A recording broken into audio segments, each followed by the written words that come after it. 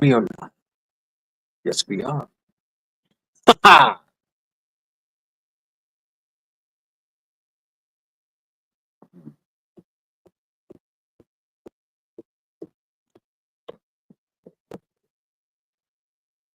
This is what my tablet looks like. Trying to get on YouTube. Yeah, it ain't working too good. I don't know why. It's fucking stupid. Skull KP, what's going on? Billy, what's up? What's up? Maccabeus, everyday survival. Oh, welcome to Lackluster Friday. All right, I got shit to do here. Let's see. Guest, invite guest, copy, copied, back out. Grit and grace. Boom. Share. Nick Easy. There's so many like steps I gotta do to fucking share shit. Wolfang. Boom. Everybody coming in here. Get on in here. This way to your leaders. Oh no, I ain't no leader. I'm ever the voice of reason. Shit is really hit the fan. Oh yes. Oh yes indeed. Yes. How y'all doing? Welcome to Lackluster Fridays. Congratulations, you survived the week. The weekend is now yours. What's up, Scott? Please hit that thumbs down button and fuck you. That's right, thumbs down, fuck you. Someone's pissing you off, something's pissing you off. Give them the finger. It's also a very acceptable greeting around here.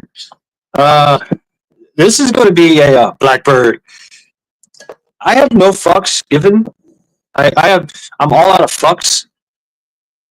So you know, I fuck your feelings. I'm probably going to say shit that's going to piss you off. Yeah, I mean that's just you want a general misnomer. Like a little fucking what do you call that thing? You're what's up, Carolina? I'm probably going to piss you off. Yeah, yeah. So stand by, and my guests are going to piss you off too. I'm going to push buttons. I'm going to ask questions. And there's going to be a lot of butthurt. You're giving all the fucks today, Nick. Yeah, so, man, I'm wearing my dinner. I don't give a fuck, though. Thumbs down. Fuck you. That's right. Thumbs down. Fuck you. Better be pissed off than pissed on. You know, some people pay good money for that shit, right? Some people pay good money for that shit. What's up, Mac? What's up, Maccabeus? How you doing, man? All right, how are you, brother? Oh man, I'm glad to be home. Fuck this bullshit. Fuck that world out there. Fuck it. What's up, Rescue? What's it need? Yeah, man. Fuck this place. Fuck people. Fuck society. Especially fuck society. Society's fucked anyway. So Ohio. Welcome to being a woman. Yeah. What'd she say? Welcome to be a woman in her 50s. She has 0 fucks left to give. That's what I'm talking about. Oh, we got another one. We got Rescue. What's up, Rescue? What's up, How you doing, brother? How you doing, Rescue? How you doing? My bandage. Oh, what? What's this? I changed my bandage. I took the duct tape off, and then I went ahead and I cleaned my cut. You sound like me. Duct tape it. Oh, I did a little short on it yesterday. I cut it with a knife. I cut long ways down it. And as I did it, I went, oh, shit. I didn't even bother looking at it. I just kind of went, okay, shake off. Well, I continued doing. Well, I looked down and Isla was looking at me and she kept doing her head nodding. And I'm like, what? Well, then I looked while I was dripping and I had made a puddle. I'm like, oh, shit. So I go to the hose, I wash it. And then I finally said, well, shit, man, it ain't stomping. So, hey, the nearest thing was to get the roll of duct tape off top of the toolbox. So it was like, yeah, duct tape or damn ramp. And then this morning, everybody was like, oh my God, Rescue, you ought to treat it. You need to clean that. And I said, fine, later when I shut the stream down, I'll go. So I did. What's up, everybody? Wolf. Check this out, man. Oh, sweet. Oh, whoa, I know what that is. Hold on. There you go. Hell yeah. Yeah. I used to have one of those in Boy Scouts, man. Man, have not seen one of those I did. forever. I got it for $10 on eBay. Most of them guys on eBay start listing them at like 30 and $40. And I was just scrolling through, and this one here was for $10 and had to buy it now, and I bought it now. No shit. Hell Oh yeah. It's got the Hey, I know how it feels in got the the hand and original everything. with it. Oh shit! Look at this. Oh, that's badass. That strap's broke, but I'm gonna redo it. There you go. Wow. That's badass. What's up, Anthony? I love that old worn out leather too, man. I've been lifting Just- weights. What? Can you tell? I can't tell yet. Hell yeah, brother. Sun's out, guns out. That's right. All right. Okay. Here we go. Come on, y'all. Let's go. How we going? Toxic masculinity in the house. Yeah. Sun's out, guns out. What's up, Chance Paladin, Camel Carl? What's up, everyone?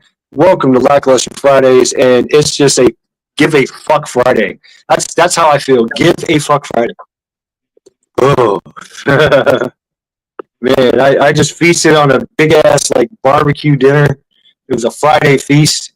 Oh my god, I had brisket, I had pulled pork, I had fucking ribs. With some potato salad and some string green fries, like steak fries. I'm fucking stuffed. Man, it felt good. It feels good. It feels good now. Like I'm so fucking like tired. I'm like, oh fuck. So Food exhausted. yeah, totally exhausted. Totally don't give a fuck. This is one of those days at work. I did everything I could to bust ass to get done early, and Murphy's Law just kept coming up, going, "Hey, guess what? Hey, no, you got 30 more minutes. No, here's 15 more extra minutes. Here's 10 more minutes." I'm like, man, fuck. Just off. What's going on? I was 30 minutes behind at work. We got this whole like setup, and you try to bust ass as fast as you can, especially on Fridays. And they try to help you, right? They give you a really good schedule. They give everybody a really good schedule, and so you just got to boom, boom, boom, boom, boom. As long as you work it, as long as you're, you bust ass and you're very proficient, you can get done before 4.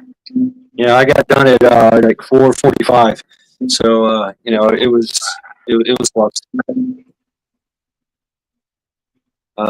Okay, I'm gonna try to. Oh shit! He pushed a button. I'm gonna try. He leaned forward and he pushed the button. Man, Mac, you looking good, brother.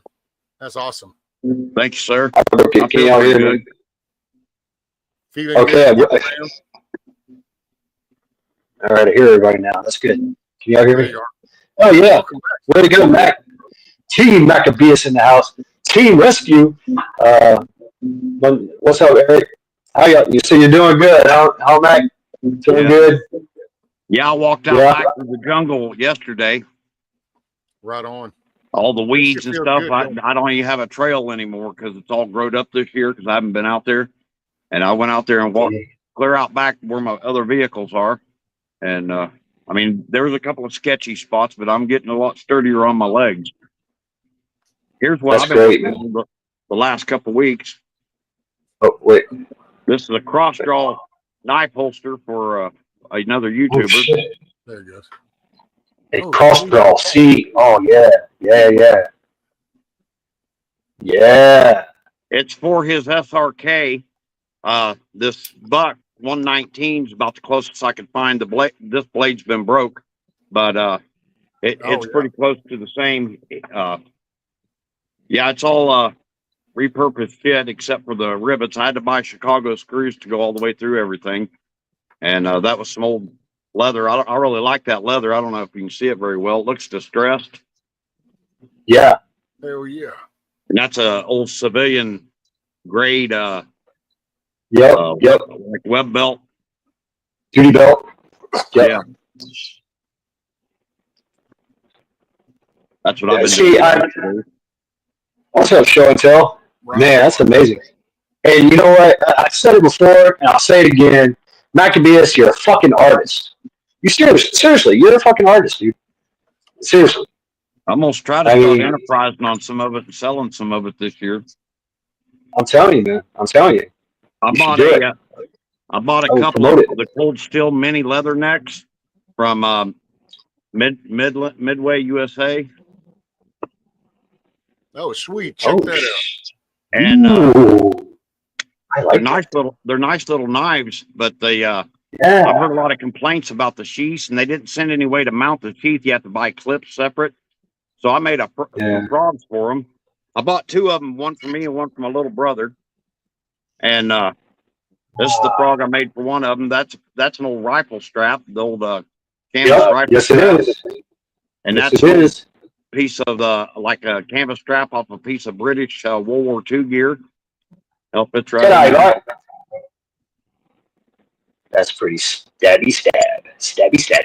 Oh yeah. So if anybody's if anybody has any Cold Steel and they need us a frog made, this is the all leather one I made. Okay. Hell yeah. I was sitting here and I've got some AK-47 bayonets that I brought home with me back in 2004, and I was sitting here. Oh yeah. And it's got they're made with a frog on them. I was like, well, fuck, there's my solution, and so. Hell yeah. Hmm. Dude, that little one's That has one of those. I've got one more to make. It's a Brickyard ending looks to it. It's just like Jane Show Intel is it's a female. She's pretty cool. That's a mini leather neck too, but that's got the dagger point instead of the clip point. And I gotta make one for it next. What's up, Show Intel? And I'm working on a sheath for my Marine Raider Bowie. Kanye. What the hell? Oh, what? So you clamp it? Are you? Why do you clamp it? Because you to line it all up so that I can put all my rivets in to hold it in place. Oh, okay. It was actually a wider sheath I made back in 1993. It was the week that mini series, The Stand, that Stephen King book. Yep. It was on that I sat around every evening that week and made this big old knife sheath. I had a homemade buoy I made that was, hell, it was probably 4 inches longer than this one here. And I made a drop leg holster for it out of a pair of old riding boots, because I've always rode Harleys, you know. And that's kind of what the sheath used to look like. That's how long it was. It was a drop leg. And I don't have that knife anymore. An ex-girlfriend's kid stole it from me. But I did end up with the sheath back. And so I decided to dismantle it all last night and started putting it together for my SP10 Ontario Raider. Oh, yeah. Wow. Hell yeah. What's up, I got this for $70 on eBay, and most of them guys that sell them on eBay start them out at like $150. And this one here, he started out real low, like $50, and so people was bidding on it, and I got it for $70. You can't find them for $70 hardly on eBay anymore. He's a beast. I like the coating of it. What's up, Jax? Yeah. Wow. I'm going to buy an actual Marine Raider Bowie hopefully in the next couple of months. One from World War II. They're hard to find for under like $400. I'm going to have to look into that. Wow. You have to watch out though, bro, because there's copycats out there remaking them now, and they're trying to pass them off as the authentic shit. Yeah, you're always going to get that. Always. Cloning is the thing. Yep. So they get $800 for a knife that they might have had, 10 hours of blacksmithing in or cutting out some stainless steel. And that's what they're doing. Or they buy a cheap Pakistani knife in the mall and then powder coat the fuck out of it or something, or glue the hell out of it. Yeah. Hey, Teresa, I like my loafers. Yep, metal stamp. You do that thing. Yep, I've seen that. Yeah. All right. Fuck. Show and tell. Okay. Didn't mean to get you all sidetracked there. Damn it, showing off fucking knives and shit. What the fuck, Mac? You know I like my knives. This is a World War II that I got at a flea market at a antique store for $3.99. It's a Utica Sportsman. Oh, yeah, Utica. Yep, This yep. it's from the 40s, and on eBay they're running like $30 to $50. And I figured for $4 I could afford that. Oh yeah, absolutely. Re-oiled the sheath up. It was pretty dry. Oh wait, here we go. Oh, is that a triple X trapper hunter? No, it's just a dual. I can't see nothing. You can't see it. I got him on. It's a pro screen for me. Oh, really? Yeah. I froze for him. Yep. It's okay on my end. This was my grandfather's. He used to chuckle. He'd tell me, he'd go, you only yeah, is that an old timer? Make somebody get somewhere, and I'd say, yes, sir. Yep. How do I get what's up, Joe? I don't know. What did you do? Did you push the button, man? Supposed to push the button. Push the button. I don't know. Let me put them on solo layout. Okay. Put you on solo layout. There you are, man. Your beard's flowing in the wind. Need a green screen with some trees behind you, and it'd be like shit. You were on a Heritage or something, just cruising. Oh, there's Shed. Yeah, I love this thing. Let me go out and come back in, bro. Okay, I'll post it again. I'll post the link. StreamYard's definitely different. I guess they changed all the shit up, huh? Yeah, everything's different. For me to, do anything, I got to push like 3 or 4 buttons. So yeah, this is my my sax with my powder rubber handle that I made and reshaped. I need to redo it. I might just like color it. I don't know, but the handle is really grippy, and I like this little thing right here, so I can get a little flick. But the blade is pretty badass. It's a high carbon steel. It does rust, so I've got it oiled up pretty good. And the way this guy hammer forged it, he left. He tried to get a little creative, right? And let the spine. Look how thick that thing is. Let the spine rough. The blade's pretty good. It's not bad. It does have a rolled edge. I rolled the edge over here on this side, hitting some limbs. But man, it'll take down a tree. I mean, it'll take down a fucking. I can cut a truck in half with this thing. Yeah, really. But I love that. But the sheath, it's all handmade. So basically, I've got this piece of webbing, thick ass webbing is like a belt, like webbing belt that I use, and I just basically folded it over. That's like for the lanyard for the legs, and then duct tape the fuck out of it. The sheath itself is old, worn out, just disintegrating leather. As you can tell right there, it's a better piece of it. So that's what it's just wrapped around the thing. And as for basically I made this little. I've got a bungee, like a magazine bungee. So I have a shit ton of these magazine bungees. You just tie them on your gear, right? So I took this and I made a knot right here, and that's what holds everything down. Oh, yep, right. So I can just connect it like this, right? Just pull the knot through the bungee, through the loop, and to fast deployment, I just grab the tab, opens right up. And if I really want to make it secure, I got enough room here with these little edges right here. I can literally tie it. So I could tie it, and it ain't coming out. Right? So, oh, fuck you, fucking tablet. So yeah, that's my thing. I'd like to get a badass sheath for it. So right now, I'd like to have. I don't know. I was thinking about putting a sheath. Okay. Look at y'all. Just I'm sitting there talking to myself. Man, ain't nobody on the panel. I'm just sitting there. Oh, doing my fucking Vanna White impression. That's post-apocalyptic certified and qualified right there, bro. Yeah. I mean, I am the king of like high speed, low drag. You know, I'll make anything about anything. You know what I'm saying? So, little duct tape. It works. I make it work, and it'll last you for fucking ever. But I would love to have a leather sheath with. I want to put like a. Remember? Maccabeus, remember that decon kit you gave me? Yeah. I want to put that on there with stuff in it. Yes.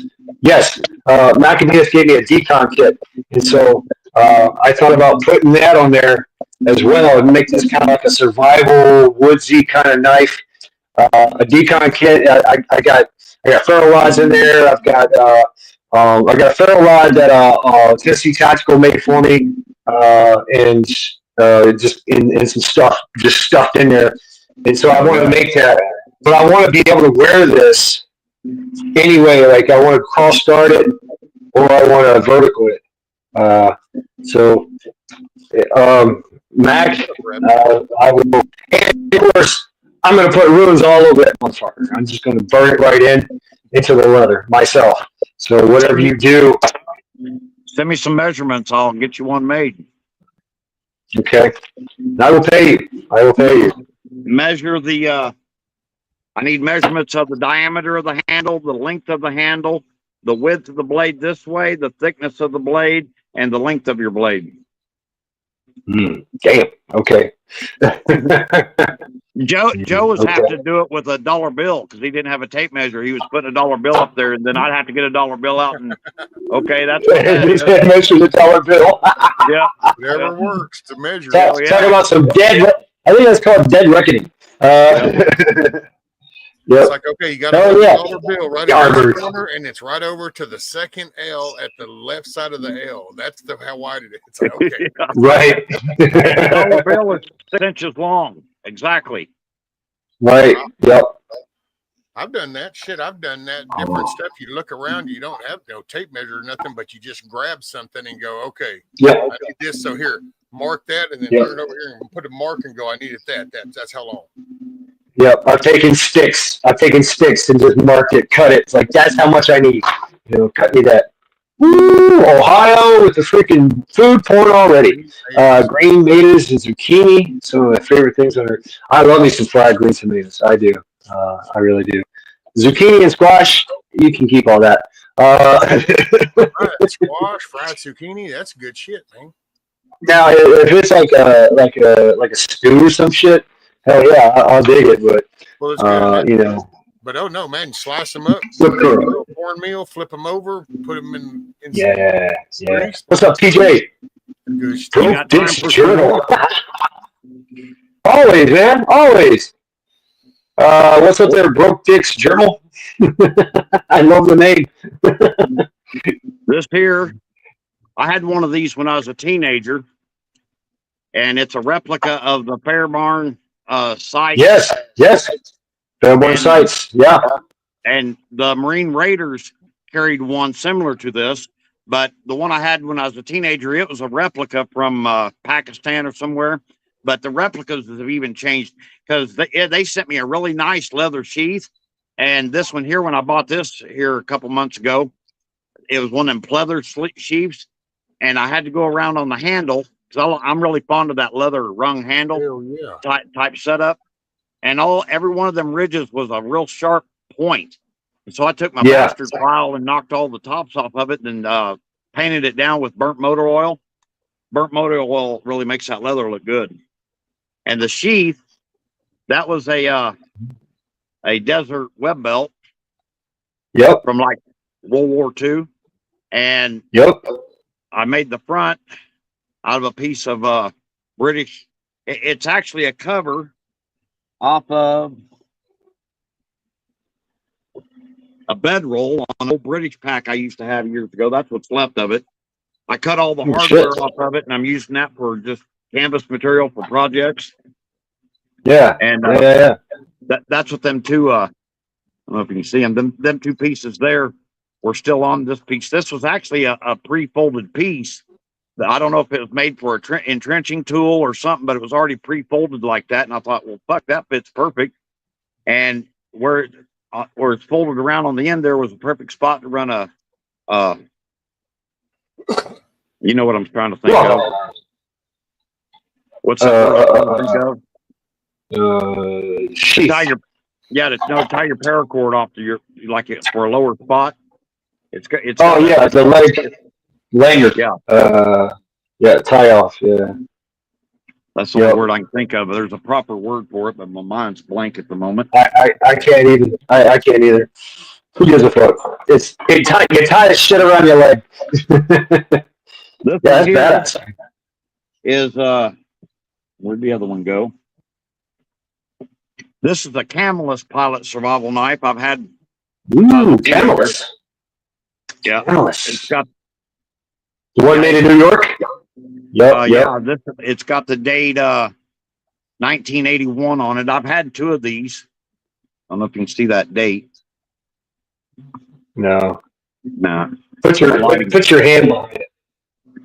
But poker. Yeah, let me get it snapped up here before I go slinging it around. It had a sheath like this one here, and I just slap it out. It's not real thick leather. I don't know why the military didn't have thicker stuff, but this is a newer one. This is the Ontario. I think this one's an 83. Half-ass ready. And what's up? But I like the Ontario sheaths better because they had the metal guards on them on the back and on the end. Yeah. But the Camelus one I've always had, never did. I don't know what I did with the old sheath, but I made this one here out of that same canvas stuff, and it's actually doubled up. I took some black canvas. This was a ball bat bag. You know what I mean by they carry ball bats around in, and I doubled it up, sewed it on there, and I took a piece of corrugated plastic. And oh shit! It's in between the two layers of the double black and the double green, and then put me a front on it. And this piece I cut off of I actually messed up a piece of vintage gear because this was World War II. It was an entrenching tool cover, and it had the tie off on it right here for your paracord. Yeah, and I riveted it on the bottom. The other piece that come off of here, I took off, and that's that's the top eyelet for Joe's. Where'd I put it at just now? For the belt loop for the cross draw. What the hell did I do with it? Oh, there it is. That was off that entrenching tool, and it just slides around. Oh shit!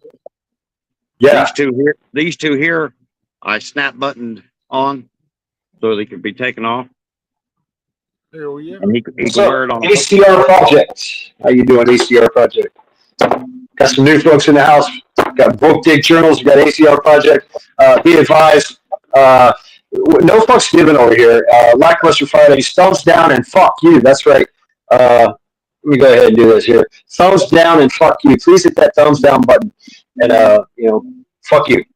Someone's pissing you off. Someone's pissing you off. Give me the finger. Yay! Yeah, I know what that is. Yep. With that, I like that. Those little connectors. The button. Just push the button. Yeah. Push the button. Yeah, that's World War II. That's a 4-cell 45. I'm making me a new setup since I've been through everything this year. I am going to rebuild and be stronger, I think, but I'm going to do away with the more heavier stuff. I don't need all that shit. I already know I don't. And if I got to go into something with more than 5 or 6 mags, then I don't need to fucking go there. Yeah, well, I've got 18. I'm a glutton. I will break my back just to carry more ammo. I don't give a fuck. It's 18 or 15? I forget. I think it's 15. I think I got 15 mags on my. When I was in Syria, I never seen anybody with more than 6 mags, and we didn't have a Humvee full of extra ammo and mags ready to go either. Yeah. Yeah, I like more ammo. Yeah. Yeah, because I push. I send it down range as much as I can. You know, I'm a very active shooter. Yeah. I'm running, I'm sliding, I'm shooting as I'm running, I'm shooting as I'm jumping. You know, I might even do a combat roll. I don't even fucking know. But I might even do a fucking what do you call it? A somersault or cartwheel. Yeah, I do a cartwhel and shoot at the same time. Oh yeah, one hand cartwheel and shoot as you're going. What the fuck is this guy doing? Shoot him in the dick. You know, I saw the weirdest little interview. You know that Sean Ryan dude? Yeah. Yeah. Do you know that he actually, the John Wick 3, he trained the chick in Keanu Reeves? Oh, really? Yeah, and the vet dude that was interviewing him said, well, let me ask you, you know, so Keanu Reeves, he even flat out goes, look, man, I ain't no fan club. I didn't get no numbers. I didn't run up no city. I just said, hey, what do you want to learn? Oh, okay, sure. And, but he goes, no, really. If there would like the shit hit the fan, you think, you know, he handled his business? And he goes, yeah, actually, yeah, I think he would. He said he's one of the few. He said, man, you know, you go to show him and you could just see that he was lingering on every word. It's like, okay, now how do I slice this? And because that's what it was. As a matter of fact, he was supposed to do shotgun training.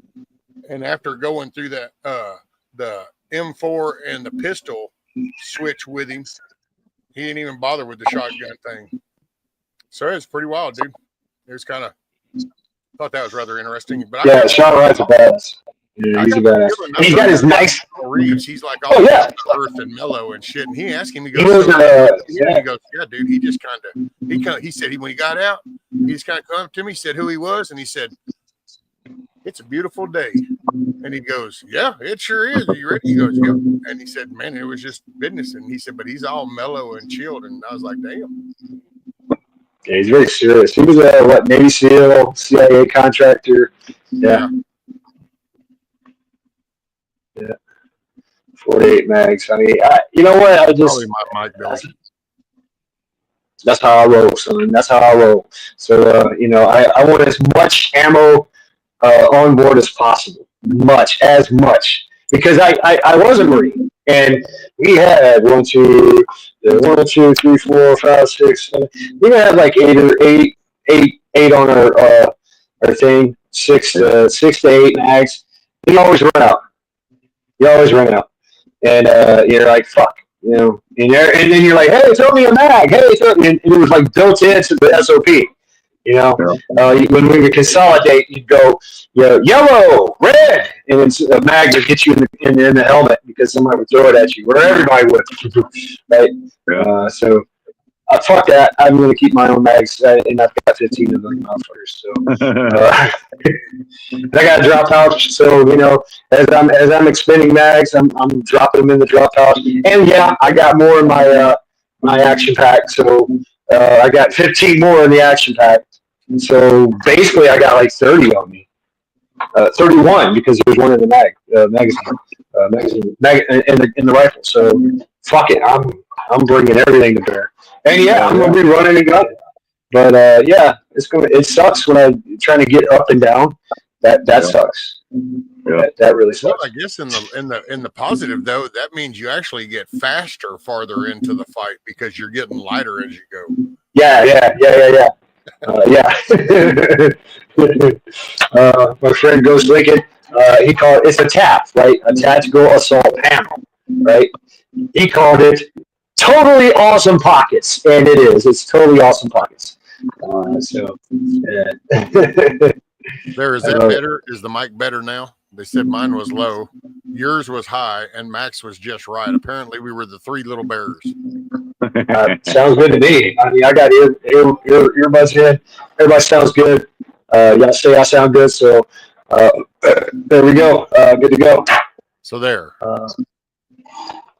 Yeah, awesome. I would. There you go, Ghost Lincoln. Totally awesome pockets.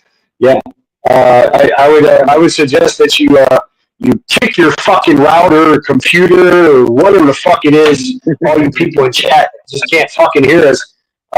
Turn the volume up and turn your damn hearing aid up. That would help too. Hell yeah. Hey, let's everybody. Right. What did they say again? What did you say about my mama? I said, hey, how you doing? What did you say about my mama? There, you Oh, happy that's. now? Is that better? Rah, rah, rah, How you doing? Everyone's lurking and listening. I'm Oh, getting yeah. jacked. So Yardbird, Shad, Yardbird says that Mad Shad keeps his mags in his pockets. Do assless chaps have pockets? See, you those fucking assless chaps. You won't even be able to see my ass. I got so much hair on my ass. So you gotta stick it out.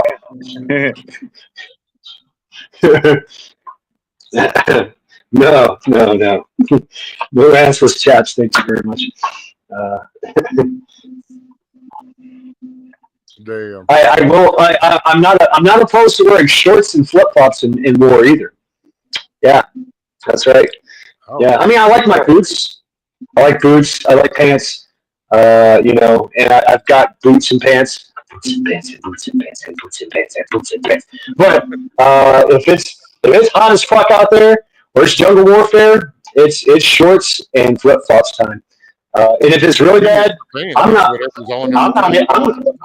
even gonna wear pants. Right. Fuck some pants. Fuck it. Yeah. You just see me running fucking. I might wear a gourd or something, or I don't know, a loincloth maybe, but I'm not opposed to that either. Yeah, Gen X, it's a running fucking joke with Mr. Tootsie Roll, freeze-dried Tootsie Roll, Vision Preparedness. He's got me working over there.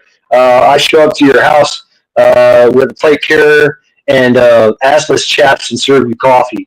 See, I'm fucking getting pimped out over here, man. I don't know what to do, man. I need to call my union or some shit. But I don't think there's a union.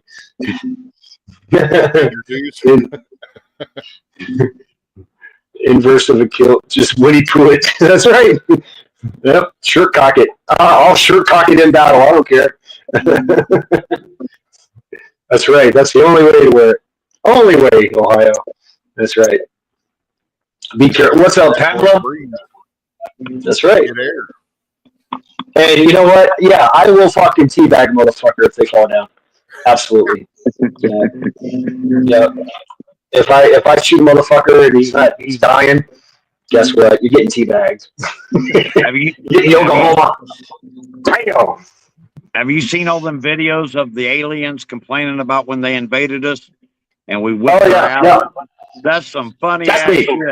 That's me. That's some shit I would do. That's some shit I have done. You actually popped in my head while I was listening to it. Yeah, I will think we will think of some shit to do just to fuck with you. Yeah, it made me think of that night that you had the panel about the things you could do to an invading army. Oh yeah. Yeah. Yep. Yeah.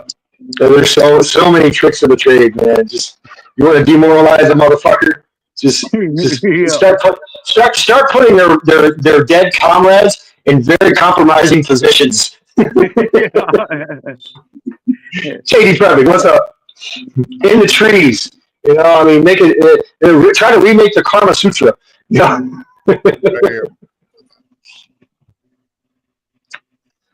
Something that makes They made AI videos of the Americans going back to the aliens' home planet and going on vacation with their mothers. That was pretty good. Oh yeah. I'm taking pictures with your kids. Christmas. I'm gonna take a picture of myself taking a dump in your toilet. Having a wife all in on an uncompromising position, very compromising positions, right? You're looking at your bills, getting your paychecks.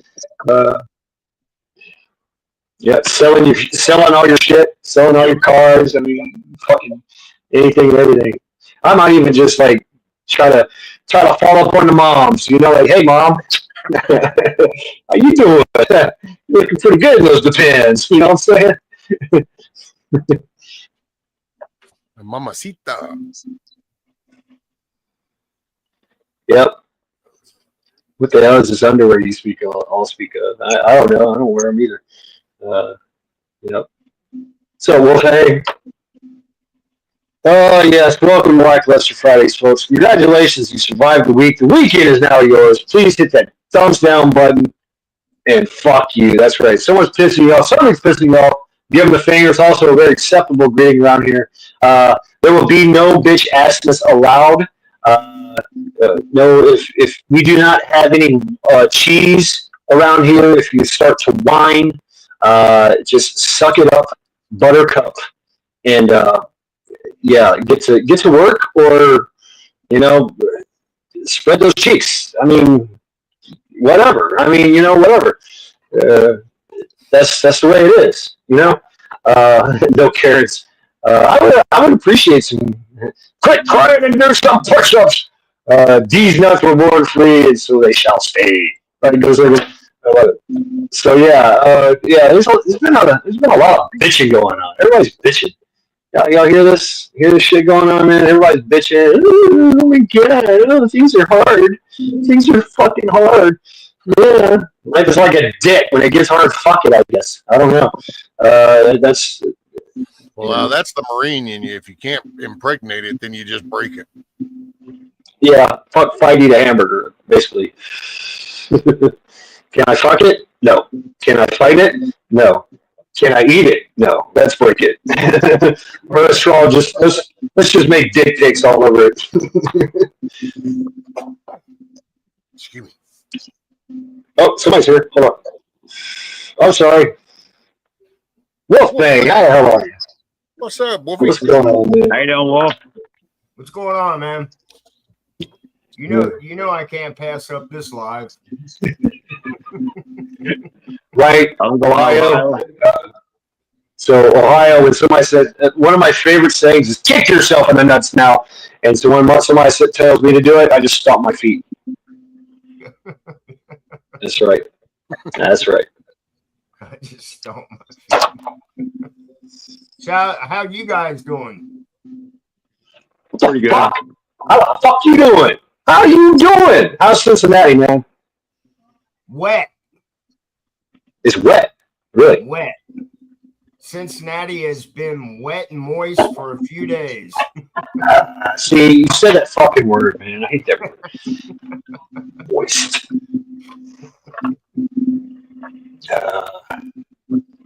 It's supposed to rain all weekend. We've had nothing but rain for the last 4 days. Wow. The only thing tropical down there? Yeah, it's tropical. My tomato plants are loving it. Oh, I bet. Yeah, I bet. Really? Yeah. Hey, Matt. Sounds good to me. Yeah. Back. I got some trivia for you. What year did the Marine Corps come and adapt the 8-point cover, and who was the first Marines to wear it? Oh shit! You know it. I'm sure you do. Well, it has to deal with. It has to be with Chesty Puller had something to do with it. It was the 1943 and the Marine Raiders. It was called a Raiders cap when they first adopted it. Really? Cool. Yeah. Really? Man, I think I still have I've got this metal, literally this metal spreader that you put inside your cap. Wolfbang, you probably seen it. Yeah, for the cover. Yep. Yeah, you spread it out and you starch it all to hell. You can even use a little wood glue and bake it in there, and that motherfucker just be like a rock on your head. Yep, we starched the hell out of them. I know exactly that frame that you're speaking of to put the cover on, because like you said, the 7 points, you got your points all around. 8 points. Is it 8? Yeah, 8 points. Yeah. I thought that was pretty cool. Called the Raider cap. That is cool. I didn't know that. I did not know that. Wow. Yeah. We were the first. I know the Marine Corps was the first to bring a duck into war. A duck, Really? a donkey, yeah, a duck. Marine Corps duck. He went to he stormed the beaches of Normandy. They drank beer. They fed him. Of course, we're gonna if you're an animal, we're gonna feed you. We're gonna feed you beer. We're gonna get you in trouble. Wasn't it the Marines that had that sergeant that was a bulldog? In World Yes, War I? yes.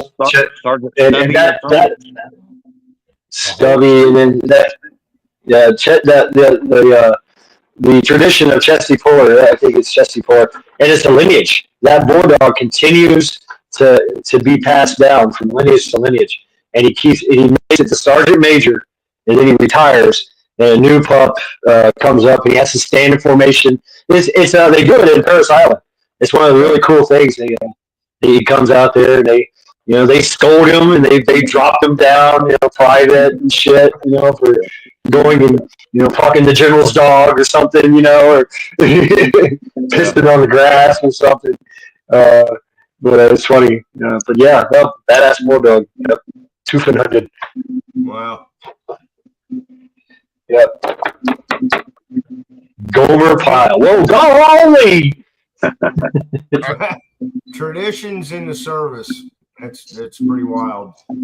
Fun fact about Jim Neighbors: my mom loved him. Like that was like one of the men that she like lusted over, right? And I can talk like this because this is what she told me the story, right? And she loved him so much that anytime it came on, you had to shut up, you had to get out of the room because she's like, panties are getting wet. Mom, the sofa's wet because of you.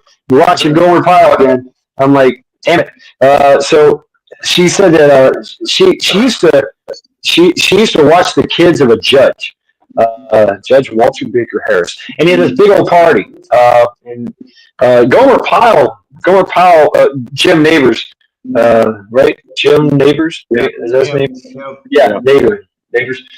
He came to this party, right? He's a judge, right? So he knows all the people. Came to this party, and my mom was like, "Ooh, Jim Neighbors," and she went right to him, and she's like, "Hey, how you doing? Oh, I love you," and yada yada yada. And without a beat, he was like, "Oh, hey, thank you very much." Jim was like, "Thank you very much. Would you like me to sign an autograph or something?" She's like, yeah. She's like, "Well, by any chance, are you single?" And he said, "No, here's my husband right here." Huh? What? It crushed my mom. My mom was crushed. It crushed her. She's like, "He's gay. He's gay. He really is gay. He really is gay." Yeah, you met his husband. See, that she looked at that like as a goal. She should have brought him back. Right. I mean, that's men's thinking, right? That's how we think. If a woman says, "Oh, I'm a lesbian," like, that sounds like a challenge to me. I can eat a peach flowers, baby. Come to the other side. Yeah, right. So we're like, okay. But I guess women are just like, oh well, I guess we could be friends. Go shopping together, get our nails done and shit. 10 men. We got a lot of new folks in here. New folks, please hit that thumbs down button. See this? Thumbs down button and fuck you. That's right. See how it goes together? Boom. Thumbs down, fuck you. Someone's pissing you off. Somebody's pissing you off. Give them the finger. It's also a very acceptable greeting around here. We're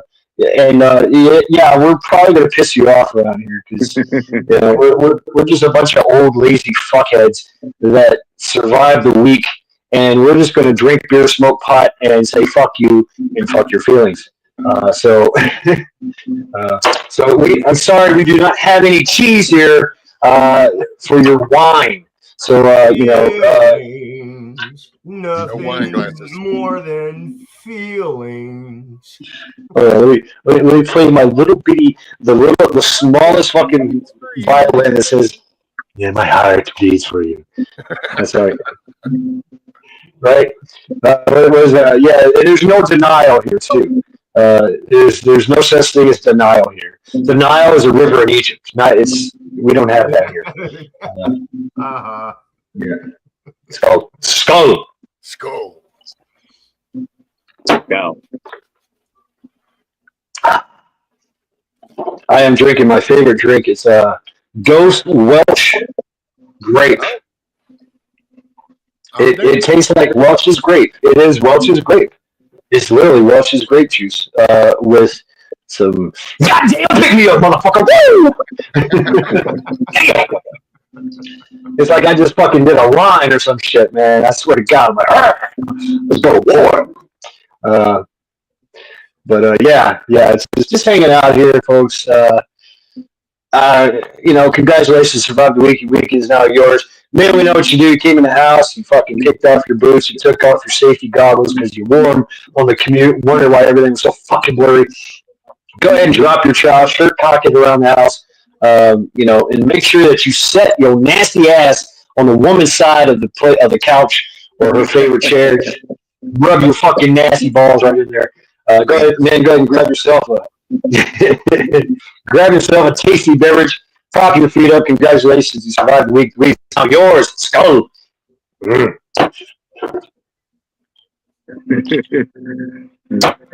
Winning. We know what you do. You come in the house, you kick off those medieval torture devices. What? What happened? New shit. Isn't the skulls new? Is the little Mohawk skulls new? Oh, wait. Oh, shit. That is new. Yeah. It looks like Bone Mill has a fucking little army going on over there. Man, that's cool. That is cool. I wish I could blow it up. Teresa, yeah, I get it. And I think I've seen them around. I cannot access. I'm on StreamYard right now, so I cannot access fucking YouTube because YouTube's being a bitch right now, and I can't make them blue. So I apologize. I am going to continue to try. Yeah, that's pretty cool. What the fuck is that? 20, Teresa. Back off. Yes. Hey, let the bidding be it's bidding time. Wow. Yes. Oh, wow. I want the arrows. Man. Arrows. What? Oh, I see an axe back. Is that an axe? That's just a pickaxe. I'll give you 5 for that. Oh, I see some old Oakleys. I give you $20 for those. I get the rope. The rope. That's good. That's a good tenner right there. $10. Rabbit says $100. Like some kind of feathers hanging or something. Oh, I see that blowing in the wind. Yeah. Yeah. Probably a stuffed bird. That's $100. Oh, hey. Oh, yes. I think I made it.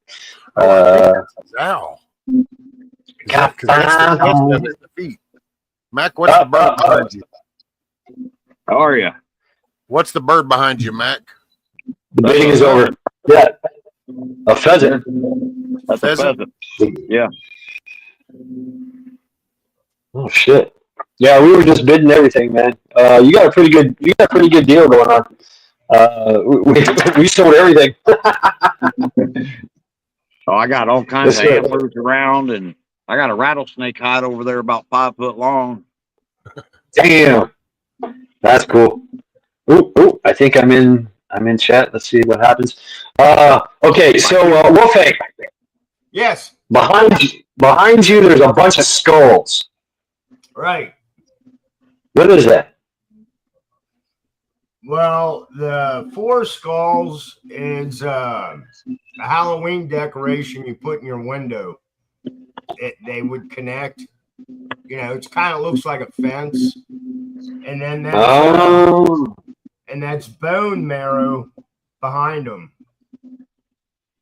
Okay. Yeah, it looked like bone marrow was like growing up, like pushing an army in front of him or something. Later, ACR. Hey, nice meeting you, ACR. If I can get into the chat of YouTube, I'll try to make you blue. So yes. Yep.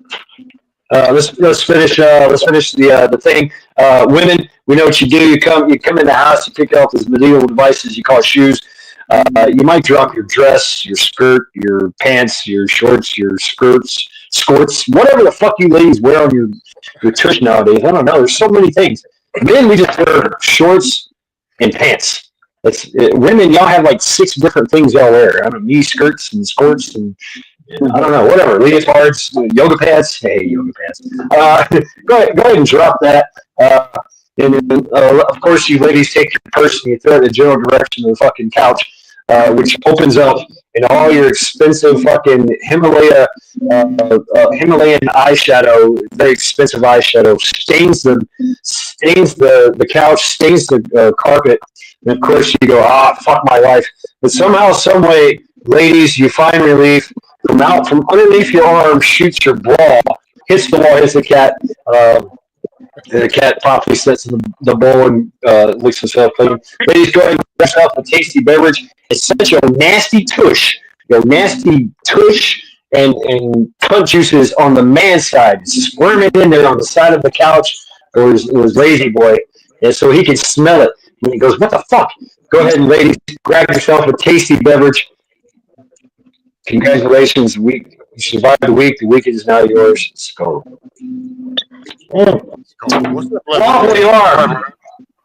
How are you doing? Look at this epic beard he's got, man. Fucking epic beard. Look, he did the profile. Did you see it? He even got the profile form to it too, son. It's like, throw that bad boy out. Look at that. What the hell? Standing here fixing the swamp ass boxers. You called it. Oh yeah. I just wanted to jump on here and give a shout out to ACR Protect and 10-Man Metal. You know them? They do a weekly show together, and then ACR Protect on Wednesdays does his Whiskey Wednesday. So you guys need to check him out. He's lawfully armed. Okay. I'm glad to see it. Cool. Hey, Mad Chad, that's the live stream where they said they wanted to have me and you on together sometime. Yeah. Absolutely. I remember now. Yeah. Yes, I remember. Yes, I'm going to try to make it blue right now. Yeah. Andrew over to ACR Protect. He's out of Houston, and then Tin Man's out of PA somewhere. Undisclosed location. Okay. Outstanding. Y'all be good. I will. Take care of yourself, lawfully armed. Thanks for stopping by, brother. Hanging out with us. All right, I got ACR. You're blue here. So if anybody wants to share their channels, Rabbit's already on it. Thank you, Rabbit. Teresa's already on it. Badass. You guys are fucking badass. Look at that. See, I don't have to do shit, man. I mean, everybody's a mod, and everybody just falls right in and says, let's go. Here you go. Boom. Serve it up. Love and Life. How are you doing? What's going on? Love and Life. I'm trying to make 10-Man Metal blue now. Kane. Yes, indeed. We're Love and Life, and they travel a lot. They just went to go see Half-Ass Ready a couple weeks ago. So Love and Life, where are y'all at this time? Shit, I'll be right back. I'm gonna make me some coffee. Ooh, okay. I thought about it. I didn't know if I wanted to make coffee or if I just wanted to go ahead and get a tasty Welsh Grape Ghost energy drink. They're very reasonable, and there's not a lot of sugar in it. And yes, this is a impromptu fucking commercial brought to you by Welch's Grape Ghost. Yes, drink it and love it. I'm drinking dark roast coffee, and this is a Ooh. brand called Post Alley. Post Alley. Yep, it's made in Seattle. It's probably a Really? communist coffee, to be honest with you, but the communists make the best dark roast coffee. It's read on it. Is it Arabic or is it Rostello? It is doesn't say either one of them. Oh, Arabica, 100% Arabica. Arabica. Okay. Right, Yarbirds. It's pretty good shit though. I get it at Dollar General. Really? I I can't deviate. I am a purist at heart. I am all about some Cafe Bustelo. Yeah, I really am. That is my shit. That is my crack. I live on it.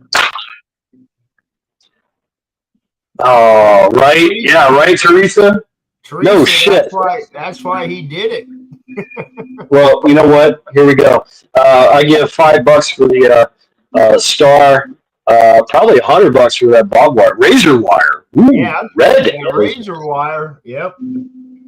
Take that razor tape. Yes, indeed. And oh yeah, look at the it looks like the Capitol in silhouette where the star is. Is that a building? Is that their Capitol? Remember the Alamo. That's right. That's the Alamo. Yes. I don't know. His screen and Wolfgang's screen both locked up on me, so I can't see. Oh no. Really? Yeah. Did I freeze? What the hell's going on over there? It's probably my signal. My signal is usually shit. I'm surprised it hasn't kicked me off here. All right, I see. Half-ass said it. It's the Alamo. Yeah, it is. It's the Alamo. All right. A lot of good brave men were at the Alamo. Yes, indeed. May we all aspire to be just like them in our pursuit of life, liberty, and pursuit of happiness. Give me liberty or give me death. That's right. That's right. Hollywood wants to well, maybe not Hollywood, but you know how they're remaking movies? Has anybody seen the old movie, The Alamo? You know, Davy Crockett and all them. And I'd like to see him redo that movie. King of the Wild Frontier. Yeah, redo it and not this time have him on his knees. They done a remake of the Alamo back in like the 90s. Oh, did they? Yeah, and they had Davy Crockett surrendering on his knees, begging for his life. No, he fought to the end. Jim Bowie, something wasn't right with Jim Bowie's story either. That man had tuberculosis and he got real bad sick the week of the siege. And they put him in a room on a bed because he couldn't get around because he had tuberculosis. And they propped him up against the wall, and he had his Bowie knife and 2 pistols. And when they busted through the door, that he was fighting them with both them not cap and ball, muzzle loader. And then he pulled his Bowie and they bayoneted him. That's the real history that I heard growing up. Okay. Yeah. Yeah. Davy Crockett was, he was shot, right? He was shot multiple times. Yeah, bayoneted. He went out swinging old Bessie like a club. Old Bessie. Yeah, that's right. Yeah, that's right. Yeah, he ran out of bullets and he charged at it with his rifle, swinging it. Old Bessie. Yeah. Yeah, that movie they made in the 90s, they changed all that shit, made them out to be more or less fucking cowards, in my opinion. I didn't like it, and it makes my blood boil. I just remember the old one. I didn't even know they came out with they made a new one. Wow, okay. They're totally trying to change everything, and they're changing their history. You know, that's what they're trying to do. I mean, they want to destroy our heroes. Yep. Well, I'll tell you what. I grew up in believing in them kind of guys, and now kids believe in some other Davy Crockett and Jim Bowie. Fuck all that shit. Right. Oh, they don't even think about him.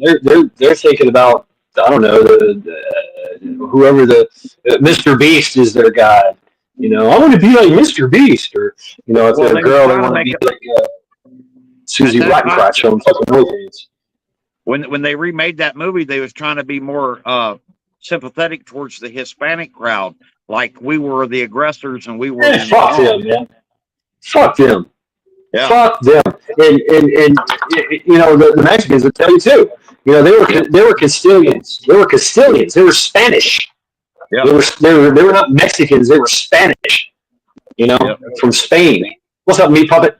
That's what's his Emilio Zapata.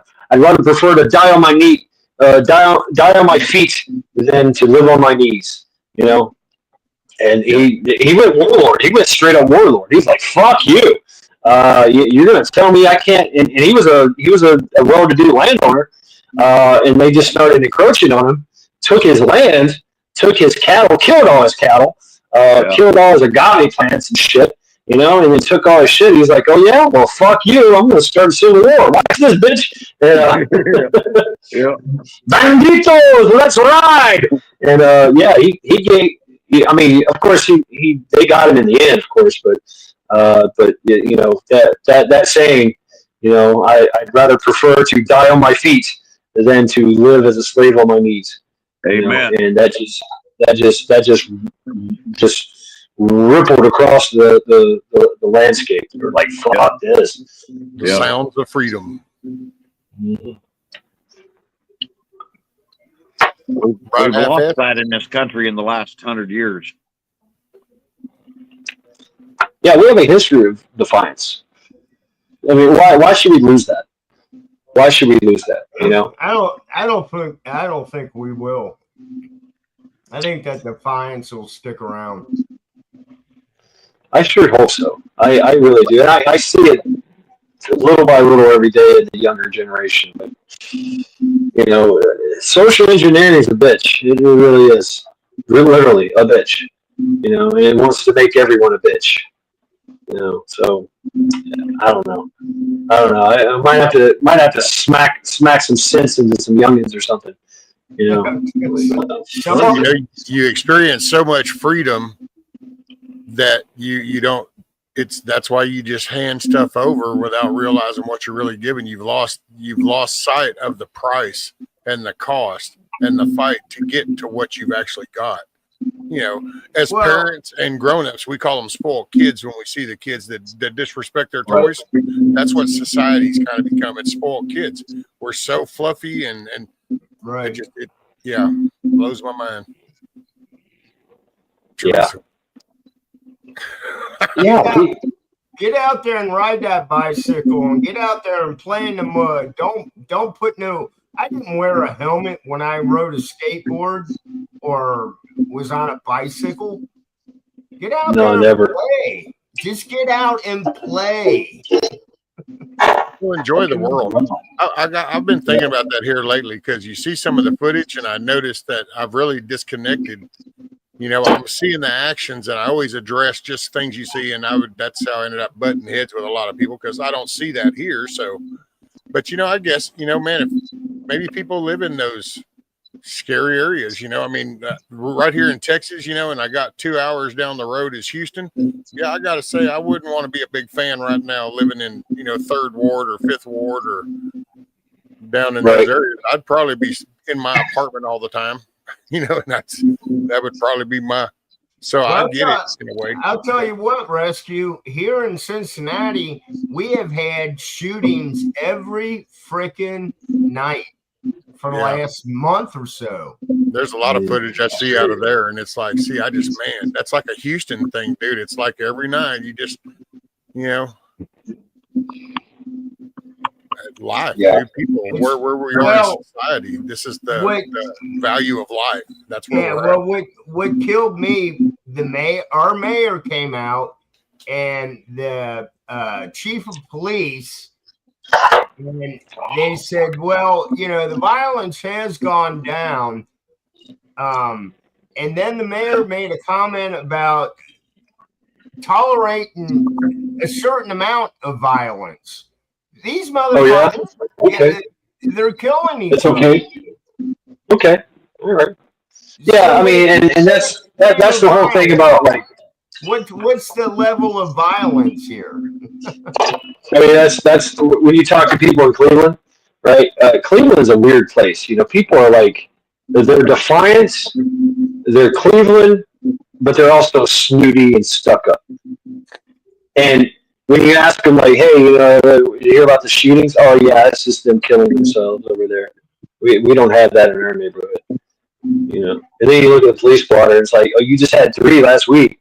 Yeah, but that's them over there. I go over here. Right. That happened over there. Yeah. It's always over there. Okay. I heard earlier today that there was an explosion at the sheriff's department in LA at their compound. Anybody yeah. heard any more details about Yeah, that? What 3 of them. happened? Yeah. Dude, 3 of them, and the total service of those 3 was like 74 years. It was like 19 years, 22 years, 32 years, and but it seems like an accident. He didn't. Yeah, And the dude, he said he wasn't coming out with full details. They were going to wait for full forensics, but that's where that. And he also didn't identify the names of them. It was at a training. It was at a training facility. Oh yeah, if I read it right. Yeah, that particular LA sheriff's facility, they do their SWAT training, they do their bomb training. That's all that big. That's what that facility is one big training facility. Okay. Friendly fire isn't. I know that for a fact. Man. Apparently there was other stuff. So when it went off, that's what I did find interesting. I thought, well, damn, nobody even really mentioned that.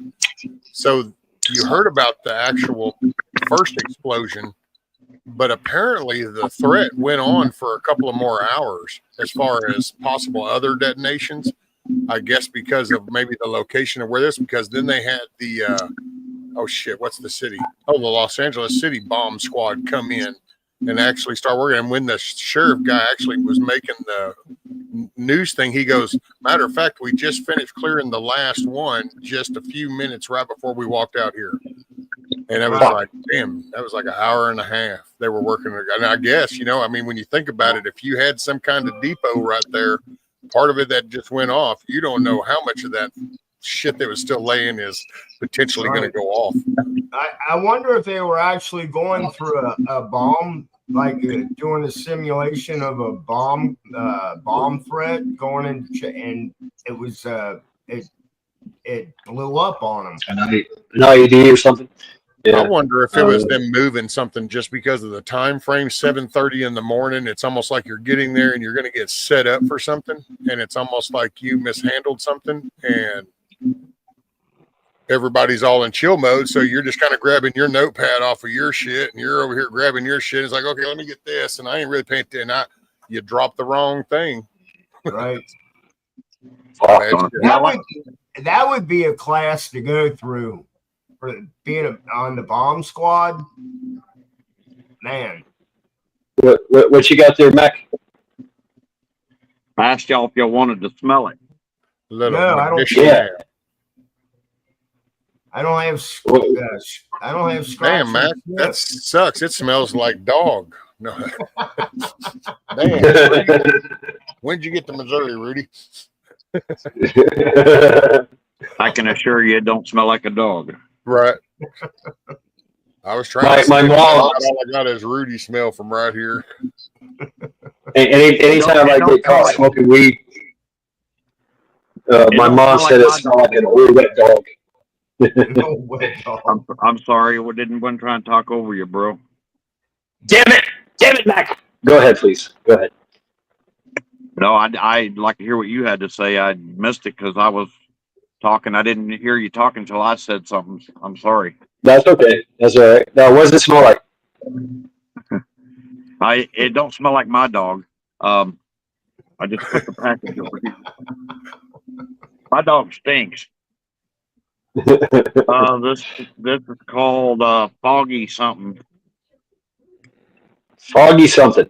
Foggy something. Like Foggy Kush or Foggy. I have to get my glasses out, y'all. Dynamite. You got to get. Yeah, get the roll, man. Instructionals, yes, sir. Sunday morning. Yeah, I got can me read new that one. damn thing. That's what I do. I keep my pair laying Heavy right. fog. Heavy fog. Heavy fog. Oh, damn. Yeah, when I got out of the shit. hospital, I went to the dispensary. I hadn't even been to a dispensary, because I've just always growed my own, And I told him what this. They had a real cool guy there as a salesman, and he was actually the phone salesman from Walmart. He's helped me fix my phone probably 2 or 3 times in the last 5 years. And we recognized him. I'm like, oh, you smoke pot. One time he helped me out because I couldn't get my accounts to transfer on a new phone, my Google and everything. And I got out the parking lot and I went back in, and he was leaving. he just got off, and I stopped him and I said, "Hey man, this stuff didn't transfer." And he stopped right there in the aisle and went through it, and then he got it all transferred for me. And I pulled out $20 and I said, "Have a drink on me tonight." But anyway, I went to the dispensary and it's the same dude. And I told him what was going on, cancer, my spine, my hip, and all this. And he took me over to the kiosk and he pulled up some stuff and he said, "This is what you need for gummies and this is what you need for smoke, for flour." And that's what I bought. The gummies are the ones I took 2 gummies. He said I could take 2. And I got out in the parking lot like 3 o'clock in the afternoon. I walked out, got in the parking lot, took 2 of them, drove 18 miles up the interstate back home. And by 5 o'clock, I was out. That was the night I was supposed to came on with you to talk about dreamscape. It knocked me out. I was in bad shape for 2 days off them 2 gummies, dude. Yeah, dude. Those fuck you up. Gummies. Yeah, but I would like to reschedule that dream thing sometime if you want to go down that rabbit hole still. Oh shit! Oh yeah. Oh yeah, we can do it now. Yeah, that's cool. Well, give us the dreams, man. Here's a dream that I had in 2020, and it was in March of 2020, and I woke up about 6 times in this dream, sat up, turned around, looked at my security monitors, rolled over, went back to sleep, and I went right back into the same dream, right where I left off when I sat up and looked at the security monitors. And it was a zombie apocalypse. And these fuckers were fast, man. I was carrying a sawed-off shotgun about this long, and it had like one of them fancy ones like you see in a movie where somebody's done some custom work and carved the handle up, and it was a pump. And I know I don't have one. This was in the dream. But I had one of them, and there was like 6 of us there at the end, and we'd went into a convenience store, and the only way out was through the coolers. And I opened the cooler and the racks are there, and it was empty there. So I went to slide through and I got into the little alleyway behind the coolers, and about 3 guys behind me was kind of a fat guy. And I remember thinking, he's not going to make it into this cooler. He can't get through there. And I turned around and there was one of them fucking zombies right there. There was a zombie right there. And I turned just quick enough that I shot him. And, even in the dream, I was holding down on the top of the barrel on that sawed-off shotgun. And it was very real, man, very lifelike. And I woke up like 6 times and went back into it. And that's really weird. That's never happened. Wow, it's a visceral dream with that's a damn. That's badass. And it played off like a movie, didn't it? Yeah. Yeah. I still see the whole thing, like in detail, the whole thing. That's how real it was. No, Rip, we weren't talking about that. We were talking about the LA Sheriff's Department bomb stuff. Yeah, there was another deal up there in the Northeast where they had a van full. They pulled over a U-Haul truck full of propane bottles. Oh, kind of looked like somebody was planning to make something disappear. What's up? What's going on, Ghost? If you're talking about that van, I don't believe it. Same shit, different Friday. Or different Monday, depending on how you look at What's up, Ghost?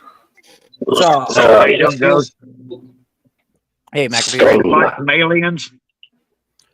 If they taste like bacon, I'll take a few. I think they do taste like bacon. I'm willing to find out. The grill off the front of their landing craft works real good for a barbecue grill, I heard.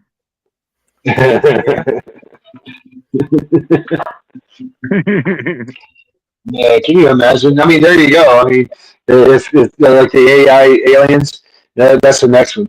How are we supposed to know that we're the invading forces and we're the aliens, the invading aliens, and we taste like their favorite food? Fuck. Y'all done fucked up. Yep. They didn't have guns. They had knives and spatulas and barbecue kits. You know, this guy chased me around for hours wearing a pimp. Says, "Kiss the cook." Now we know how the deer felt. Yep. This guy ran up on me and said, "A Molotov cocktail. It was barbecue sauce."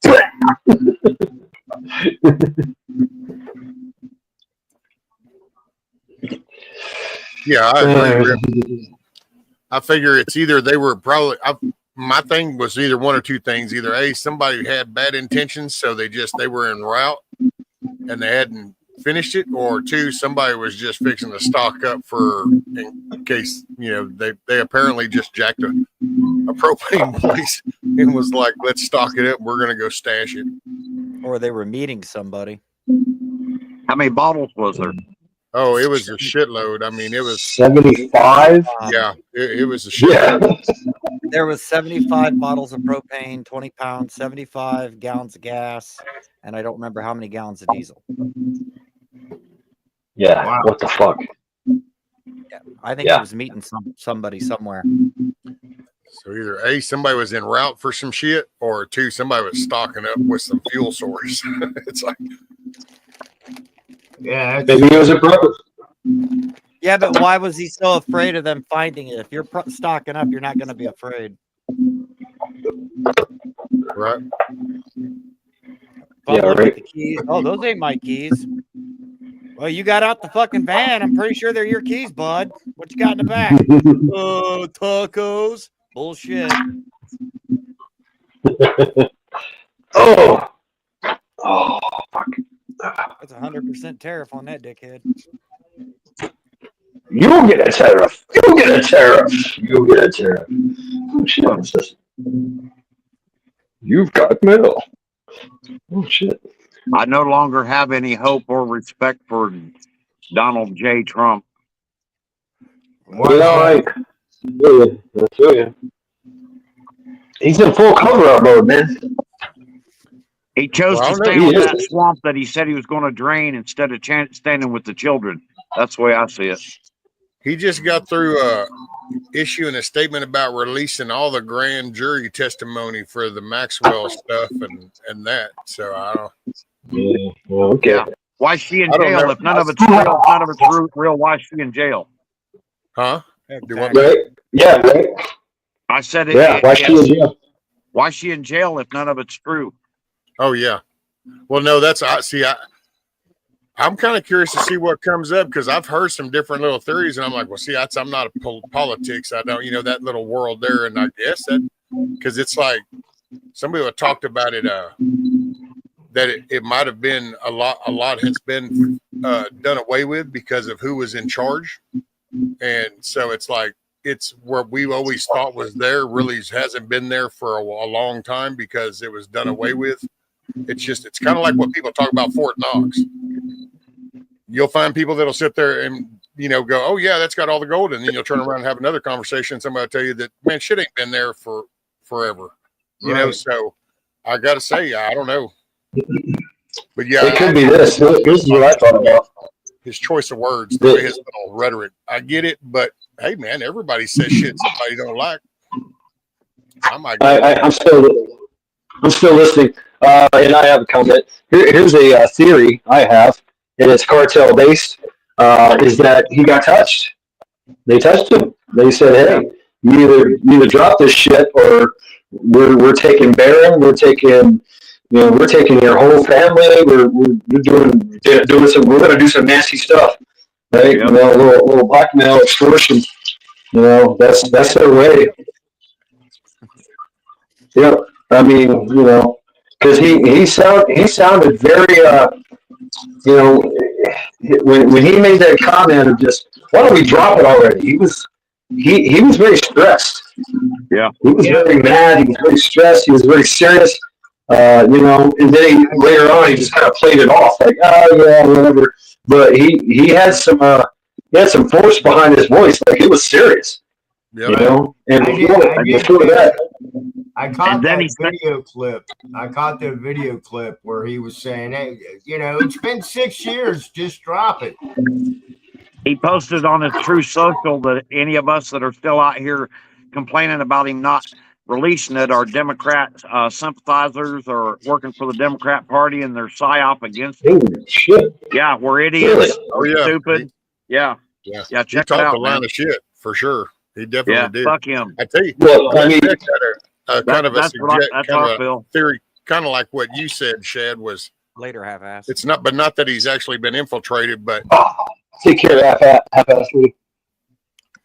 it's the bad touch. His thing was kind of, that he was stressed because he even commented on that going, oh, he goes, man, I've talked to him so much. He was real stressed, but he kind of put it on a different thing because he brought up something I wasn't aware of, but then I haven't followed it as long as a lot of people but that apparently this started like what, 09? And so it was before he was even involved in the politics. So he kind of came in and he's told stuff.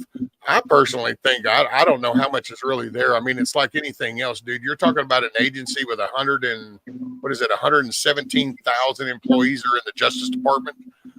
And so, 3 names got put in there, but none of them changed out. So, and they've been there for years. So how much you're sitting there with the shit? How much are they really going to let a book exist that actually has their name in it? Yeah, he got the phone call. Trump got the phone call. Dude, he got the phone call, or he got the fucking note passed to him in the middle of the fucking bathroom or something. Hey, cut the shit out. We're gonna kill your whole family. He got the cartel. You either take the money or you take the bullet. You know what I'm saying? I think that's what happened. He went and got lunch from McDonald's, and when he pulled out his little McBurger, the wrapper on it, the note was on the inside of the wrapper. Yeah, right. They have rescued 10,000 of those 300,000 missing kids. They've gotten 10,000 of them. They found 10,000 so far. Wow. Totally. I wonder how many always thousands remember they haven't found. Anything positive or anything worth its salt, you're going to have to dig for. You're going to have to dig for, or you're going to have to catch that particular interview or that saying at that moment, because the nobody's going to put it out there. It's like that.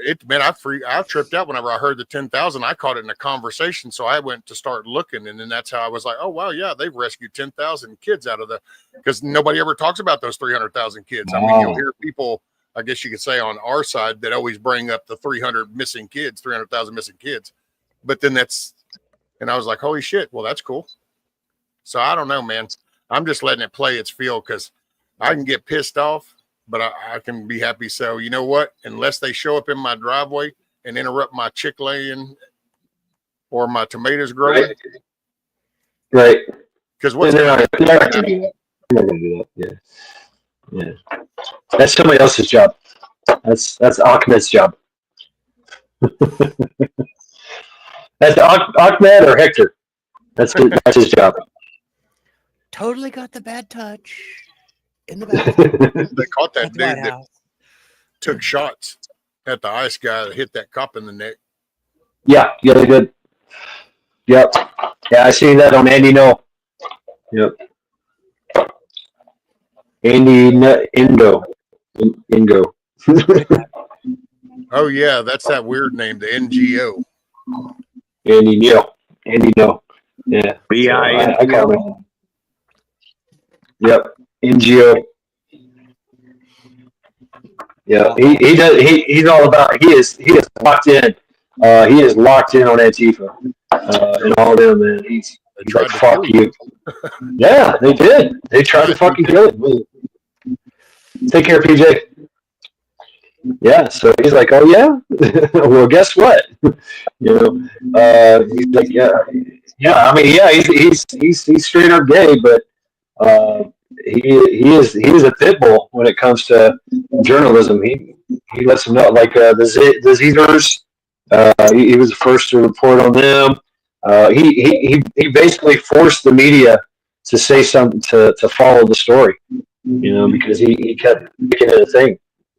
Oh yeah, they picked that wrong fight. Apparently, they picked somebody that says, "Oh, well, then I won't back off." Ever. Come on, fuckers. Ever. I mean, he just keeps running. He just keeps throwing it out of him. Who are you talking about? What? Who are you talking about? Who's this person? Oh my God. Oh, what's his name? Wolfbane. I'm gonna need you to put down the gummies. Back away from the gummies. Andy No is his name. NGO is how he spells it. I think he's Vietnamese, but he is a journalist that they, back in the Summer of Love, they tried to kill him. They literally tried to kill him with like a cinder block, a baseball bat. They fucked him up. They busted his head open and shit. He's got a YouTube channel, doesn't he? Yeah, he's all over. He's YouTube, Twitter, Bumble, he's everywhere. Your company authorization has been removed. Hey, Rip said if the truth came out on all the Epstein and Diddy lists, this country would explode and fall. You know what, though? No. Yeah, because you know what? This is just the way I took it. So whenever I say this out loud, this is just me. This whole Epstein thing, it really trips me out. Do you know that there was something that was worse than that has already happened? I'd never heard about it before, and I can't remember. I think the guy's name was King or something like that, but it was a big old deal. And there's a guy on YouTube. He's a vet dude called King Trout. I don't know if anybody's heard about him. King Trout. Sometimes he's a guest on that Unsubscribed podcast and those guys. So yeah. Sometimes he hangs out. He'll have like a Hawaiian kind of shirt on or some shit, and he's a skinny dude. And that's his channel name is King Trout. Well, he does stories kind of like Fat Electrician and shit or Forgotten History. Well, he did this. Yeah. And it was about this dude, and I was sitting there listening to him, this whole little trafficking ring and all this little shit, and I'm like, holy shit, dude. So this has been done there and done that. So this is a repeat of that. I mean, yep. This is the truth. This is society. This is the truth. Yeah, it's been going on for thousands of years. Oh well, yeah, forever. I mean, there's trafficking all over the place, and it is disgusting, vile debauchery in every city, in every town. They have a network that is massive. It is a billions of dollars a year thing, and everybody's into it. Every country, every city, there's freaks all over the fucking place, man. You know, only gonna send him to the wood chipper. It's gonna be epic. Yeah, I was a trip. Yeah, there you go. Huh. You know, back in my day, I can say that because I'm an old fart now. Back in my day, we would you'd find you'd find a motherfucker like that tied up somewhere, and a little message carved in his chest, fucking bleeding out or something. No, definitely. Yeah, I mean, but now it's not like that. Matter of fact, what was the one guy? It was in the 80s. The guy actually, the Chomo kidnapped, raped, and killed this 12-year-old boy, and on live television, as they were taking the guy from the airport, he come out. He was using the phone. Came out, boom, shot dude right in the head. He got acquitted. They're like, yeah, whatever, crime and passion. Yeah, I think it's justified. Fuck yeah. And dude, the Chomo was like, playing the game. I'm going to go to this trial. I'm going to go to that trial. I'll be fine. Screw you guys, whatever. Yeah, I think we need to see more of that. That's what we need. The oldest book that we know of, called the Bible, tells you that you're supposed to tie a milestone around their neck and chunk them in the water. I mean, it kind of tells you how to solve the problem right out the gate. I named my wood chipper Millstone. Do what, Ghost? I said I named my wood chipper Millstone. Right. Well, I'm gonna call mine Hungry Hippo. And it states on the it's label, like, man, even the prison system's changed. It's really? like, I mean, no offense, because I gotta say, when I did mine, son, you if you came in for that, you either begged for protective custody and you stayed in that and didn't venture out because you knew what was going to happen if you did. Nowadays, shit, no, they got half a farm full of them, and it's like they just go on a gin pop just like anybody, and it's like, man, this shit's even bled off into the prison system, dude, to where it's acceptable. It just Really? that's where the goofy little sayings, honor among thieves and all that shit, you know, because there was at least there was a moral code. You didn't jack with kids, you didn't jack with nobody's family, you know, your shit was between you and the other. That's it. They got all about that, Rick. I think it still happens. I do. Yeah, it does. I think it does. It does. In the prison system, there's still justice. I do hear about it still to this day, especially with some of the more what's that one guy from the Family Show? No, not the Family Show. That '70s show. The redheaded guy. Yeah, he's a chomo. He's getting a hard way right now. They've got an open contract for him, and he's been like 3 attempts on his life, and they've put him in protective custody. Now they have him in solitary confinement, and they even tried to reach him there. So it still happens. It's ironic you say that too, Shad, because you know that's the one time, and I'm going to say this so wrong, but hey, I mean well. That's like the one moment in life where if you actually exist kind of like on that wrong side of the track, that's the payoff. Because see, when you get pissed off because one of your family members got done that way, the people you're going to bitch at and gather around you are the people that have connections into there. Where if you were some wealthy little snobby kind, that's going to happen to your family member. Your lawyer is going to be like, and you're going to be just, that's it. You got no connections to nothing in there. And so then that one just probably sits in there and gets away with it. It's actually the people that got more of the darker side connections. Right. They got more. Yeah, they can make things happen outside of the prison.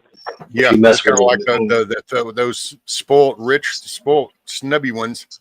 They get the high placed lawyer. They don't see no jail cells hardly or any of that. Where when that kind of action happens to a family member, it's the other people that actually have the inside track. I gotta say, if you were to touch one of my, I have a lot of Mexican friends.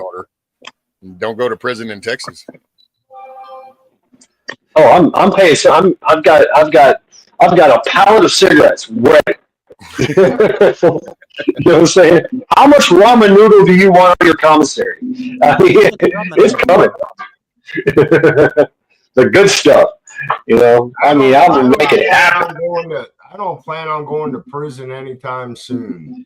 Well, I don't, but I know I might. I'll write everybody in that prison. Hey, how you doing? You know, there's so and so in there. Check his paperwork. You know who he is. He needs to slip in the shower, right? You know. What is that? The pen pal system? Do they still do that? Oh yeah, I mean, I guess. I mean, you know, you can write anybody in prison.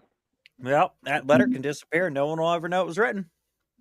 I mean, yeah, they still read it. They monitor the mail and all that, of course, and all transmissions going in and out.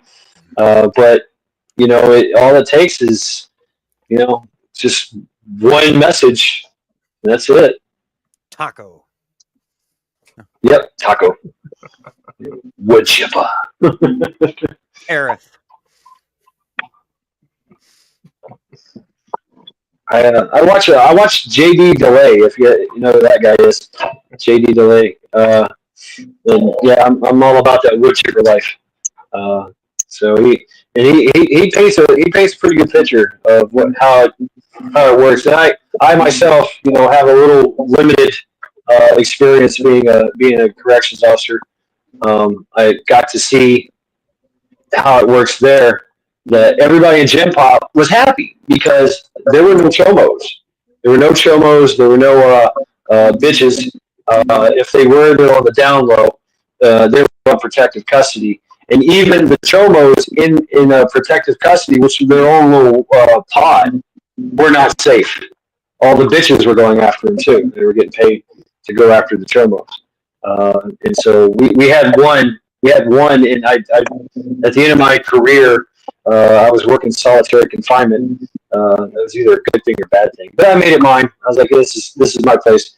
And so we had an old guy. He came in, And as soon as he came, usually when somebody comes into solitary confinement, everybody's yelling, hoping and hard, woo, yeah, fuck you, hey, what's up, bro? This old man came in, everything was silent. Everything was quiet. Everybody was just shut the fuck up. They didn't say nothing. But everybody was at the window watching, just looking. And we put dude in a cell. Dude turned his light off. He never came out, ever came out for showers. He never came out for you get 30-minute shower and 30 minutes of outside time. Rec time. Right. Rec time. And it was like a little room outside. You had a cage over. You get some sunlight or some rain, whatever. You can run around in a circle, do push-ups, whatever the fuck you want. You know, he never came out ever. And it was just like I was kind of like I was like, what the fuck? This guy just doesn't come out. Nobody would talk about him. Like I'd ask questions. Who's that guy? I don't know. Nobody. Just don't worry about it. No, don't worry about it. And so yeah, sure enough, later on, his name. He had a name. He was like 237 years. He was in for egregious child stuff. And so he figured out a way to just kind of surf through and survive. He kept himself, you know, in solitary confinement. If he was in gin pop, he paid people to protect him and block wherever he went. So he didn't go to chow. He lived off his commissary. He got everything, you know, delivered to him. You know, he was kind of insulated, but it was just kind of that thing where everybody just very quiet when he came around. You know, I was like, damn, it was weird. Were you over on the East Coast, Shed? Yeah, I was in a place called. I was in Tennessee at the time. A place called Whitefield Correctional Facility. About 2 years. I did 2 years there. It's kind of cool. Like JD, I like listening to him there's a couple of others from the like California system, because the California system it's a different in just like the actual. It's kind of funny. That's listening to him. I'm like, holy shit, man. So the prison system is even different, like the actual outside is. It's like, because that's inside over there is like when he talked, that's not a TDC life over here for the most part. I mean, some of the typical behavior, you know, because prison's prison. So, you know, confinement's confinement. But the vibe of things like over here, you got farms that are separated between what's called convict farms and inmate farms. And in Texas, convict farms are usually, most of the time, that's your long-termers or your repeat offenders. And basically what it's looked at is convicts know how to do their time. Inmates are still figuring it out. So. Okay. Inmates are wild. They're still doing their crazy. More shit happens on inmate farms, you know, your shit. Okay. That's where you learn the rules. That's where you learn not to touch other people's shit. You know, don't give me the stupid look, otherwise I got to address it. Don't say certain names, otherwise I got to address it. You learn all the ground rules. Once you kind of repeat offender, you go to a convict farm. Well, then it's like everybody's hitting the lick and everybody knows it. Sure, there's still things, but then it's more of the actual clique clash. It's the power struggle dynamic. It's not right. Rules. It's just that unfortunately somebody somewhere decided that it's time to flex a little bit, and so everybody gets involved. Where on the inmate farms, it's stupid shit. You know, somebody kicks their shoe off on the top bunk and it falls and hits the bottom bunk. Well, if other people saw it, you have to address this somehow.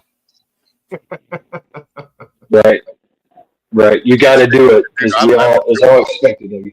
If you want to know the value of life, and back then it was a 23-cent stamp. A 23-cent stamp cost you your life.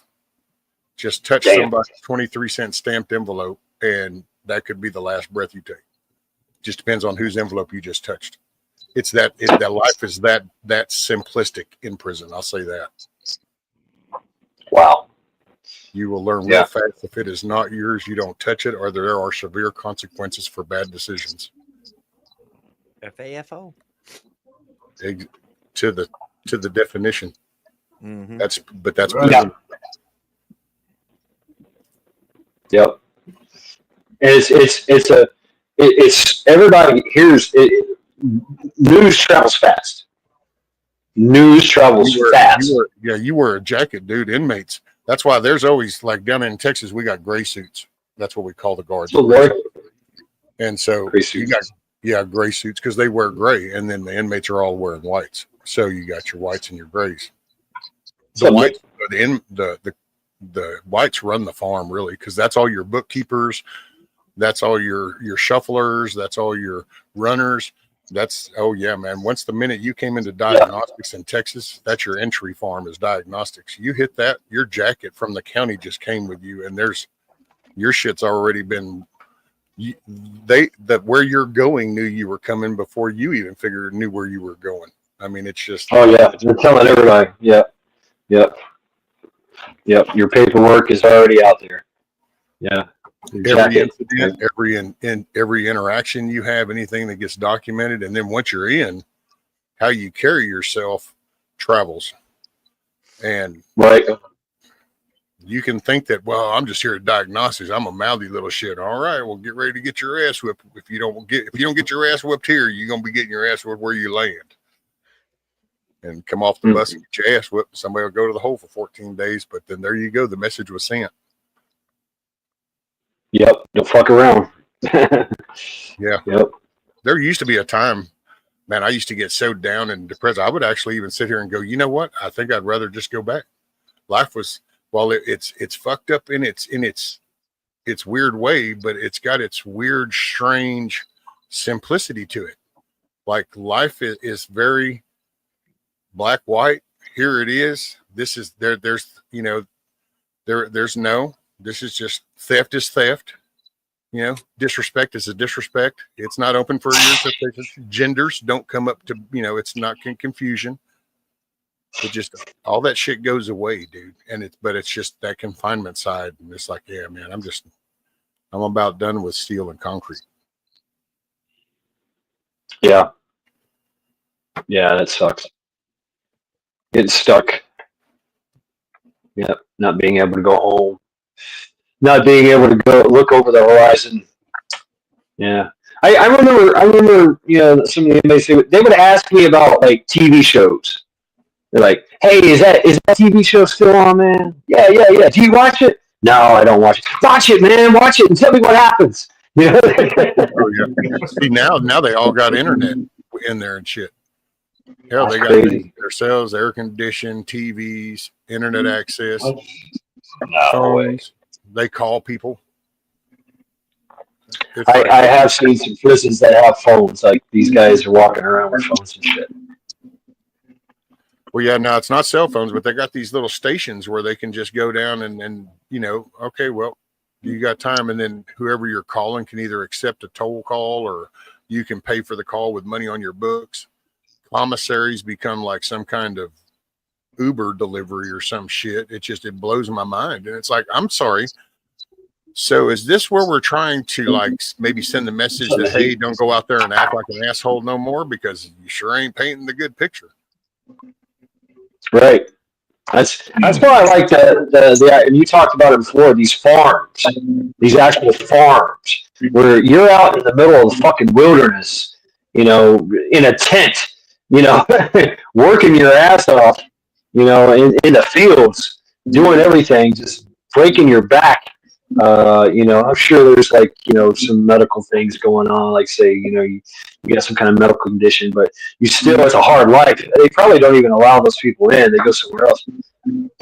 But yeah, I mean, I like that idea, the work camp, just work your ass off. I think they ought to bring back work camps like that. Yep, I do too. Put them out there in a shed, one light in the middle, and the rest of it you got to do by yourself. You got to go down to the well and bucket your water. You got to heat your water if you want to shower every night, and keep them fuckers busy about 12 to 14 hours a day. They won't feel like raping nobody. They'll come home. They'll come back, take their fucking shower at night if they're not too tired, and go to fucking sleep. Right. I say lower the punishments on all this shit, and then just make it a place so that's the message. The idea is not to lock somebody up forever. Now, some of these people just don't need to be here, but see, that's I've kind of got. Right. No, I agree with you. Rape, molestation, all that, anything that's taking away from somebody else physically like that. No, you don't need to be here. There's no justifiable reason morally, in my opinion, that they should suffer for the rest of their life, or you kill somebody so they're not here anymore, and then you still get to be around here and then catered to by taxpayers. What do you think they did with people like that freaking 100, 200 years, 500 years ago? We had gallows. We had gallows in the thing, and they Yeah, said he did what? Gallows. He did what? Shooting gallows. Take them on out there, street. Public execution. What was his guy's name? The fuck that guy. Let's watch him swing. Exactly. Whatever. He had the hotel. He had the Kill Hotel. He bought a hotel in a city somewhere in New York, I think it was. He was the last public execution. Like 300,000 people went to Ellis Island to watch this motherfucker hang. I forget his name. It started with an HH, 2 H's. But yeah, he was a traveling doctor. He killed many people that way, and then he got rich, and he built a hotel where you checked in, and literally the bed would just fall down into a trap door, and you go down into the dungeon, and he chops you up. Right? What's up, Chris? I forget the guy's name. H something. I forget his last name. See, and look at the technology that was available, and somebody that freaking evil. And then if you fast forward to 2025, they won the lottery. They're sitting on top of $70 million or something. Now, you know what I'm saying? That's why, man. I don't. Yeah. Oh, now they have names like Bill. They have names like Tedros. They have names like that. They work for massive. Yeah, they go to a place called Davos. That's some motherfuckers. Yeah, they run Ukraine. That's where those motherfuckers are. They have their own little islands. They have their own little plane they call Lolita. Because they had to kill motherfuckers too, they had to go, or they had Diddy, they were the Diddy, he's been known to. They haven't got that, but there's so much talk about what he did, man. Like Suge Knight, some Suge Knight shit. Like Suge Knight was one of his enforcers, so that means that he killed a lot of motherfuckers. He chopped up and killed a lot of people. Dude, there's no telling how many accidents and mishaps that have just been written off that are really like subtle messages amongst that clique, especially like the hip hop group type thing, or that like Tyler Perry. I don't know, man. Yep. That's you figure that that dude's pretty deep, man. So it's like but those are all the people that they have these accidents. Actor so and so just they crashed off of this mountain road on the way to their beach home. Really? That's kind of strange. Right. Or somebody's part of their family got ran over. While they were going to the grocery store or something. Or Jim Belushi to give him a speedball and go, oh look, he must have been a hardcore user in there. And it's like, I don't know, man. I don't think that was his rhythm, but there you go. Right, right there. Ooh, that's that's cool. Is that a folder or is that a static? What am I showing here? That was a pocket knife blade that I did. It was just a blade that I found years ago, and the handle come off of an old. Cool. Oh hell! Damn! Nice. It come off of an old denture brush. I'll be damned. Hey, you didn't even need this. I took the sawzall and cut it off, made me a gash, drilled a hole in it for the bolt. Damn, look, Mac's already halfway ready to get locked up. All he's got to do is don't worry about the metal part. You just keep smoothing that end on down and you're good to go. That's what everybody else does with that. Or you take your razor that you got and you're able to finally pocket one. So then you pop open the little top to it. You take out that blade, you heat it up, and you melt it down inside those bristles of that toothbrush. And then you just tote it. it's like, oh, that's my toothbrush. But then if you get out in the yard and shit goes south, well, you'd be surprised. People get all slippery when they start bleeding a lot. Yeah, they do. What's Is up, there Bob? somebody named Shoe? Shoe. Who shoe? Who shoe? Who is shoe? Shoe. Something wrong. Go ahead. What's up, Bob? I've never been to prison. I've been to a county jail a few times, but I've never been to prison. Ah, that's Yeah. a good thing. When I was a kid, my dad had a prison ministry. He went around to prisons and preached to people, and I got to go in with him when he done that. Oh wow! Oh, You know really? what? It's so wild because you say that. Because see, I didn't. My parents were like not connected to the prison system, but I grew up going to the prison system because of a child that they had before me, and he was locked up, and so they would go for visitation. All prison ever represented to me was the soda and candy machine that I'd get sent down to get it, and then go take it down to the door and put it on the keyhole slot. Wow. I used to sit there and kind of go, I think that's why I never took the punishment series really serious until finally, after series, because it's like the first time I went to prison, dude. I mean, that's not on the legal system by any means. That's totally me. When I went that time before the judge, he was like 9 times.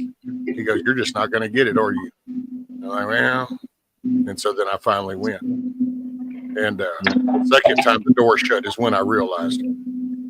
But yeah, I've always wondered about that, but it's so weird to hear you say that because then you grew up, but yet you avoided doing that, and that was a good thing.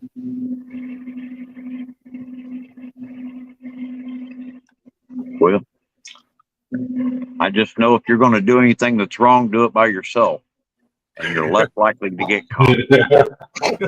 Right. I like that, Mac. Yep. Nothing's illegal till you get caught. Do it by Rule number 1: never get caught. Yeah. I know nothing. See, I'm at the age now. Fuck it. I'll hire a crackhead. I mean, that's how I'll do it. Meth heads are cheaper. Meth heads are cheaper probably, and they're crazy. They're absolutely crazy.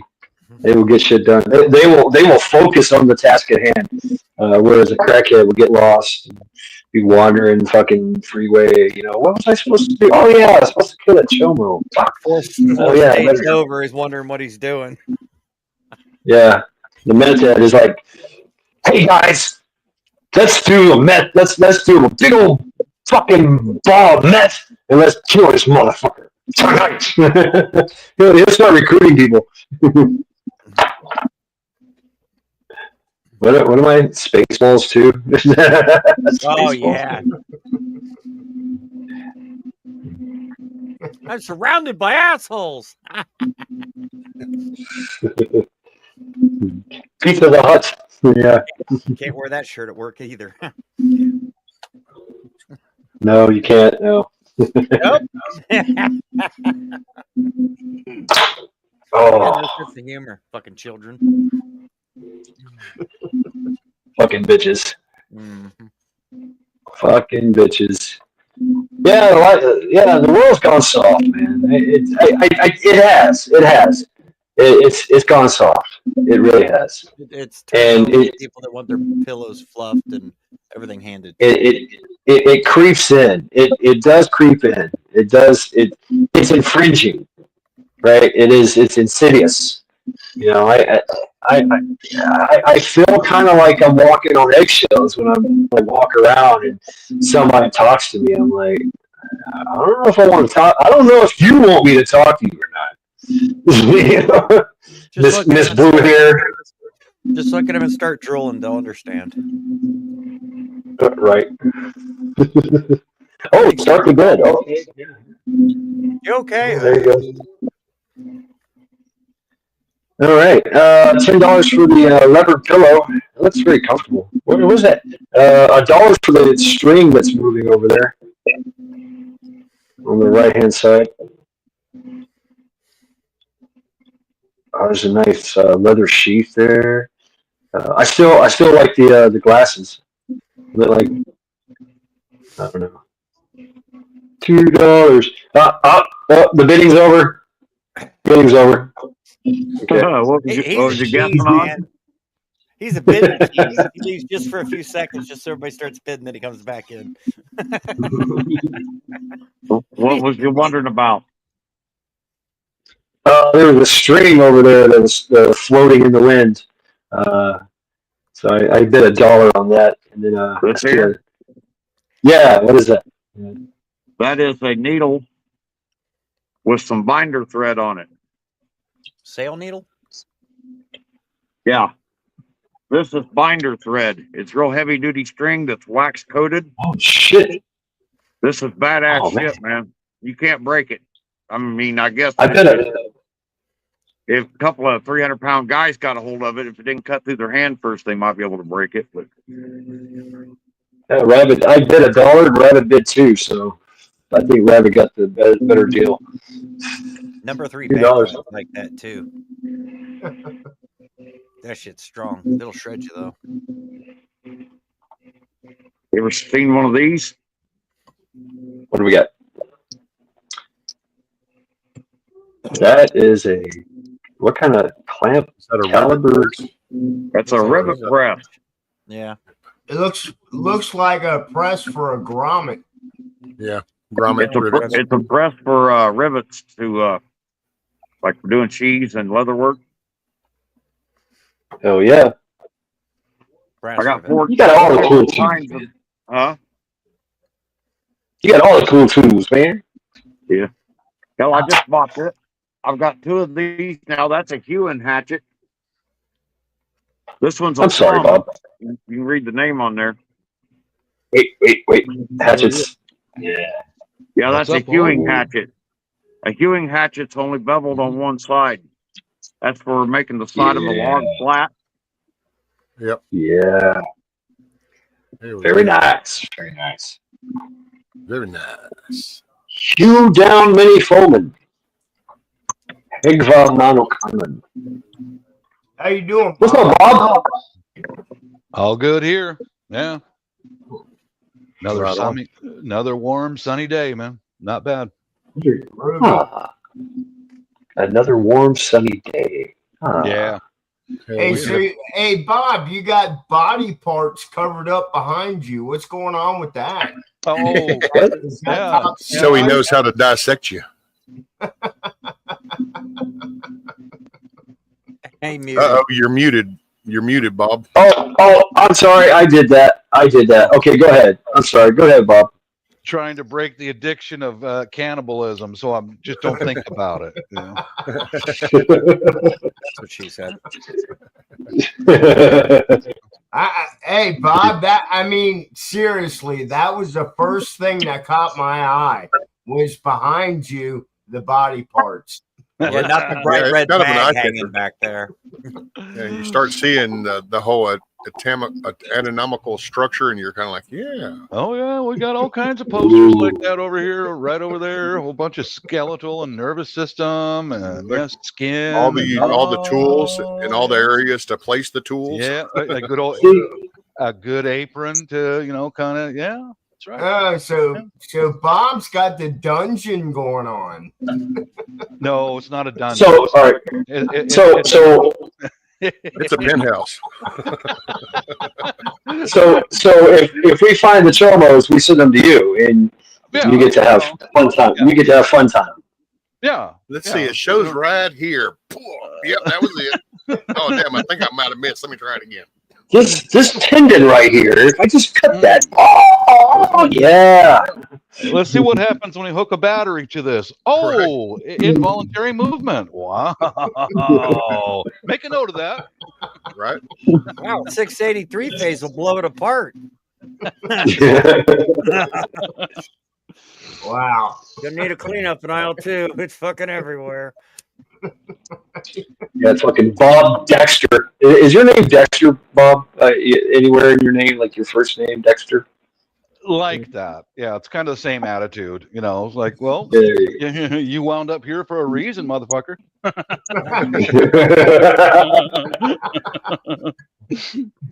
Welcome to America. Bob's Hostel, the movie Hostel. Yeah. Have a seat in the chair. Dude, that was a movie I couldn't finish watching. I was like, oh no, man, no, that's over the line right there and shit. It was like, oh god.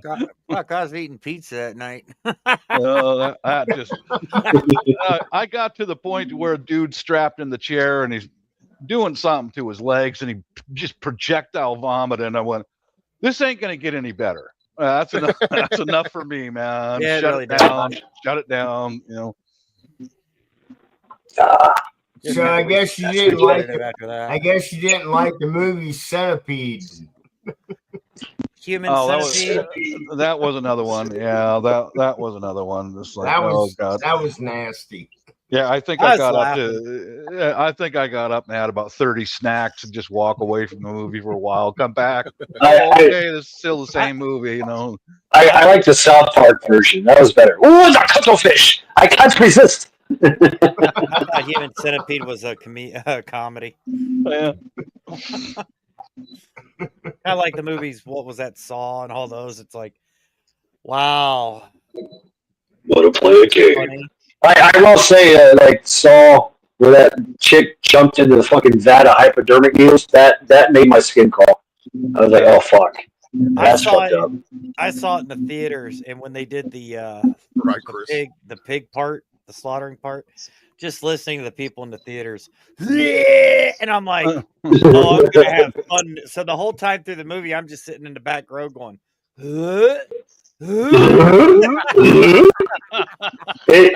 oh yeah, that's like a yawn. It's contagious. That theater stunk so fucking bad. I just like this. Like spreading up the fucking popcorn bags. Yeah, it's like, this is grossing you out. Wait till you see your own organs. Then what are you gonna fucking do? Yeah. Oh, that's mine. What are you doing out here? Get the fuck back in there.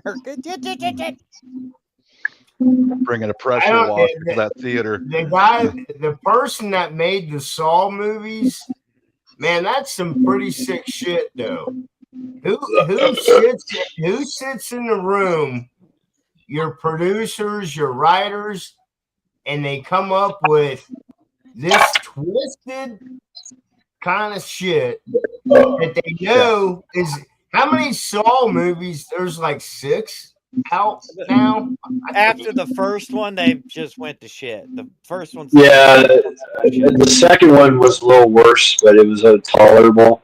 And after that, it just got, I don't know, tragedy something. Yeah, it was all about that puppet. You know? Man, nobody gives a fuck about the puppet. I want to see shit getting ripped apart and thrown around the room. Not, you want to play a game? Fuck you wooden wooden bastard. Get the fuck out of here. Yeah, let's play chess. I came to watch Blood and Guts, not a white and red faced little fucker on a trike riding around. Fuck off. Yeah, let's play wood chipper. What do you think? You know? Yeah. Right. Hang on, let me go get the sawzall and the drill. Let's really play a game, you little bastard. Whip out the cordless little Dremel sander and just kind of go zzz, it'd be like a cross. You're like, yeah, you want to run now, don't you? Turn his ass into a cabinet or something. I still like my trauma axe. I mean, that'd be fun. You know, take him across the joiner. You're as sick as I am, but you just don't confess it, you know? Yeah.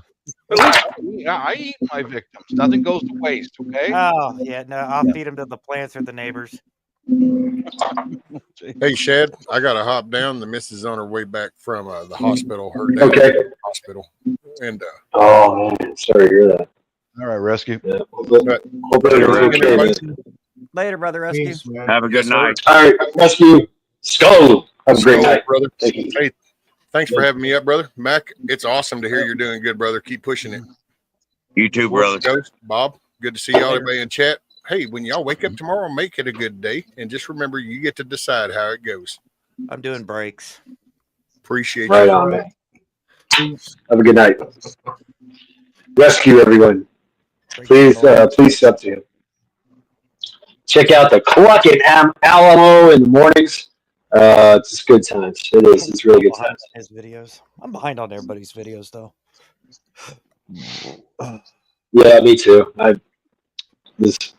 catch the notifications, and every now and then I'll have to like sit down and try to watch something. And then I got to go do something.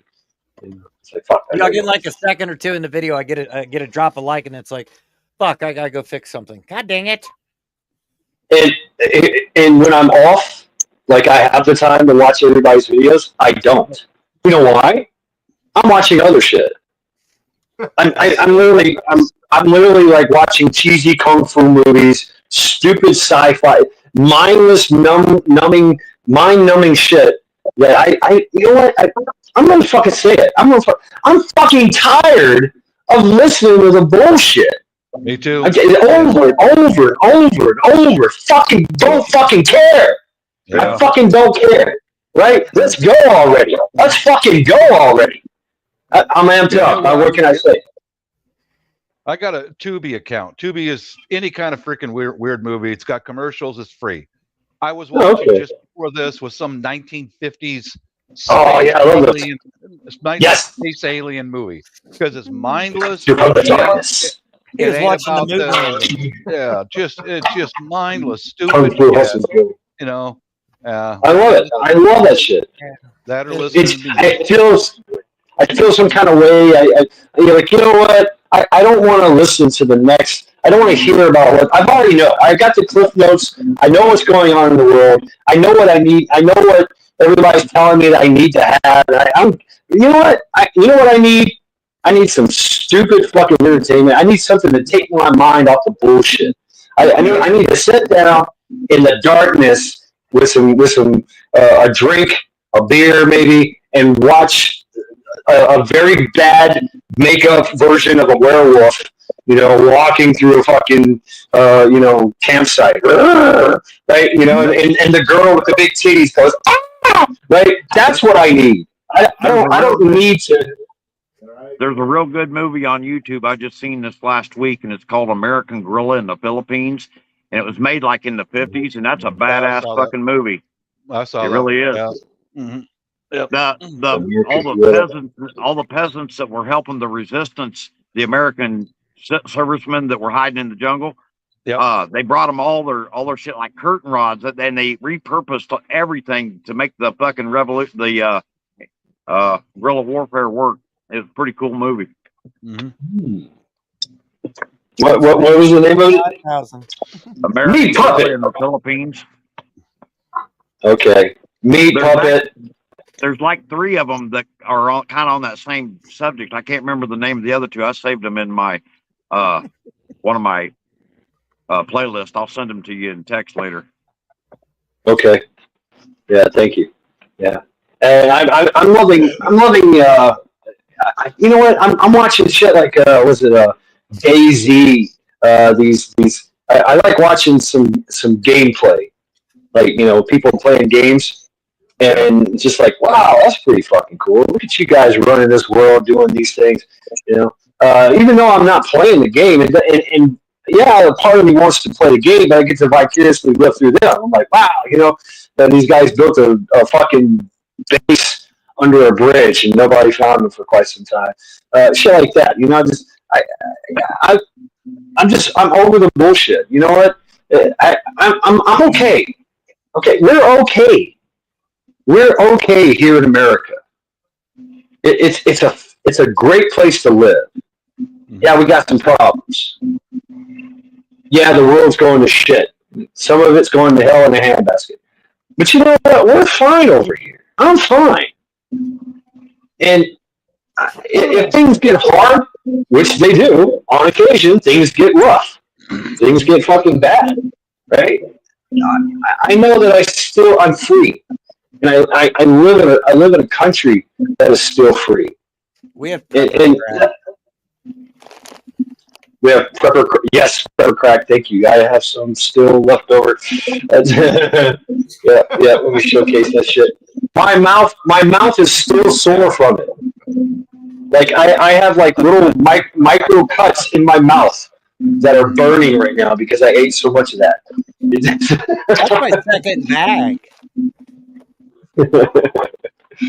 What I try to do, Shad, is focus on the stuff that I can control. That's it. That's it. I mean, you know, whatever goes on over there with these idiots, with these wealthy people, da da da da da da. There's nothing I can do about it. That's nothing I can do about it. Walk away from it, man. Well, I mean, I could. I mean, we could. We could all do something about it. We could get in our 4-wheel drives and we can grab our deer rifles and our shotguns and our fucking wood chippers and go door to door, recruiting or you know, running the wood chipper. I mean, we could do that. We could fucking do that. We could. I mean, you know, that's the threat that we have, that everybody in the whole fucking world is afraid of. Because if that sleeping giant wakens, we're just gonna have fun. We're gonna get drunk and we're gonna fuck shit up. It's gonna be, you know, welcome to FSU. You know, graduated cum laude, motherfucker. You know, fuck shit up. Here we go. That's the kind of thing. You know, what's the saying? If people fear their government, there's tyranny. If a government fears its people, there's freedom. And so, hey, get a little rowdy. You know what I'm saying? Fuck you. Fuck you all. Fuck this. Thumbs down and fuck you. I don't like it. So, you know, and Ghost, what's the saying? The walk away. Go ahead. The walk away, the Greek walk away. Sethioplethus. Right? The walk away. You know, that's what I'm doing right now. I'm just like walking. I'm like, whatever, man. You ain't got time for this shit. Ain't nobody got time for that, right? You know, from the words of a modern scholar of our time. Ain't nobody got time for that, right? We don't have time for that shit. So, you know, let's move on, man. I'm gonna be like Mac over here, just drink a fucking gallon of whatever the hell that is. That looks really tasty. And, you know, be like Bob and say, you know, hey, you know, come over here fucking around. I'm just going to experiment. You know, you're going to be a cadaver. you come in one way and you don't go back out. Right. You know, he sounds like that guy H.H. something that we were talking about in the 1800s. H.H. Holmes. Yes, that was his name. H.H. Holmes. H.H. Holmes. Thank you. What a devious dude. There was a in the 1920s. She was a fucking serial killer. She was the worst serial killer I have ever heard of. No, this was a woman right here in Washington H.H. Holmes. State. Oh, you're talking about right here in Washington State. She was a quote doctor, and oh fuck, what a monster, man. She would have people meet her in downtown Seattle to begin her fasting treatment. Men, women, they can prove that she murdered 14, but she had a retreat way out on an island in Puget Sound, right? Oh my God, dude! What she would do is she have people meet her in this apartment that she kept for her treatments. She'd begin fasting, and she would pummel her victims with her bare hands for days and starve them until they put them in an ambulance, took them out to the dock, and hauled them out to an island in the Puget Sound where she had her clinic. And there were like day-long enemas for every patient. Wow. Yeah, feed them a cup of tomato paste soup a day.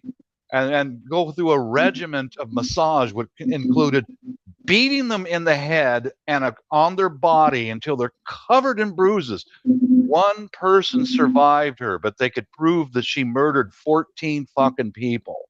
Damn, man. They know that over 100 people went to her clinic and then just disappeared. Oh, she is the worst I've ever heard of. Because she would torture these people to death. I mean, that's crazy. Fuck, man. God damn. Yeah. Bet she was a good lay.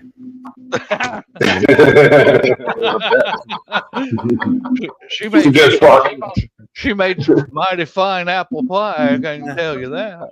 Just watch No, where she puts all true, dude. Wow. All true, dude. And after she got arrested and put away for 2 years, she came back to her clinic and began performing abortions. And then women would just fucking disappear. She'd torture them for months, man. For shit. I mean, no shit, man. This is all documented for real, you know. Then one day she left her clinic, and the people of the island that burned her clinic down to the ground because they kind of figured it out. All these people are going up there, and no one's coming back out. It's like, Oh, that what place the Wow. stink when they. Do you remember her name?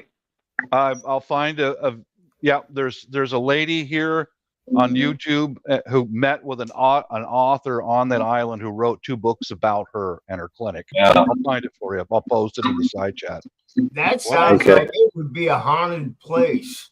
Oh yeah. So The site of her original clinic, which was her home, is being demolished right now. But the big clinic that she built by extortion and robbery, the townspeople burned it to the ground. That What was the island? You're just done here. I like that. I like that story. The townspeople, the people said, Yeah. "That's it. Burned it down. You're done. Mhm. We're gonna burn you out. You're done." I like that. I've got a story similar. It's when I was a ghost hunter back in South Carolina. We went to the Charleston jail, the Charleston prison. It's famous, old place, and yeah, it's fucking haunted. I'm a skeptic. One of their favorite famous people that stayed there was a woman named Lavidian Fisher, and she owned a Traveler's Rest on the King's Road, and I forget what time frame, like 1700s. They estimate that she probably killed a lot, like 400, 500, 600, something like that. And the story was always the same. You would come in middle of the night, hey, come on in, we're a traveler. Here, have some tea, and that's it. Good night. You're done. You're dead.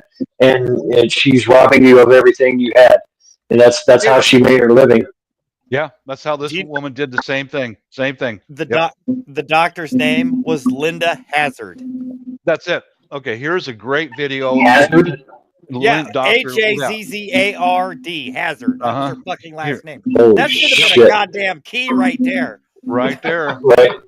Dr. Hazard. I'll post this in the side chat. This is the best video I've seen about her so far. I'm reading all of it now. Are you? Okay. Wow.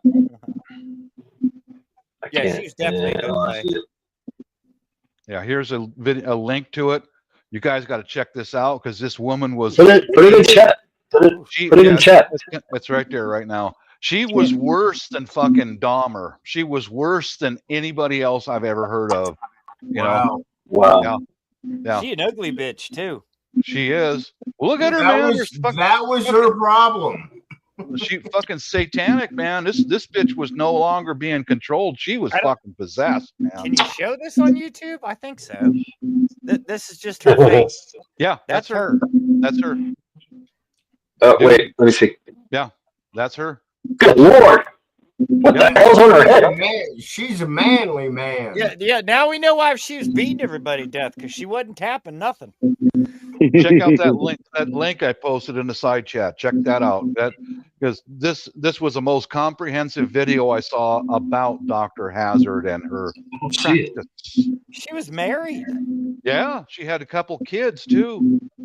Yeah, So she wasn't an angry lesbian. No, her motivation was financial gain. correct. Oh, dude, she even had a deal worked out with a local dentist that she would pull the gold fillings out of the fucking corpses and sell the fucking gold to this local dentist. I mean, she was freaking evil, man. They called her the starvation doctor. That's it. Starvation. Damn. She would weaken these people inside of an apartment inside of in Seattle, until they could no longer walk or respond. And she'd put them. She had a deal worked out with an undertaker's office to usher them to the docks, and somebody would help carry her or him onto the boat, and they'd go out to the island, and that's where she'd finish them off, man. She died of her own treatments. Yeah. Starvation due to fasting. She did. Years later. Ironic. Yeah, died June 24th, 1938 at 70. Yep. Talk about karma. Talk about stupidity. Around. Like this woman was evil, dude. Yeah. Oof. So we can all agree that there was some bad shit going on back in the day. Oh yeah. Right. It was a lot of bad people. I mean, because there was you could basically, if you're smart enough, you could operate without impunity. You know what I'm saying? Nobody knew. I mean, like this lady, she did it for years, right? Louisa Fisher, she did it for years. You know, there were monsters walking amongst us that were able to do whatever they did. You know, and nobody ever called them until they fucked up years later. The same thing applies today. Today. Same thing today. Yep. Yep, they're still out there. Yes, indeed. There's monsters among us, man. You know, right? Rabbit still is. I mean, so it's a little bit. What? Smelling shit. Let the meeting begin. Right. Yeah, questions. I wish I could blow this stuff up. I can't blow it up. I don't know how to do that. Enhance. Yeah. Oh, oops. No, wait. We fucker push the button. Oh, wait, what? Oh, I pushed the button. The only thing that changes is the date. That's it. People stay the same, you know, no matter. I would be willing to bet you 2,000 years ago there were serial killers running around back then too. I'm sure there was. Oh yeah, there's so many stories. Like a Jack the Ripper. Yeah, same. Yeah. Jack Eric the Red. I mean, you know, the Norse are stories of these berserkers that they were paid to fight battles, home gangs, that they just love to kill, and they would just kill all the time. You know. And it was known that you just don't hang around. Just do not go over there. You know, and if he comes to town, just everybody just give him a wide berth. And, you know, he's going to kill somebody. Just hope it's not you. You know?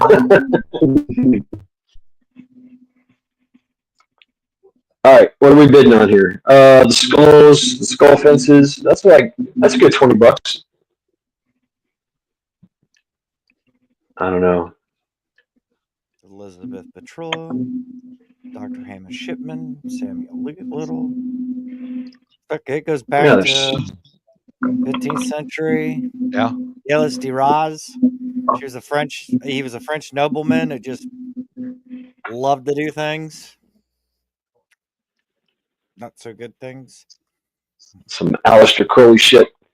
Tortured and murdered hundreds of young women. Yeah, he was a dirty bastard. Yeah. Oh no, that was Elizabeth. Gales, what did he do? Yeah, pretty much the same thing. No. Oh no, he's definitely a wood chipper, fucking Frenchman. Oh boy, yeah. Abducted and tortured, murdered hundreds of children. Oh, dude. Yeah, he got his own chair in hell, don't he? You know he does. Yep. Oh, maybe he met the starvation doctor, huh?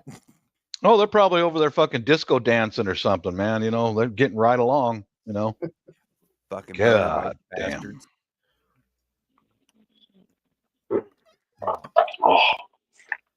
Well, fellas, Dr. Hazard, hang on. Dr. Hazard. That's a good distraction compared to all the rest of the bullshit out there on YouTube. So I'm gonna bounce out of here. I'm gonna bounce out of here and go hang out. So peace. Have a great night, Bob. All right, Bob. Mm-hmm. Skull, Bob. Thanks for stopping by. I'm sorry, but if I go into a hospital or a doctor's office and my doctor or nurse's last name's Hazard, I'm walking the fuck out. Nope. Now you get but it goes on the same note of like Dr. Feelgood. I mean, literally, the last name of the doctor was Feelgood. It's like, yeah, nope, nope. That's your anesthetic. That's your anesthetic right there, anesthesiologist. Yeah. Hey, Doctor Feelgood. About to have open heart surgery. I forget who it was. There's a drug too, and when I was doing these deep dives on these fucking, what's up, Region 9? I haven't seen you in a while. What's up? These deep dives, some of the things that they do for these EOs, and it's Britney Spears comes to mind. Is there's a drug. Well, I mean, actually, Britney Spears is a horrific tale of just absolute debauchery and manipulation, abuse. They used to give her the forget drug. Yep. And yeah, they would give her the forget drug, do absolute horrible things, and she would wake up in a bathtub full of blood, her own blood, and go, "What the fuck had just happened?" And then eventually you get these little flashes of memory that come back. And go, what the hell? Screaming bloody murder, horror. But yeah, her whole life was just absolute abuse. With this knockout, this forget drug, and they used to use it. They used to use this drug back in the day for surgeries. They still use it. It's part of the anesthesia mixture. You just forget. But they used to use it extensively. And they would like saw off your limb. No anesthetic, just this drug, and you're screaming bloody murder. But they give it to you and you forget. You're like, oh, I'm fine. Yeah, I don't believe you. They use that heavily in dental surgery. Oh, really? Yep.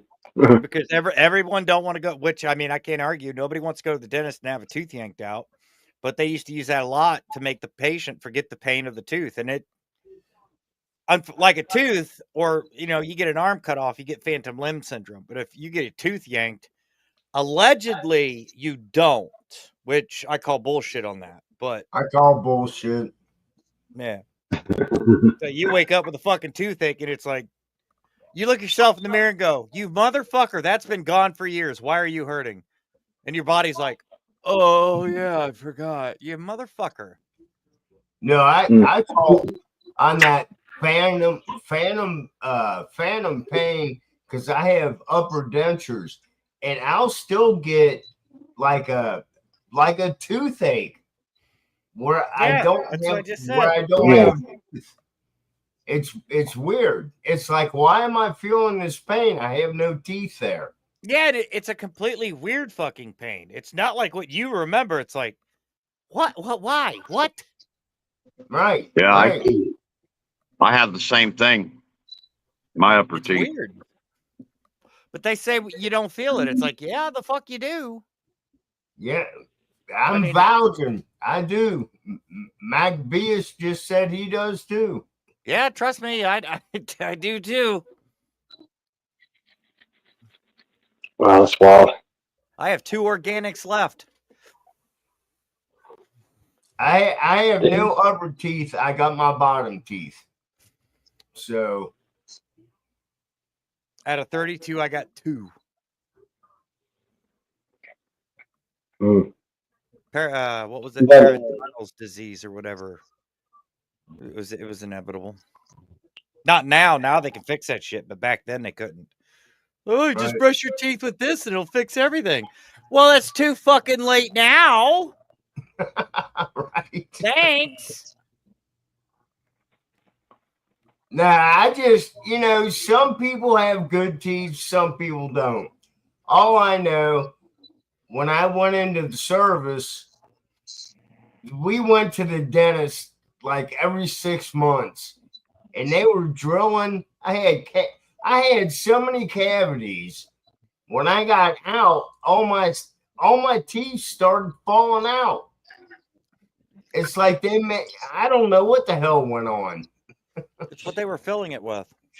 Oh yeah, I swear, every fucking one of them that they filled were the teeth that fell out. That once you kill the root, the tooth is done. If you got no root, that tooth's gonna. I don't care what they fill it with, what they cap it, crown it, whatever.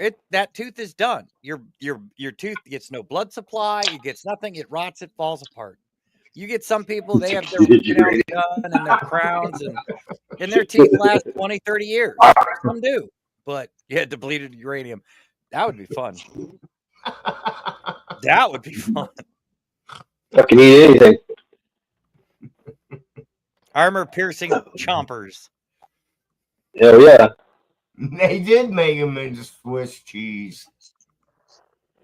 Well, anybody that's been, you're nothing but a fucking guinea pig when you go into the service anyway, especially boot camp. Oh yes, agreed. Anytime you go to a dentist, you're a guinea pig. Even there, pretty bad. It's like, does this hurt? No, that's not what I'm here for. I did learn something very interesting.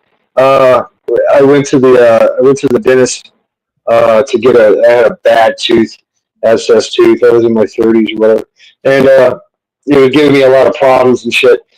And so he started like hitting me with the Novocaine, right? And I started getting this like reaction, like just Novocaine.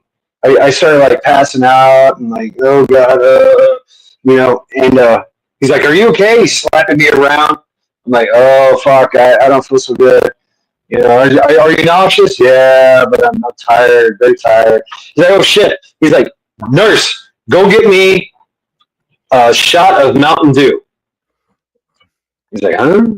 And everybody in the room's like, even me, I was like, "Mountain Dew." And she comes back with this little shot glass full of Mountain Dew. Yep. So here, drink this. Boom. And boom, I woke right back up. I was like, "Hey, oh shit, what the fuck? Ow." He's like, that, it brings you right back out of it. What the hell? That's a new one. His reaction to sugar. Wow. Yep. That's rare. That's actually pretty rare. So Mountain Dew is good for something. Fucking sugar injection. Boom. Yeah, tickle your innards. Mm-hmm. Good dentist is of the utmost importance. I agree, Majik, but I remember one time I was very poor, and I was working at all places, Walmart Supercenter, and I had a really bad tooth. It was one of these bottom. It was abscessed. It was starting to eat into the jaw itself. It's excruciating pain, just unbearable, excruciating pain. I couldn't sleep, couldn't talk, couldn't do anything. And so one of the ladies that worked there in the bakery, she's like, "Just give you some minced garlic." I'm like, "What? Minced garlic?" And sure enough, she's like, "Just pack that tooth with minced garlic." Yeah, sure. You're gonna stink. You're gonna smell like fucking. Nobody's gonna want to be around you, and vampires will surely stay away from you. But it literally kills all the infection and sterilizes and numbs the pain. And it did. And that's all I did. I carried. Yeah, I heard about the clove, but I used minced garlic, and it was just cheap minced garlic in vinegar. And she said use like fresh garlic, but I had was just that minced garlic in the vinegar, and I just packed it in there every day. I kept a little bottle of it with me, just like, yep, this works. I was able to eat, smoke cigarettes, drink whatever I wanted. I mean, fucking worked. So yeah, garlic is badass. Yeah, cloves. Rabbit said cloves work the best. I've heard. Yeah, it probably smells better too, right? Well, like, wow, you got great breath. The thing is if you actually have a hole in the tooth and you pack it with minced garlic, the minced garlic fills the hole. Cloves kind of don't, because you have to use a very finely ground clove. I mean, you can chew on the clove itself, but if your teeth are already hurting, you don't want to be chomping on a chunk of marble. So you use a finely ground clove, but that tends to wash out of the tooth really easily. But minced garlic won't. It'll stick into the tooth. Yeah, it did. It's stuck in there. I mean, I knew it was there. They both have a purpose, but the big thing you have to watch is like with minced, well, actually, with minced garlic, it's not going to damage the other teeth. Clove can actually strip enamel off your other teeth. Oh, shit. You have to be careful with it. Yeah. But like instantaneously, use clove. But throughout the day, use garlic. Like if you get up and you feel like you're getting kicked in the jaw, put some clove in there till the pain goes away, rinse your mouth out, and then put minced garlic in there. Sure, you smell like you're an Italian, but no one's going to care. No, but that, you know what? That's a really good point, though. Just talking about the herbs, because that's what they had to do back in what 1800s. I mean, oh yeah, that. Well, they also had whiskey. Really? Yeah, whiskey.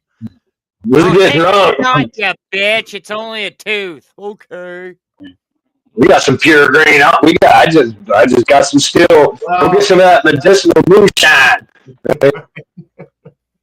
Or but yeah, I mean, you can go into the age where they had heroin used in a lot of shit, like cough syrup. Laudium, yeah, they call it laudium. It's snake oil. That was heroin. Pretty much, yeah. Pretty much. No, that's KY. What? Don't put KY in your mouth. Don't put your mouth on it. No. If somebody weeds in school, how in the hell did you come up with KY after I brought up because you were talking about snake oil, and in school, I don't know how the fuck this happened. This was my junior year.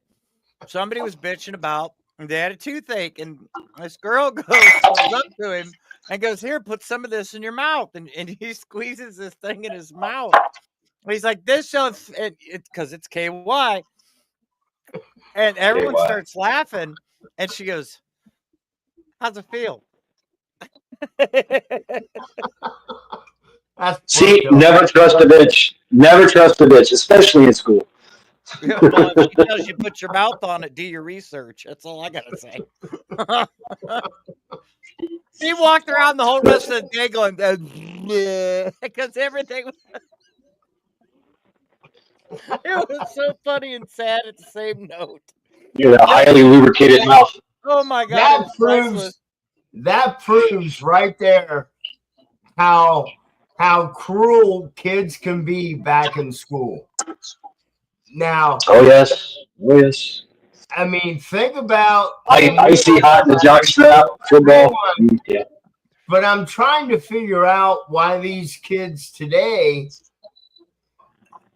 are, man, they're way worse than we were. Really? I thought I was bad at my time, and I see what these kids are doing today. It's like, holy crap. That's because they get participation medals and they don't get yelled at for being an asshole. Oh, you bullied him? Do you want to go out for pizza? I want a cheese coney. Fuck. Yeah. Nope, not going there. I think that people are always going to be jaded. People are always going to look for payback. You know what I'm saying? And whether it's sideways, coming at you sideways, or coming straight up to you, or pay somebody to do it for them. Right, yeah. I mean, I think it's always going to be that. It's like the human condition, I wouldn't. I don't know, man. We truly never forget. Yeah. It'd be like the end of the world, right? You're in your 80s. You're standing there and the world's splitting in half, and you can see your bully hanging off the edge. Help! And you're like, fuck you. We don't forget. We just buy our time and wait for the right time to return the favor. Right. And exactly. And You know, so I'll lower down this rope. It's my dick. Here, grab my hand. You're not close enough. I'm not falling off the fucking cliff. Fuck you. That lava looks hot. Eat a dick. Bye. So I guess that's not a bad way of thinking. A bad way of thinking. Yeah, it's a bad way of thinking. Yeah, Wow. of course it is. But it works. Hey, it's the end of the world, though. Yeah. I don't know. I'm probably going to go over there and take a piss on his head. I mean, What's that expression? Fuck around and find out. Sometimes you have to wait a few decades before you find out. It is what it is. If I'm in my 80s, I'm probably just going to shit on him. I mean, I could probably shit on command. I don't know. Give him the old brown. I don't know. You know, I don't dislike many people, but there's a couple of them I wouldn't piss on them if they were on fire. Oh, hell no. I go grab the gas can. But the question is, did you like them on fire? I didn't say that. Plausible deniability. I like it. Allegedly, the situation might have been properly aligned. Yeah, it was spontaneous combustion. You know, it happens. Yeah, they say that's a true thing. Shit, I sat here too long. My legs are numb. Do you want to light that bonfire for me? Here's my lighter. Let me move your chair closer. You know, if I was dying and you know, I had somebody in front of me I really didn't like, I probably would drink like some fucking lighter fluid just so I could piss fire on them. You know, that'd be badass. You know, just might hurt like hell, but I'd be fucking laughing my ass off. You just walk up to him and go, "Hey, guess what I found out today?" They're like, "What?" "I have 36 hours to live. Today is not your fucking day." Right. I like that. Damn it. fucking Yardbirds, man. Yardbird, you're just an insulting motherfucker, aren't you? I like it. Yardbird fucking kills me sometimes.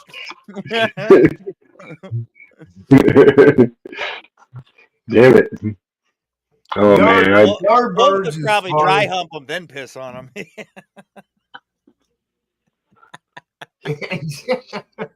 Defend yourself, Wolfgang. Defend yourself, please.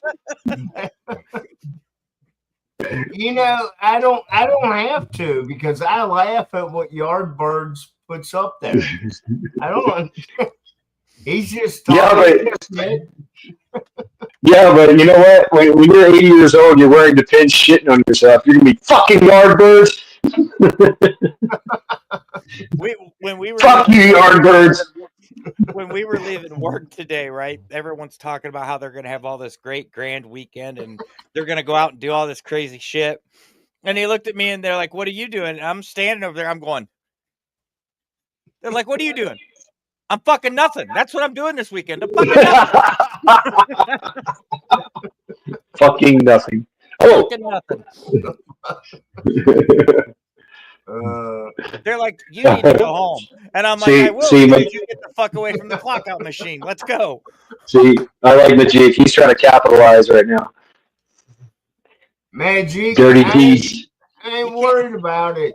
He's not in chat. You can't time him out. Or Dirty deeds done dirt cheap. That's what's up. I Majik do the not Hitman. care. I do not care. I do not care. I do not care. No. I am here. I am here to have fun with everybody on the panel and in the chat. So whatever you say, I do, you know, unless it's not rude. Wolfgang, you're such a positive person. I don't know if I like that about you. Well, fuck you then. Thank you. There you go. There's Wolfgang I like. He's like, hell yeah. And sit and spin.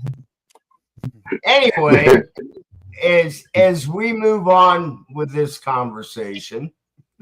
Okay. Sure thing, Wolfang. I mean, actually, if Magic can go all the way back in the beginning of chat, he could. I don't know. I don't know. He'd have to go pretty fucking far. No, it's once you're mod, you're mod. No, he could do this stuff right here. Let's see. What's going on?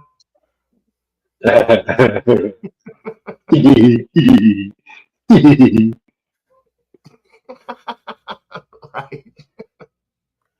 Oh wow! I did not know I could read Yeah. that. All right. Let's see. Hey, at least Magic said Wolf has power too, I think. Power above what? Wonder Twin powers activate. So how does that work? I have one word that is blocked. That was me. That was you? Okay. Well, if it starts with an M and ends with a T, that was me. Yeah. Thank you. I just don't know how that works, so I don't know if it's actually going to do a fucking thing. What the hell are you guys doing over there? I think it only works. Banned words only work for those that don't have a wrench.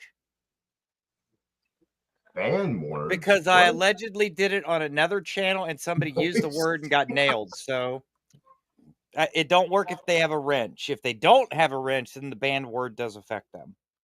Oh, everybody here's got a fucking wrench. Yeah, it don't work. Damn it. Okay. My chat just reset. That sucks. I've lost. I have no idea what the fuck you guys are talking about. Modding, super modding. Yeah, but yeah. I'm not going to go too far into that concept. Hold potentially inappropriate chat messages for view. I turned that off. Yeah, they nailed HR for fuck you, thumbs down. I don't know why. So yeah, I turned that off. Oh, there he is. Yeah, I don't know why it nailed him. Somebody got it before I could release it. Just a curious question. HR, you don't have a wrench. Type in moist. Capital M OIST. I'm curious to see something. We'll fix it. Yes, please. Do it now. It's not okay. It's not working. I can't get it on my side. I'm just curious what it does because I'm pretty sure. Yeah, me too. I'm very curious. He's the only one without a wrench. We'll fix whatever you do. So go ahead and do it. Lawfully, it don't count. You got a wrench. I think it's just non-wrenched people's that it works towards. Yeah, everybody that's blue is able to say type in moist. Come on now. Yeah, HR, please. We'll fix it. Maybe. I don't know. I'll make you blue probably. Well, I should be able to because I'm the one that put the banned word in. Who's HR? I don't know HR. HR. We were talking earlier. He's fucking with me. It's deleting it right away. Well, so there's what it does. It shit. Deletes it. Yep. Wow. So now we know. I can't see it yet. No, it don't show up in chat at all. It automatically stops it. Oh damn. Wow. So what the heck what are you playing with? Myself. Blocked words. It won't let me post the message. Okay. That's interesting. So yeah, anyone that doesn't have a wrench, even normal moderators, can use the word, but anyone that don't have the wrench automatically the comments deleted. That's interesting. See, we're learning tonight. HR is a nobody, just like us. Okay, all right. Yeah, HR's still records it. Yeah, okay. I don't know. I don't know much about HR. But well, I mean, my company's HR. Woo! I don't know. I mean, HR. I mean, that's human relations, really. Yeah. What kind of fucking human relations are you? Are you that guy that or that girl that I get called in the office because I made a sexist comment or something. Oh shit! Let the meeting begin. Groot is his profile or their profile. Groot. My name is Groot. My name is HR. I don't know. Let me see. I'm pretty sure there's no channel. Who the fuck are you, Groot? HR? Who are you? What does HR mean? First live I'm a walking HR. I am Groot. You're being vetted right now, HR. Channel. We're gonna call your mom, your dad, your brother, your sister. We're gonna talk to him. We're gonna ask questions. Your teacher. We're gonna dig up your dead relatives and do a séance and ask them questions. Your dogs, cats. I know who I am. He knows who he is. So that's pretty good. That's good to know. That's good to know who you are. Most people don't know who they are. I'd say wrench enabled until we deem otherwise. Yeah. I don't know. I don't very often drop a benefit of a doubt, but I will drop it tonight. All right. I will take that in consideration. HR, I'm going to make you blue. But if you fuck around, you'll find out. He says no. Okay. I mean, you don't have to, whatever. Okay. Just don't type moist. Lawfully Armed says, are you a hormonal representative? A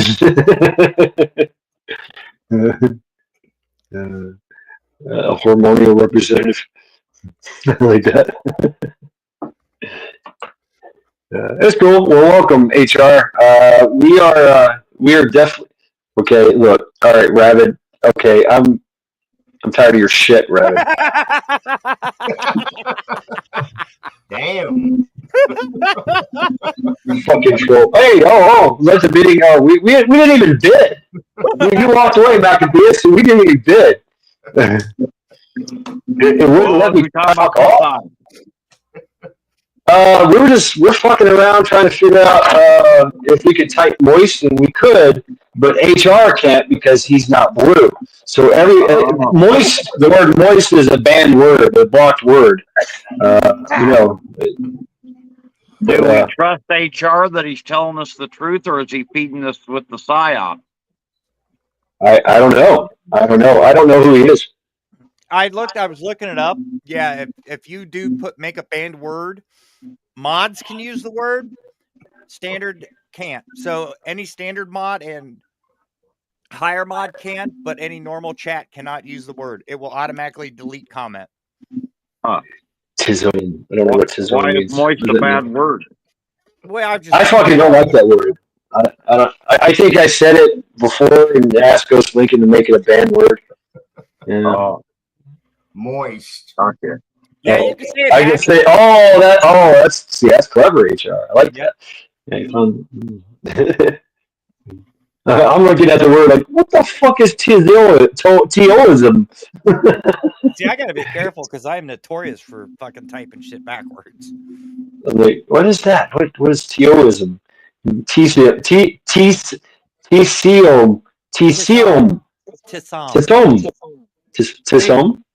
Pig Latin. Isn't that when you spell it backwards? Pig Latin. It would be like moist day. Yeah. You got him for 10 seconds. Yeah. So yeah, all right. So HR, he says, "I'll see you Monday, Ghost." Okay. You visit Rabbit too. You better visit. Oh shit! He had to get Here we go. Look at this.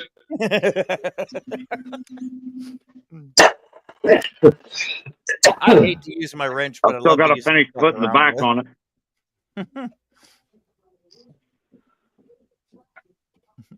I kind of like the no back though. Do you? I guess it would set up high. I guess. Rabbit. Yeah. Fucking one finger typing. Could make a cross draw out of it, or an angle draw cross. Maybe not straight cross. Yeah, like a sword. Yeah. Yep. Put the mount Yeah, on like it a at quick. an angle right here. Like put the mount on at an angle like that. Yep.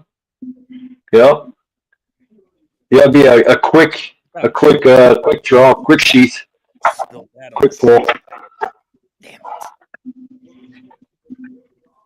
I like that. I figured I'd be doing something while I was just sitting here. What, everybody leave us? No, I'm still here. I'm fucking with something. No, they just turned off their fucking their video. They're jacking off. Probably. They want some privacy. Yeah, I Despicable. definitely think of better spank bank material than the panel. I'm just saying. Right. Well, Thank you, Ghost. I don't know what y'all doing back there. I brought my damn katana to the meetup. Oh, really, Rabbit? I mean, it sucks. I really wanted to go, but I couldn't. I really couldn't. I have a new evolution in my job, and I really had to focus on it, and I'm glad I did.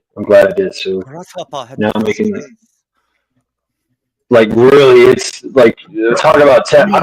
I'm daily on a daily basis. I'm talking to tech support on a daily basis. I'm like, hello, hello. Did you push the button? No, you did not.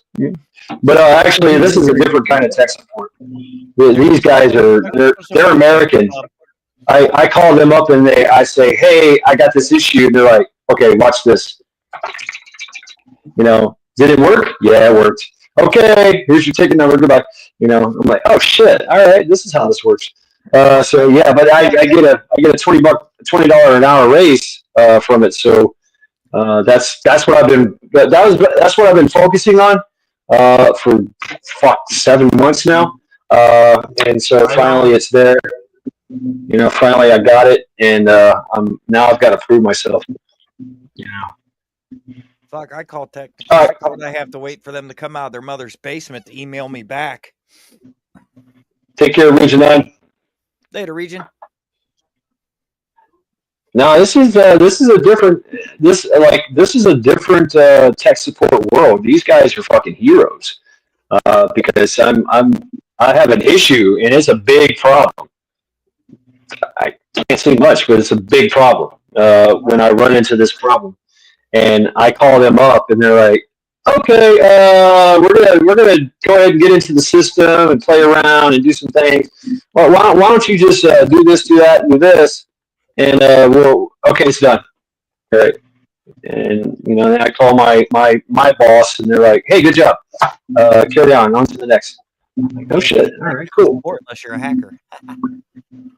Basically, that's what they do because the system's not working, and I can see them in the system. Just like I'm like, oh shit, look at them go. We see them here in our system too. It's like, this is not working right. Oh, give us a minute. An hour later, I email them back. Did you finally get out of your mom's basement? You gonna fix this bullshit? And they're like, that's not funny. I was like, dude, I'm twice the age of everyone in technical support. Don't tell me you're not in your mom's fucking basement eating Hot Pockets and playing video games. Fix my fucking computer. Oh, there's a video of this guy. He's in Pakistan or India or somewhere, and he's on his Zoomed app, his little scooter, and he's literally got his laptop on the fucking scooter, and he's tech supporting as he's driving around. our tech support's here. It's a few states over that way. Well, wait. Fuck, I don't know. That. See, that's East a problem. Coast.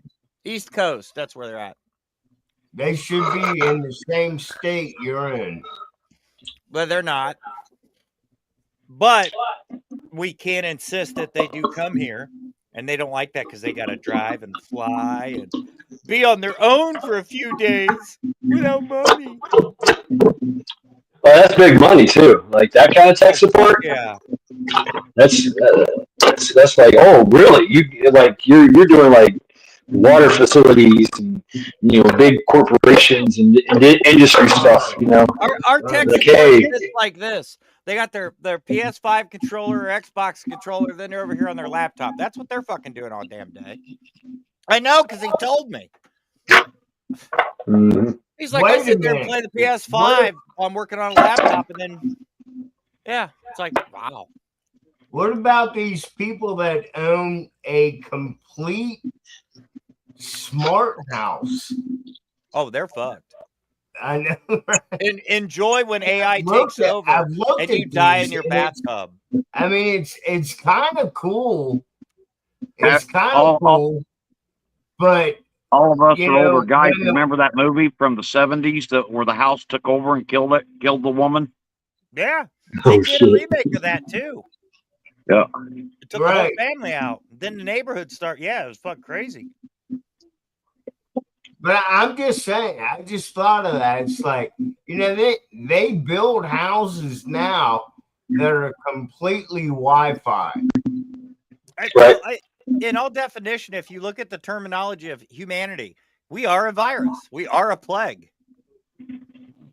In all technicalities. So when AI I would say that. up, I would say I'm not a virus. I'm not a plague. I can be. I can be. we If I can choose to be. be. A lot of people are all the time, and that's the problem.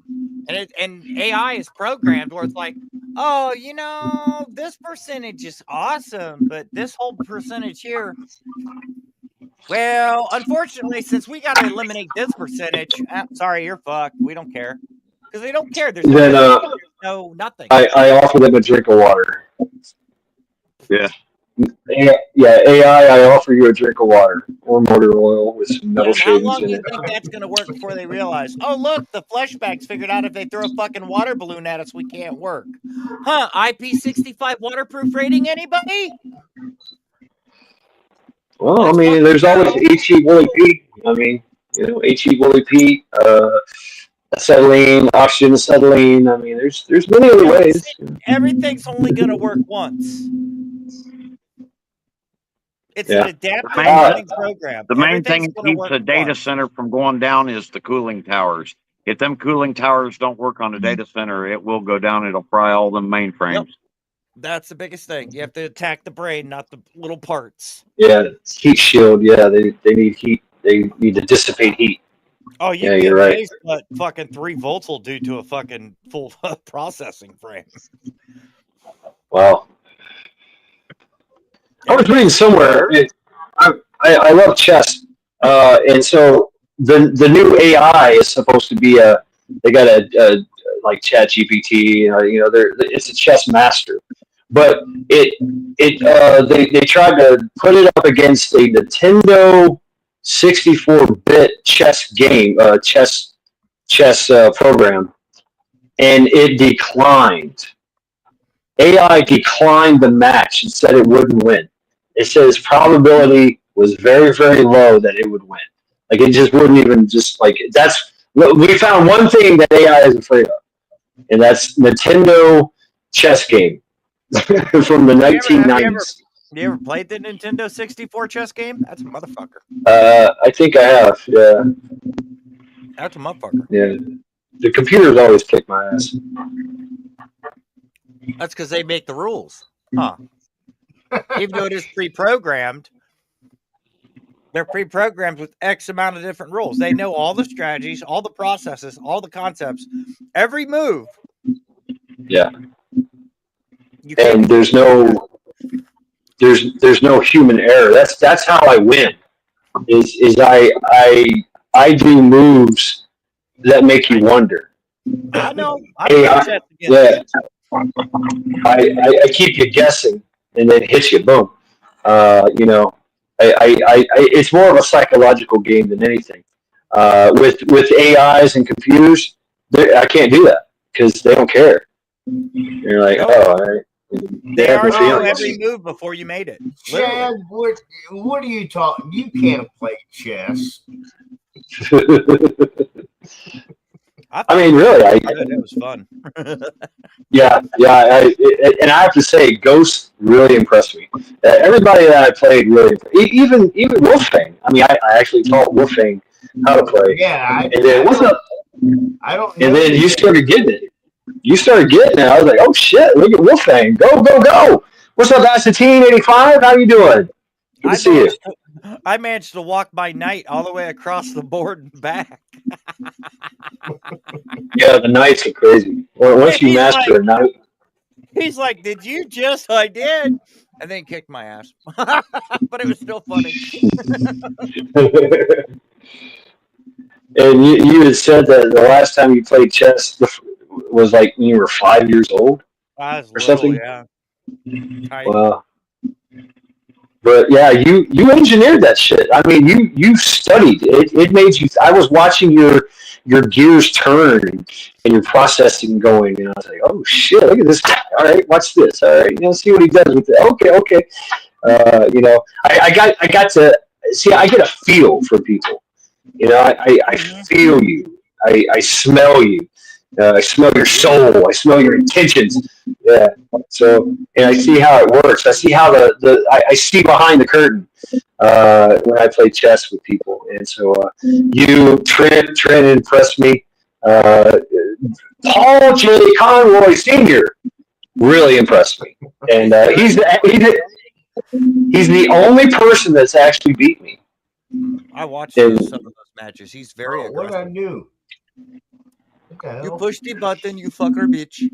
Damn. You need to go tech support. See, you got to take the button off the arm of the couch. You're going to keep hitting. Now I was trying to type in the comments. Ask the team what's pissing you off. That's my. I don't know. I thumbs down. Fuck you. Please hit that thumbs down button. And I don't know. We're talking about chess right now. I'm chewing on freeze-dried Skittles and pistachios. Oh damn! Nice. That's me, Acetine. I don't know what they're chewing on. Yeah, KP here. It smells like burnt motor oil and cayenne peppers.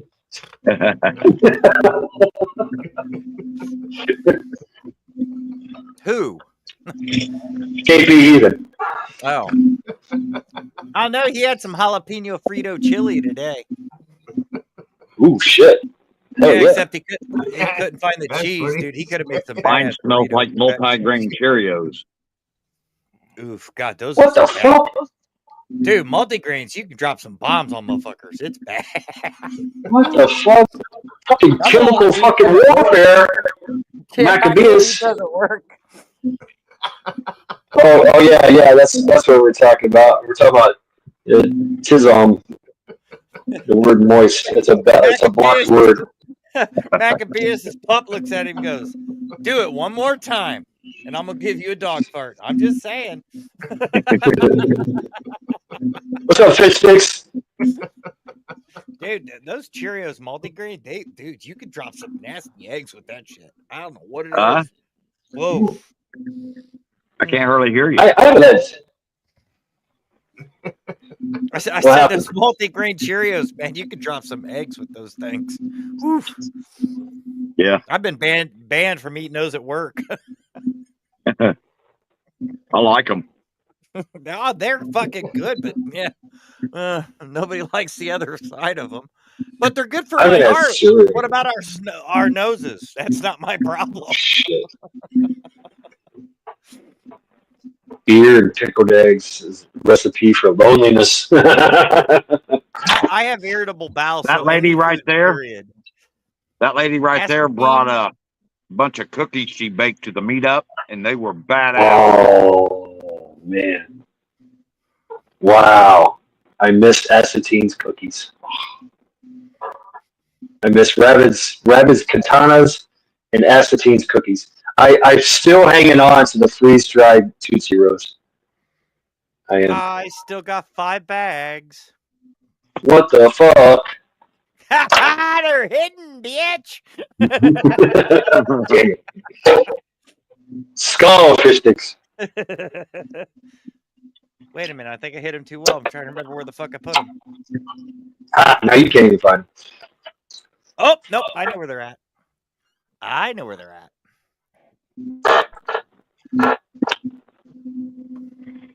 They're locked away in one of my vehicles.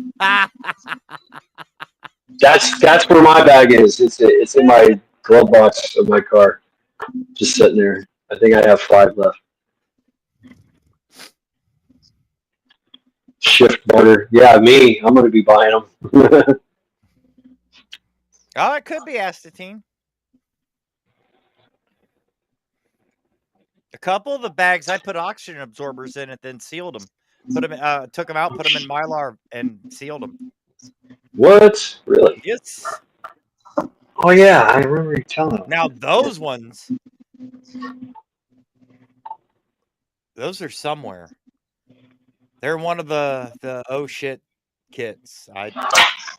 It's gonna be a beautiful surprise if it does ever happen. I'm gonna be going through the kit and be like, oh, I got some fucking Tootsie Rolls. Talk about a pick me up. Oh God, you open that shift kit and it's like the world's gonna die. World's going to poo.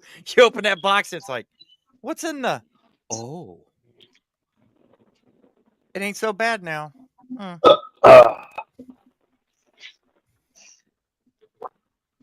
Oh yeah. Actually, Number 64, pick up. I want to think one of the kits has a bag of the Tootsie Rolls, a bag of, I think that was Jolly Ranchers, and a bag of the Lemon Heads. Freeze-dried lemon heads? Yes. Everything Astatine. I have one kit that has one little bag of everything Astatine did. Freeze-dried with sealed in Mylar. That's what's up. Hell yeah, dude. That's badass. As hard as it was not to eat all that fucking candy, it's like, oh, no. I couldn't help it. I ate the fuck out of it. I saved it. It's hidden in one of my kits. It's like, it's going to be the best day ever. Yellowstone blows the fuck up, the sun goes out, and I open a box and go, oh, snap. Yeah, right. I've noticed in too, Astatine, in all the convenience stores and everything, and that's all you see is freeze-dried everything. All the stores. Yep, freeze-dried air and sugar. Yeah, unfortunately, freeze-dried air. I had to, because I don't live by Astatine, so I had to buy them. Sorry, I apologize. Yeah, that's you have to be careful, right, Astatine? Botulism might set up in them. Yeah, that's why they're in Mylar. Mylar with an oxygen absorber and vacuum sealed. Yes. Okay. Just out of 6 kits, I don't know which one they're in, and I'm not going to go hunting for them. Because I'll eat them. Oh, come on. Freeze-dry the world! What the fuck? What happened? What happened? Who burped? That was pretty impressive. I don't know. Was that good? Where'd it come from? That wasn't a burp. That was a fart. Oh, really? Yeah. I don't know. Well, that was a terrible sounding fart. Wow, I don't know. I didn't hear it. I was gonna say, that sounded angry. That was an angry fart. Was that a Hunter? That was a Cheerio multigrain fart. Oh. What's up, NY Devs? What's up, Michigan Outpost? So yeah, that's what it is. So we gotta watch Maccabeus. If his beard flies up, he just farted. That would be my hair in the back would go up. Oh yeah. I don't fart out the front too often, I don't think.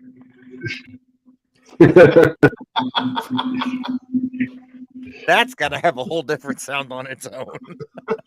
All right, trial by axe. Hey, folks, I'm sorry. Trial by axe is on. It's on the back burner for now. Maybe, just maybe, everything's packed away in storage.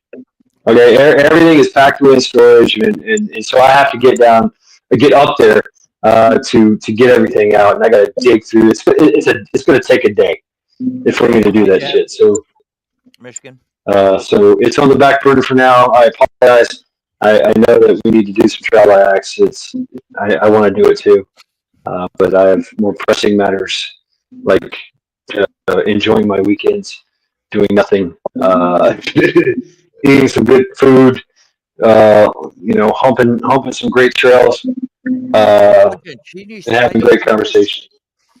Yes. Oh, yeah. There's much shenanigans. Yeah. Yeah, I like them park videos when you go out and run the trail and stuff. Yeah. I'm exploring more and more. That's what I do with any area I go to.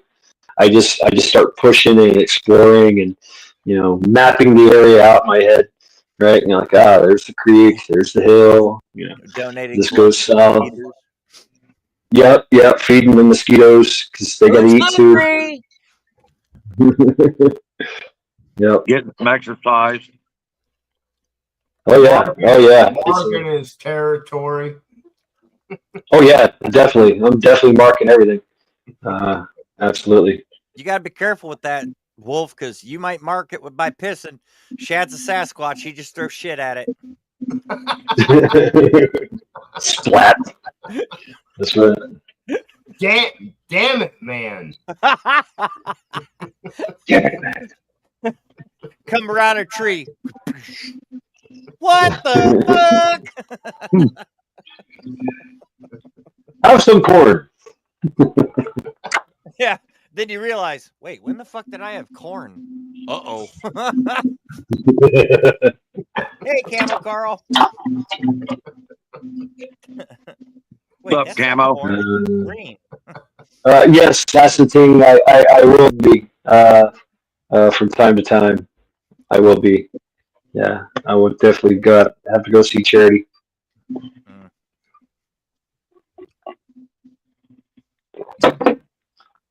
She was a sweet. What's going on, Michigan Outpost? She was a sweet psycho. Yeah. Aren't they all? Some in a good way, some in a bad way. Yes, indeed. Like a quarter toss, heads or tails. Ooh. Uh-oh. I mean, I guess I've been watching some of them, Bigfoot and Yeti. Those are. I watched some of them. I mean, it's. Yeah, and they were cool at first. It's just like. Yeah. It's all regenerative. Have you guys checked out the TV show called Skinwalker Ranch? No.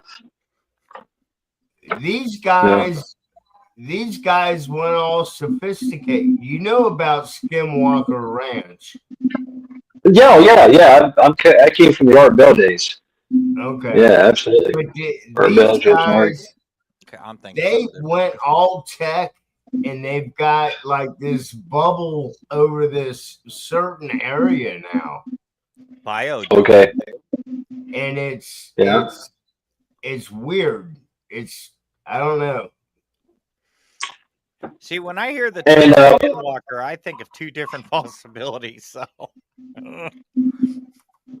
all right, Ghost. I'm gonna go for it. What do you think about? No. I need a definition because I don't watch TV. So, what do you? Skinwalker Ranch is known for mystical figures that walk around. Oh, okay. It's past. It's haunted, but the way it's metaphysical skinwalkers. Okay. Right. I'm thinking, are you referring to metaphysical skinwalkers or Brokeback Mountain skinwalkers? That's why I was curious. Or wear somebody else's skin. They got like Leatherface. It puts the lotion No. Cowboy Bill, yeah. Making him a fat suit. You got Buffalo Bill, yeah. You got Backdoor Rodeo. Okay. Wow. That creature is not human. I was thinking of Leatherman, right? Texas Chainsaw Massacre, Leatherface.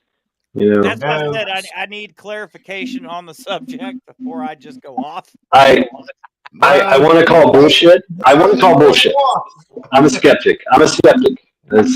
I mean, the whole Skinwalker Ranch thing. Yeah, I'm a skeptic. Fucking Sasquatch is a skeptic. Yes. That's right. I don't believe. I don't even believe in myself. That's right. Hey, I'm just throwing topics out there. No, I'm just curious of your reference point because I don't watch TV. So it was like, which one is he fucking talking about? I guess I could have Googled it, but that took the fun out of it.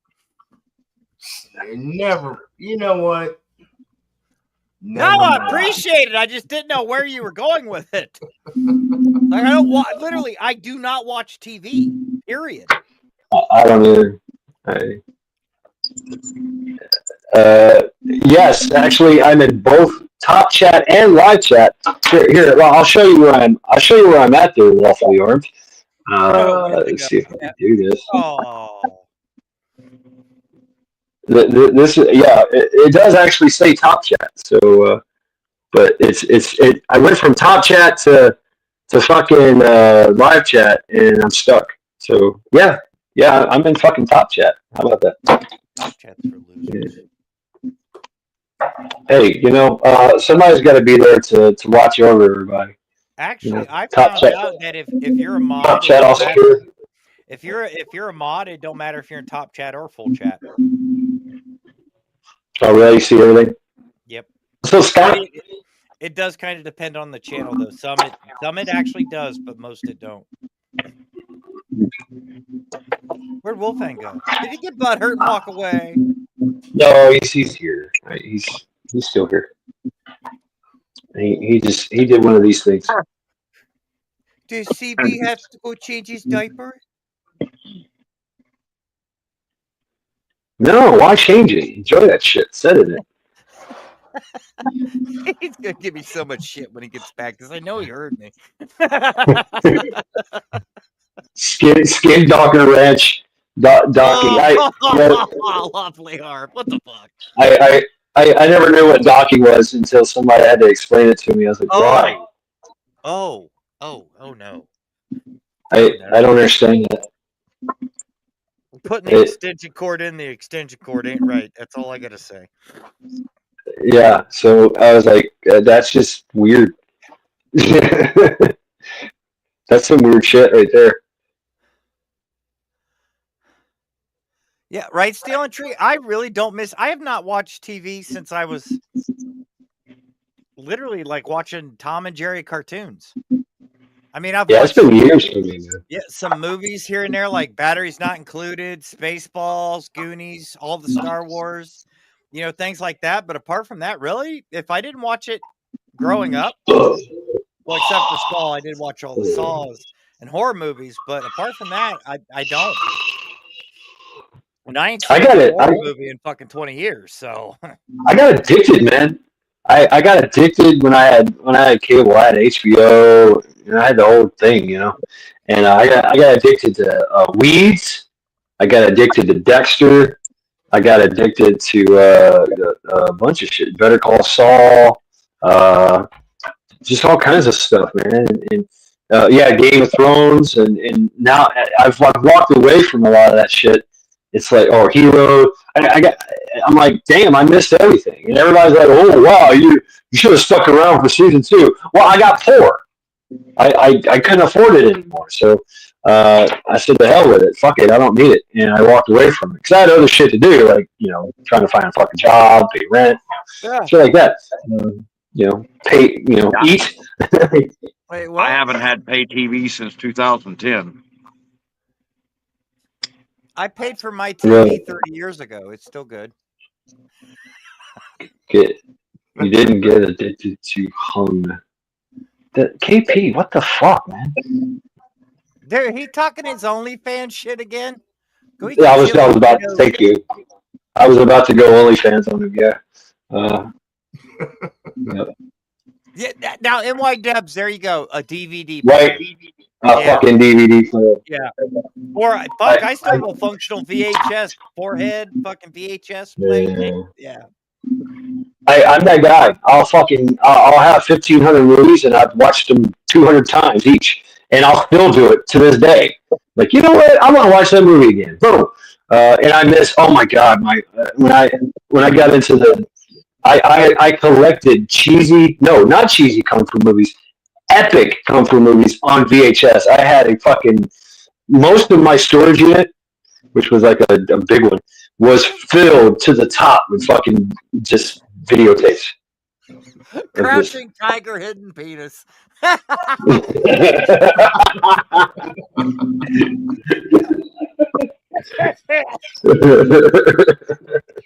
It's a classic. It's a classic. Oh, I think I broke myself on that. Oh, hello, Squat IP. My name is Squat IP. Well, something wrong.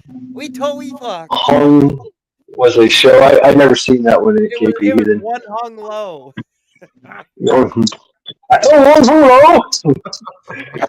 I dare not walk through the briar patch. Or what was the other one? Ding dang. What was it? Ding dang bang or yang bang yong or some shit. I don't know. There's Austin Powers, you know. Fuck me and fuck you. I saw that. The only Chinese kung fu thing that I remember was called Kung Fu Theater. And it was Kung Fu Theater. It was every Sunday. Yep. I loved it. It was great.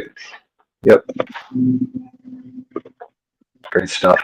I mean, I paid $150 for a VHS tape because it was a rare fucking movie, a rare kung fu movie.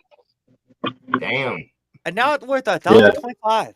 Oh, you sucker! You fucked. And now you can just see it anywhere on YouTube. It's the desert inn. Yeah, but where it gets it is if you have the original cover.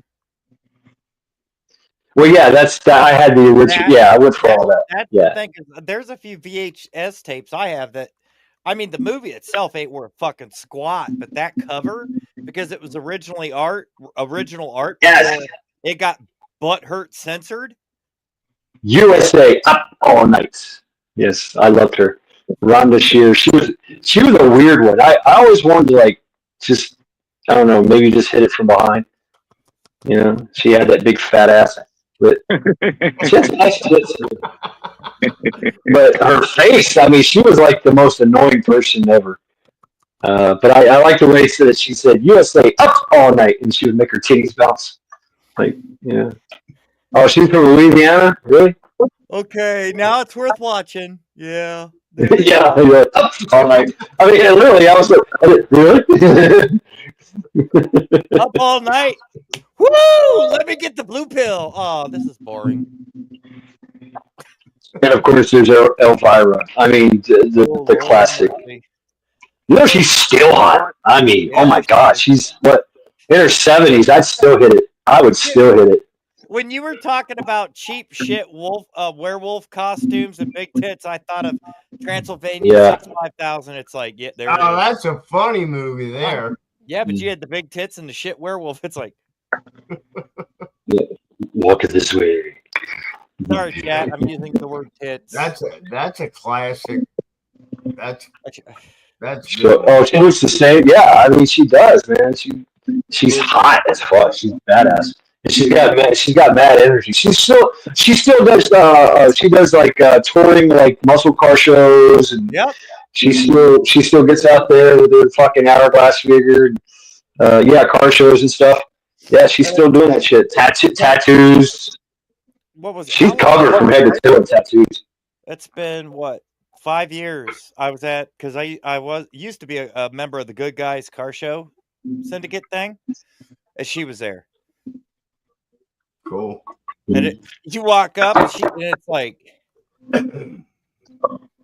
damn. I remember seeing you when I was like this. Damn. I don't know what drugs you're on, but you got to share that with the rest of the world because damn. She's sweet too. I mean, she's awesome. You walk up, it's like, how are you doing? I remember watching you as a kid. She goes, how old are you now? I'm like, we're not gonna go there. It's not fair for you. You know? I gotta find it somewhere where she posed on the hood of my Lincoln. Really?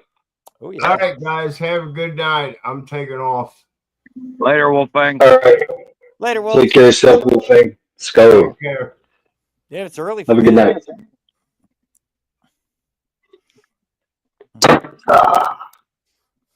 I miss car shows. Yeah. I miss building the cars more for the show, but yeah. Oh, I bet. My Lincoln took 6 trophies. My Forerunner took 3, and my Rat Rod took 8. Oh, you got a rat rod? Cool. Those are cool. Yeah, but it wasn't like an old Ford. Everybody does a Rat Rod out of a 30s Ford or an old 20s Ford or even the old Chevys. Mine was actually an old Dodge truck thing, because it was a hodgepodge of all kinds of shit. Oh, really? Yeah, there was Dodge, Ford, Chevy, some Toyota parts. Fucking Frankenstein truck, huh? Yep. It was called Frankenstein, actually. Frankenstein! Frankenstein! The only thing that really set it out was the Chevy 454 with the blower on it. Oh, shit. 871 blower. Damn. with a Ford 9-inch rear end. That thing was a monster. I put a 455 in a Chevy truck, 62 step side. That was scary. That was badass. The biggest motor I've ever put in anything was a 502 Merlin crate motor with twin turbos on it. Damn. A very big block. That's Wow. Cadillac. Biggest motor I ever did. Oh, yeah, okay. Cadillac. Yep. Cadillac had a 502. The Merlin crate motor was based off the Cadillac, but the pistons, crank, all that was redone and reforged. So it was still the same cubic inch, but it weighed, oh shit, it was a good 50 pounds heavier than the original Cadillac motor. That was in my 79 Chevy. My mud truck. Mm-hmm. Oh, yeah. I had to go to the state highway, kept bitching and whining about it. Your truck's too tall. It's too loud. It makes Fuck off. Eric is done.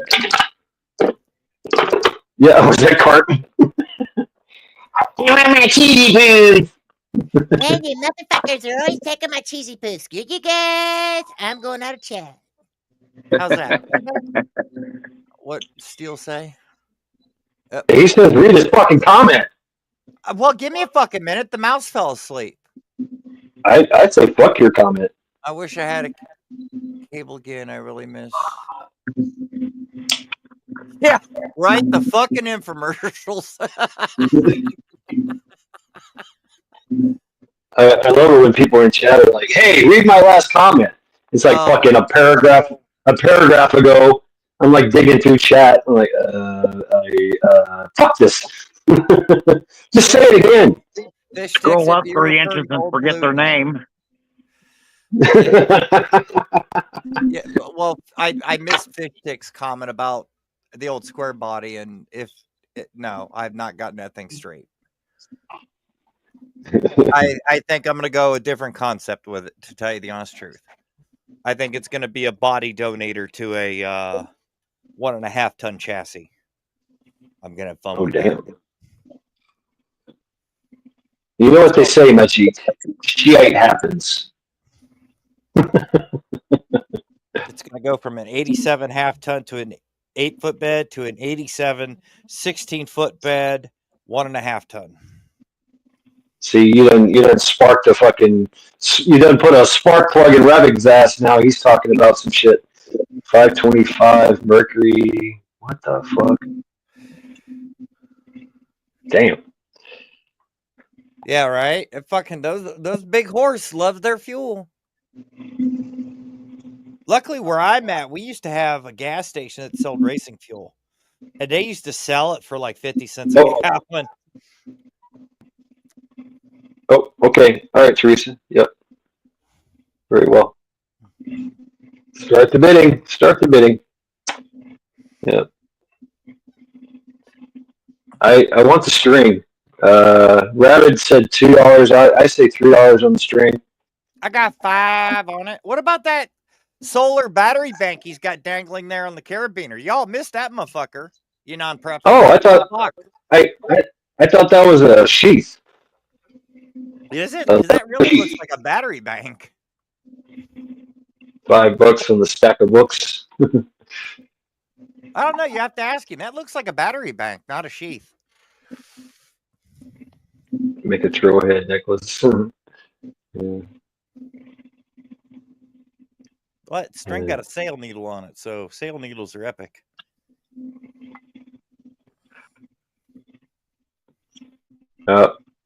You beat Ghost KP into it. You know what? I'm just gonna go for the bookshelf itself. $20. Yeah, that's all Okay, sewing stuff. That's all sewing stuff. He moved the battery bank from the camera view. You see that? Oh. Yeah. This is so you can charge. This so you can charge your phone. Yeah, it's a battery bank. Everybody thought it was a sheath. I'm like, nah, it's a battery bank. That's a good item to take with you if you go off out the timber for a couple weeks at a time. Yeah. Want to keep your phone charged up. Some people go without their phones. I tend to take mine so I can listen to music around the campfire. It's good to have for an emergency too. Yeah. Yep. Fuck, you never know. Literally, you never know. If it gets to the point that I don't need to take it camping with me, I need to do away with it completely, which I probably should do that anyway. But I wouldn't be on here if I did. I mean, there's times for it where you just want to go dark, electronically dark. No ties, no connections, no eyes, no ears. You can always go dark. You can throw it in a Faraday bag. But something does happen and you do fall. It's always nice to have that ability on you. If you're out in the BFE of fucking the woods and you fall and hurt and break an ankle, you can pull it out of the Faraday bag, turn it back on, be like, yeah, I got fucked up. I need help now. I've got a Faraday bag here somewhere. I just seen it yesterday. Yeah, because that kills all phone. All phone. We've tested it at Bug Out Weekend. Mm-hmm. Those calls never came through. Yep. They never came through. They do work, but once you open it up and it reconnects, everything gets downloaded back again. Yeah, but if you're only carrying it for an emergency purpose, like if you're going out there in the woods and you don't want anybody to know you're out there, you throw it in that Faraday bag. Nobody's going to know you're out there. But if something, God knows, unforeseen happens, and you need to contact somebody, at least you can do it. At that point, if you're calling somebody because you're fucking hurt bad and you can't fix it yourself, it doesn't matter who the fuck knows you're out there because you don't want to die. Or I'm running from everyone. Well, then don't. And I'm running from everyone. I put it in the Faraday bag. And I just so happen to open it up in a certain area where there's an L shape for them to come to that spot. Well, yeah, you can do target awareness with it. I think that's a term. I could be off on that. Target awareness. Oh, yeah. Awareness of your target. Yeah, you know where your targets are going to be. Yeah. You know where your L shape. You know where your targets are going to be. You open it up. They respond. Target awareness. You know where they're going to be. I know there's I like military terms for it, but I'm using target awareness. Civvy terms. Okay, civvy terms. I love it. I love the target awareness. Unless they got helicopters, and then you're fucked because they just fall out. Oh no! Well, I mean, maybe I want those too. Yeah, at least with those, you're gonna hear them, right? Hey, thanks. You got everything set up, and it's like, Thump, thump, thump, thump, thump, thump. Dumbasses. You know those make no Yay! Yeah. Yay! Look at a hero. Helicopter, helicopter. I don't need your F-16. I got a Tomahawk. Let's fucking go. Or the Oh man. I'd like to have me a Mi-24 Hind D. Ooh, no shit. Mm. A tank in the sky. Mm. Yeah. Oh my god. How many fucking 12.7 their version of the 50 cal? How many do they have those? They got a 20 mic. They got like 4 fucking 50 cals. Yeah, they got a whoop 12.7 thing. Yeah. They should really contemplate on putting the A10 under that thing. I mean, it's got a 20 mic on it, I think, right? Yeah, but it's not the Vulcan version. Well, I mean, it's a Vulcan round, but it's not the wait a minute. Is that? They've got Hellfire missiles. It's got everything. If we would have had something comparable, we wouldn't have lost so many Hueys and troops in Vietnam from choppers getting shot down when they'd come in and out of LZs. I agree. You're right. I agree. Bullets be bouncing off of them. Fuck, one guy I used to work with, he was in Vietnam. He was a tank operator. Do you know how many tanks they lost because they just randomly dropped them in the swamp? Yeah, that's great. Yes. He was telling me about it. He goes, you call in for a tank. Helo brings the tank over, drops it, apparently misses the drop zone, and drops it in the fucking marsh. What's the tank gonna do? Yeah, you can't park. It's gone. It's like, how many did you lose? And he goes, I can't say. I'm like, if you can't say that was way too fucking many, that's all I said. It's like, we already lost 1 or 2. Oh, okay. If you can't say that was way too fucking many.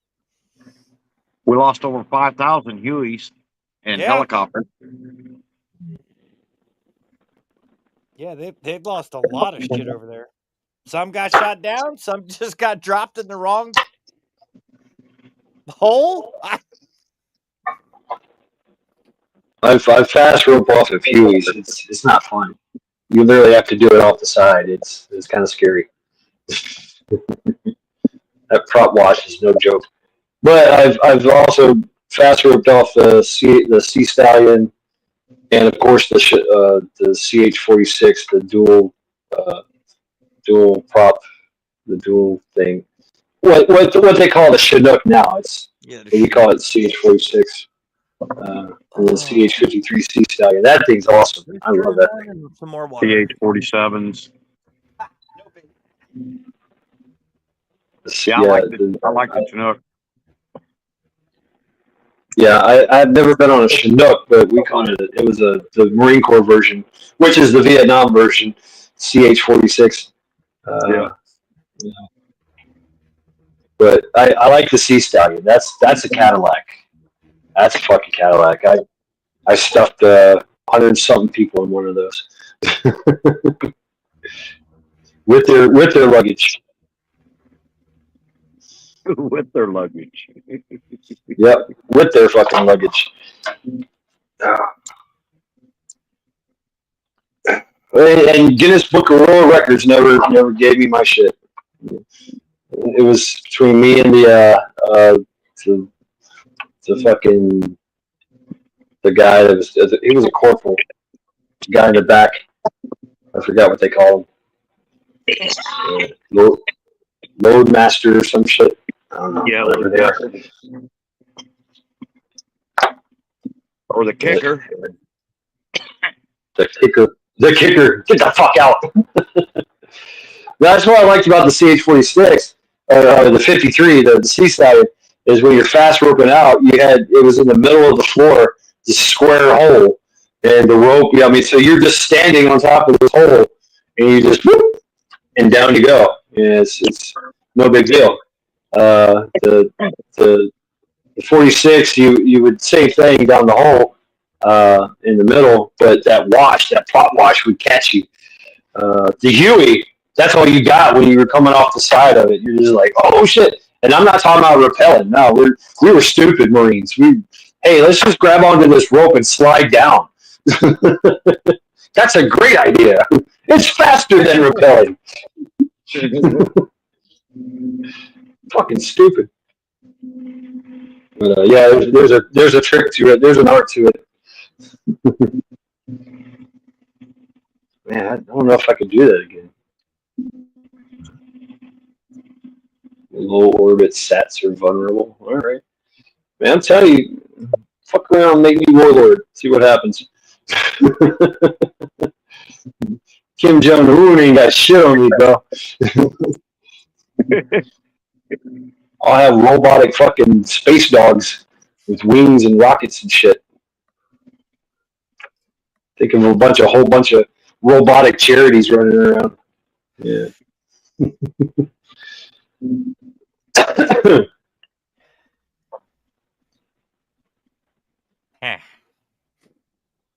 I gotta do something tomorrow.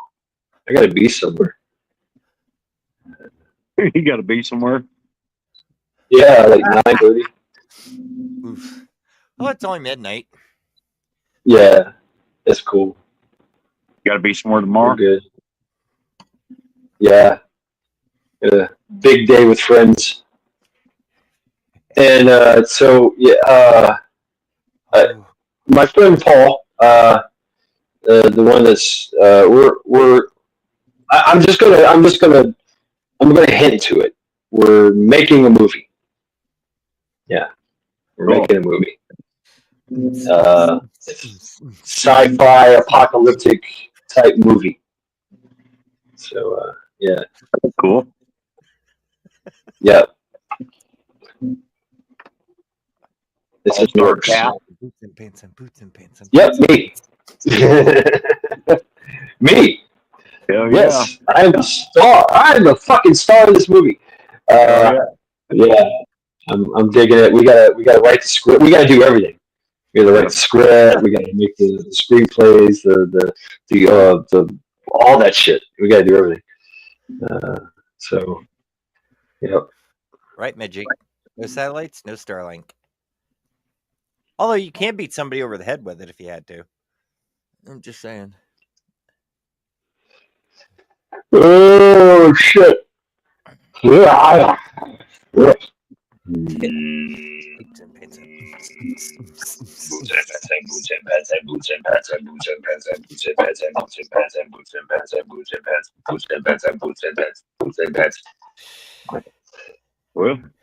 if you need to hop off here, we can do that, I guess.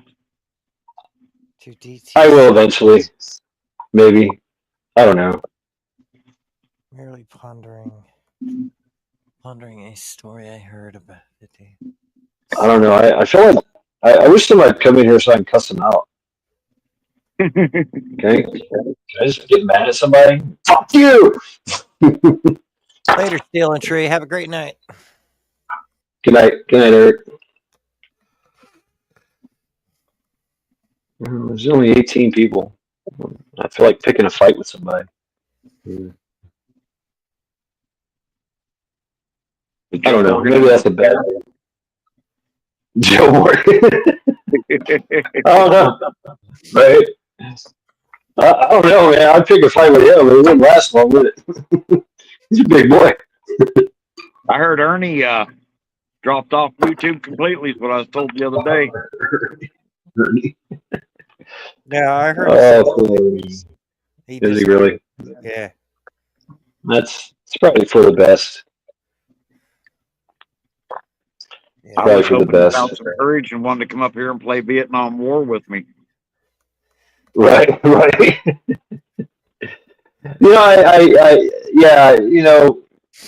I kind of entertain the same notion, like, oh, okay, you want to hunt me? All right, cool.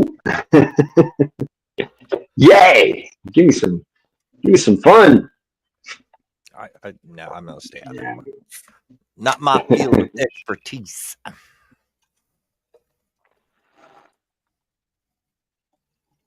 I just lose audio. I think I did. I hear you. I hear you. Oh, okay. I can hear you. I just got the low battery thing. You got the boo beep. Yep. It's a very feminine voice. It's low battery. I'm like, oh, okay, all right, very well. That's when you returned back to your earbuds with "Talk to me dirty." Yeah.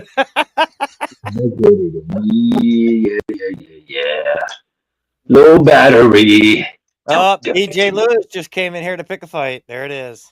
All right, DJ, you smell like cabbage. How's that? The Earth is flat, where we have never been to the moon. Oh, I have been. Okay, all right, there you go. Pick a fight. Fine, pick one. The Earth is flat, or we have never been to the moon. Both are false. The Earth is not flat. I know for a fact because I've been around the world.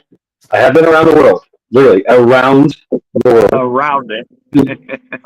Around the world, around the world. North and south. So yeah, I know it's round. And the Earth, the moon. Yeah, we've been to the moon. Not only have we been to the moon, the Chinese have been to the moon, the Russians have been to the moon. Fucking India's been to the moon. I think Pakistan. So a fucked Elon up Musk will question. go to the moon next. My ex was flat, and I went to her moon. Does that count? American history in one night. There you go.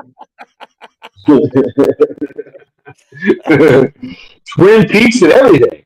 The Grand Canyon. I didn't necessarily plant a flag, but I planted something. Majik, I'm interested in Mestastic. I really am. What? Yeah, Mestastic and BBS. Yeah. Oh, yeah. Oh, I have to pick one. Okay. Do not follow his. I know. But if there's no pictures, men don't follow those instructions. End of story. We need diagrams. Okay. So I'm going to go with what I know. I know the Earth is not flat. I know that. I know the Earth is not flat. That I know. I tell you the truth. I really don't know about the moon. I feel that we've been to the moon. The evidence is very conclusive from other sources that we have been to the moon. But me personally, I have been around the world. I am an emerald shellback, so that I know. I'm part of the Royal Order of King Neptune. So stuff it, you pollywog. The shellback has spoken. Deploy knife hands. There you go. How's that feel? I want to go to Mars and take a shit. That would be fun. That would be epic. I don't know why. I just think that'd be the most peaceful shit in the world. Well, in that world, no one's gonna be there.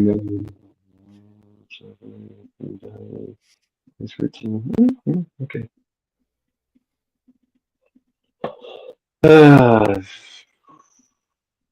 Well, I mean, technically, if you go back in history and you look, the moon didn't exist. So, if we're gonna go down the he said, she said, they said, it said, that's a fucking. What do you mean? What do you mean What do you mean the Earth didn't exist? It's always existed. No, well, not the Earth, the moon. I mean the moon. There was a point in time, long time ago, the moon was never documented. So did it exist? Did it not exist? No one knows. It was never documented. Yeah, they do. They do know because the moon phases. Yeah, I'm talking at that point in time. At that point in time, the moon was not documented, but all the stars in the constellations were. That was the weird thing. You can see the moon. A long time ago. Well, yeah, but at one point in time, the moon was not visible in the sky. That's why they never saw it. This is like ancient fucking civilization time. The moon never showed. And yet, at the same time, you still had civilizations that followed the moon, the sun, the stars. But you had civilizations that did not follow the moon because they never saw the moon. And yet the moon was allegedly in the sky for everyone else to see. It's kind of strange. I don't care. We go to the moon. We go to the sun. Just go to the sun at night. It's going to be cooler. Right? Yeah. That's sound advice. I mean, I'm never personally going to travel to another fucking planet. I don't care if we've been there or not. What good did it do us? Did we get minerals or good vaccine, medicines or anything useful? No, we just left fucking shit up there because we were bored. Hey, let's go to the moon and leave all this expensive taxpayer dollars sitting on the fucking moon and come back. I personally don't give a fuck. Now, if you were going to go up there and do something important like start a colony so we can start mining asteroids for all the minerals and shit we need because we just fucking wasted them like a motherfucker, okay. But just to go up there and be like, hey guys, I went to the moon. You know what? Fucking grow up. Nobody cares. I mean, I think it's amazing. No, it's pretty badass, but still, really? We ain't been back there since? Why? We haven't done much yet. You're right. We I mean, can drop. that's a good question. We can drop millions upon millions of taxpayer dollars on fucking lazy motherfuckers that haven't worked for 6 generations, but we can't expedite our solar capacity to move out through the world, through the universe, and learn. I'm sorry, but go fuck yourself. I don't care. Purple 101. The moon in Afghanistan. We left billions of dollars worth of shit there. Right? So, I mean, China. It is awesome. It is awesome. It's awesome the fact that we can project our asses that far up. That is awesome. But we did it once. We ain't done it again. Why? Literally. Well, I've done it a few times, actually. What, 2, 3, 4? It's kind of the way we do things to just leave all of our shit there. We done that in Vietnam, and I'm sure a bunch of shit got left in Korea. And probably. Yeah, it's just you travel to a different you travel to a different continent to learn the people, to learn the geographics, to learn the plant, to learn that continent. What do? You leave a bunch of shit and fucking go. 6 times. You go to a planet, a moon, an asteroid. I mean, people have called that thing so many different fucking things, whatever. You go there just to walk around and go, hi. Why? Actually fucking do something. Start mapping the solar system from the moon's viewpoint. Start digging into the different composites of the moon. Start from an engineering standpoint, to me, it was a waste of fucking time because they just fucked around with it. Okay. If you go to the moon, if they really went, right now they're talking about going to asteroids that are flying around and doing the exact same thing, mining them and bringing it back here. And if we really went to the moon, then that put us one step closer in the direction to doing something productive with going to space. So whether we went up there and didn't do anything the first time, if we really did it, it was a step in the direction to help us get to the direction that we want to be at today, talking about mining asteroids and shit. But the thing is if we went up there 6 times. Okay, the first time we went up there and we kind of wandered around, jumped around, kind of learned the moon, which obviously you're not going to learn that, one time. So we'll say like the 3rd time. Okay, 3 times on the moon, you have a pretty decent understanding of the gravity, the composite, the density. Okay. What if you get there and get back? So the 4th time you go up there, why don't you just start fucking around and trying to figure out, could we put a settlement? Could we put a base? Could we put something here? And then the 5th time, maybe you take some materials up and you play with it and you build and you see what happens. And then the 6th time you go up there, it's like, all right, we can fucking build this. Now we don't have to go from Earth to BFE to an asteroid. We can go from the moon to the asteroid, from the moon to this. And then when we get everything's collected, ship it back to the Earth. It's inefficient. Yeah. And then later when they come up with the space shuttles, how many of them have blew up on them? 2 or 3 of them. Yeah. Yeah. That too. I would say our space program isn't, by appearance of what we see, isn't that great in the first place. A little lackluster. I mean, yeah. I mean, especially from um, you would think a sci-fi standpoint. You know, like if you look at the evolution of sci-fi, yeah, some of them like time machine shit like that, but like say 1930s, 40s, and 50s sci-fi's, we already have that stuff. We already have the tricorder. We already got a lot of that technology. Yeah. But the technology that you see in sci-fi movies after that does not coincide with the advancements that we have made. It's like we stopped sending. I mean, we have sent shit out there, but what, cameras and shit? Basically, flying cameras is what we've sent out into the universe. Flying cameras take We pictures. contract stuff off Elon Musk. Well, the other thing is too is how many people on this planet, right? I hate to say NASA because NASA's like our government, just throws money at something and hope it fucking works. But say NASA was actually fucking spot on, dead nuts, fucking perfect, right? I mean, literally.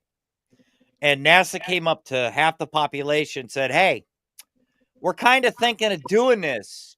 Do you want to go?" How many people of that half of the population be like, "No, they're not going to."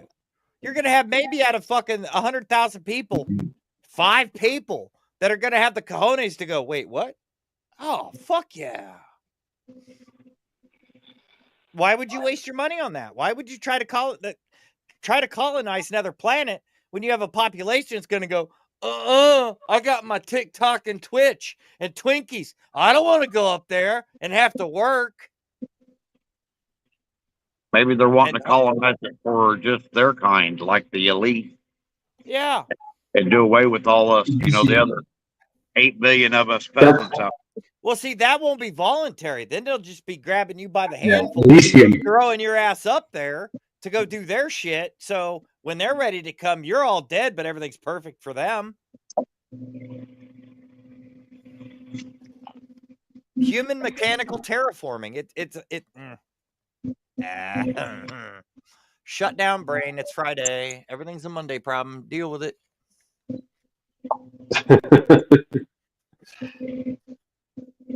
I mean, it is interesting that we have not sent anybody up there in quite some time.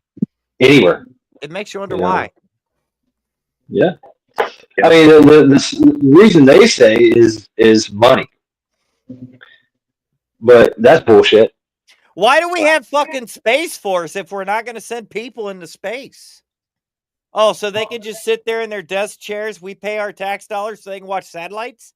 Dude, a fucking 20-year-old in a basement can monitor the whole satellite system on the planet on his fucking laptop while he eats Hot Pockets and plays Call of Duty. Have we seen anything that Space Force actually does? Take up space. They're good at hacking and shit. Like I said, 20-year-old in the basement eating Hot Pockets, playing Black Ops on the laptop. I mean, they're training children to fucking fly drones to kill people. I mean, computational efficiencies. We got AI. We got the super god computer. Let's go. Yeah. Crunch the fucking numbers. Yeah. Let's go.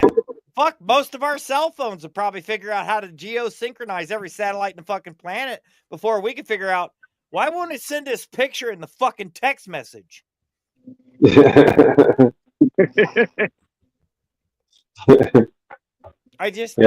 Meanwhile, Elon Musk has got a fucking a Tesla orbiting the Earth with a dummy in it. Is that tracker? Anyone in chat know if that tracker still works? I've not checked it in a while. Yeah, you used to be able to track that fucker floating around in orbit. I don't know if you still can. Yeah, wait till the alien. What the fuck is it? Wow, look at the humans. They just throw their shit all over space. There we go. Fucking litter bugs up there.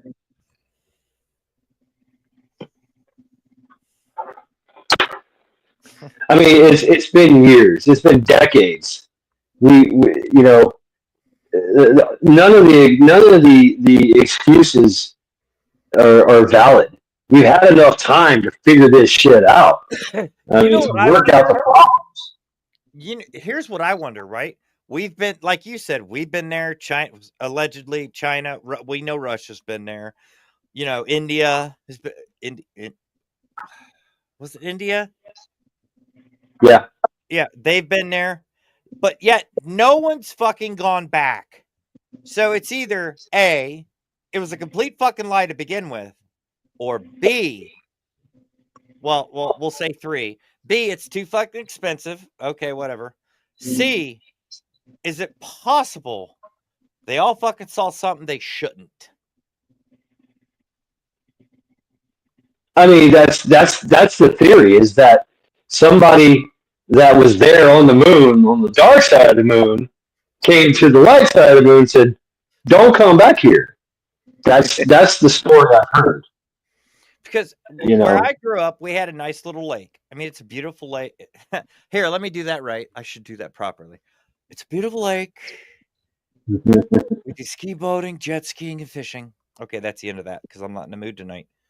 And yet, because I grew up in that town by the lake. I grew up with all the firefighters, all the rescue divers, all the cops, everybody, and everybody who went. I mean, it's beautiful. It's a beautiful lake.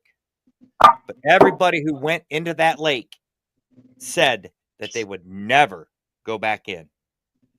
People have drowned in that lake, and nobody ever went back in to get their bodies out because of whatever was found in that lake. So it wouldn't be amazed to me to think that we went there, we fucked around, we found out, and we're like, no. How about no? Yeah, it's a nice place to visit, but yeah, once. Maybe 6 times, but apart from that, nope, we're good. I mean, you know, people still go through the Bermuda Triangle. They still go to Bermuda. It's still a tourist destination. Yeah, but So the Bermuda Triangle is that's an interesting creature, actually. I was fascinated with that one as a kid, man. I was But like, the wow. Bermuda Triangle isn't a constant thing, and that's the weird thing with it. Is it yes, Right. no, yes, no? You know, it's on. It's like a light switch. It's on. It's off. It's on. It's off. But whenever it's on, whatever goes through, it's fucked. But if it's off, everybody just sails through like nothing ever happened. All right. Take care of yourself, Tuck. Later, Thanks for Chuck. hanging out with me. Let's go.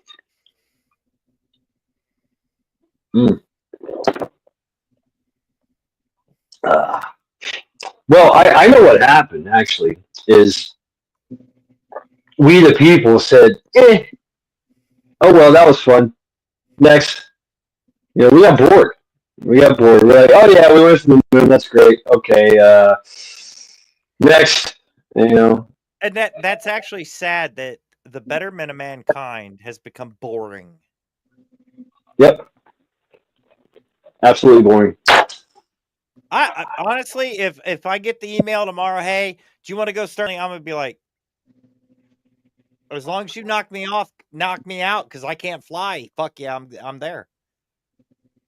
I forget is I think we can. The trip to Mars, I forget how long it takes. It takes years, or 6 months or something. I forget. I'm 45. I got time. Oh my God, it's Faith. What's up, Faith? It proved to me that it would sustain human life, and I could walk around up there without some kind of special suit on. I would be willing to try it. That's gonna be a little bit. They got to get that shit figured out. To live on Mars, you'd have to terraform. You'd have to, yeah. It would not be just a, yeah. Well, allegedly, going by scientific data, theoretically, you'd have to wear a suit. You couldn't be out in the storms. The radiation, the heat, which I can believe the heat because she's a little close to the fireball in the sky, you know, but that's the other thing. What are you going to be doing up there in Mars? Walking around with a 5-ton AC unit on your back? Well, wasn't Venus a little more compatible for mankind? It's a lot hotter, and it's a chemical wasteland. Yeah, it's a chemical atmosphere. They literally have acid, Yeah, sulfuric literally. acid rain. Like swamps and jungles. Yeah, I mean, we don't know. hydro. We don't know. Supposedly, now I could be wrong on this, and Chad will probably correct because we got some brains up in there. Venus has hydrochloric acid rain, and hydrochloric acid will fucking eat through anything. So, or I mean, hydro or hypochloride. We got everything. You got everything. You got sulfur. You got everything is there. All the chemicals. All the there's methane out the ass. I mean, think about wow. I mean, you could just literally fly through there and just scoop all that shit up out of the atmosphere. You wouldn't be able to fly through it. It'd melt you through. Yeah. You would be able to fly through it. But the funny thing is but on that note, if you were to figure out how to recycle the atmosphere,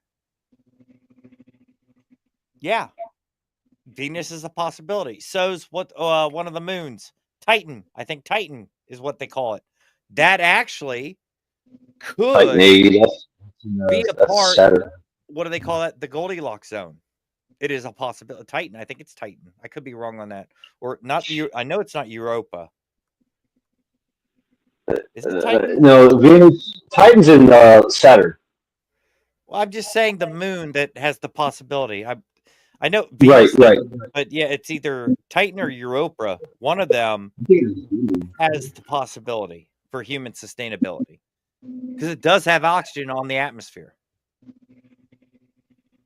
Of course, you might have to deal with the volcanoes and the falling bricks of iron from the sky. But hey, win some, you lose some. Here you got meth heads falling off roofs. I mean, at least a block of iron's useful. Now, that one is intriguing. Majik, Amuamua, that was intriguing. And the general consensus with scientists is that it was... So it was hydrochloric. Okay. Sorry. It moved on its own reconnaissance. It diverted. Yeah. It literally changed. It came out of nowhere from the depths of space, hit the Van Allen belt, and turned toward us. Flew by us, went around the sun, flew by us again, and then diverted and went back out to space. Sounds more like a satellite than a meteor. Yeah. So you got really close to it. Yeah, it looks like a cylindrical thing. Totally not spy balloon. But I mean that did not behave like any asteroid that we have ever seen. It still is intriguing to the scientists out there to this day. Totally not spy balloon. That's what that was. That was an alien race. What they're trying to say. Go ahead, Mac. Are you saying it could be a craft, like a controlled craft flying around? I'd say a satellite. Yeah. I mean, their theory is that it was some type of autonomous craft that was sent here to check us out. Spy balloon. Yeah, I mean, basically recon. And what better way?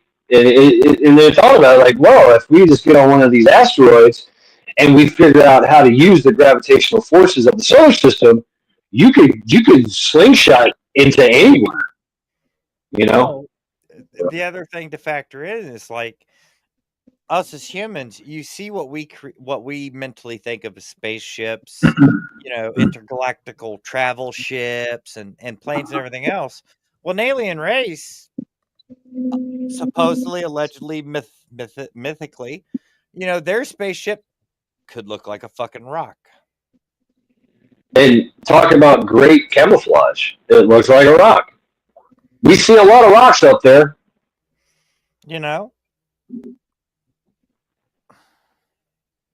And not only did it change direction, but it changed speed too. Yes. And that could be with the gravitational forces too. It sped up, it slowed down. It did some weird shit that all the other rocks that we've been watching in the skies did not do, have not done. No, most of them usually, if they hit a gravitational field, it pulls them in it, depending on what they're made out of. It tends to bounce them off. But it's called a slingshot effect. You catch the gravitational field just right to pull you and throw you. Yep. I mean, that's in our, our whatever you want space. And we used it. We used it on the moon. That's how we got into the moon and got back into Earth. Is we use a slingshot method. We use it on NASCAR all the time. Yeah, right. That brick has the equipment. So. But would a random asteroid do? I mean, is it physically possible that a random asteroid magically happens to hit the certain point of centrifugal force to create the geomagnetic field to whip it around? Possibly. But how fucking rare would that be? Damn near impossible. Yeah. It's either going to smack into something or it's going to be like a fucking ping pong ball out in outer space. I mean, anything that passes by Jupiter usually gets taken in by Jupiter. Anything that usually passes the sun, yeah. Yep. They usually get drawn in. Yeah, it ends up in Jupiter or it hits our fucking moon. That's what the moon's for. Yep. The moon has ate a lot of craters. Yeah, and yet this one just goes doodly doodly doodly doodly doo. Oh hi, meow. Yep. I don't know. I Moon is intriguing. Definitely shenanigans. Yeah. Definitely shenanigans. But it's a rock. It's a rock. It's a big fucking rock. But who's to say, on Earth, we see that as like, yeah, that's kind of strange, odd, but how old's the solar system compared to us? Maybe that is normal. We've just never seen it before. Or we've been watching for a long time. Yeah, for what? 200? Well, United States is 249 years old. Okay. Just for example, what civilization is how many thousands of years old? Okay, how old's the solar system? Roughly, we have no fucking clue. But a guesstimation. Yeah, a guesstimation. Yeah. So maybe to the solar system that was normal. Or maybe all these little satellites we sent out saying, "Hi, we're from Earth. We have tacos. You want a sausage?" Maybe some life form was like, "Who the fuck are these assholes?" Yeah. What was it? Voyager, right? We put a naked man on the fucking satellite.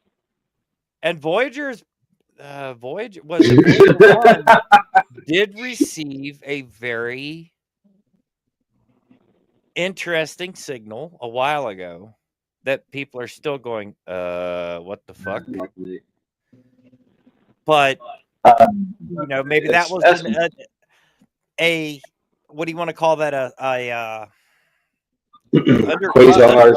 An undercover response to us reaching out to the solar system, be like, "Hi, we're here. Just fucking stay away. You don't want to come here. Trust me." Even though that's not what it says. And someone's like, "Who the fuck? Wait, when the fuck did these guys happen?" And then they launch that rock towards us, and the rock goes by and goes back to them. So here, and probably by the time we're long and gone, there might be something up in the sky going, "Hey, we got your message. You're fucking idiots. Welcome." Or they're not going to let civilization progress any farther, intervene, or they're just going to sit back and go, "Oh, they're playing with AI. This is going to be fun." It's like a whole World Series in their world. They're like, "Oh, look, Earth. Ah, the best comedy series on the fucking solar system."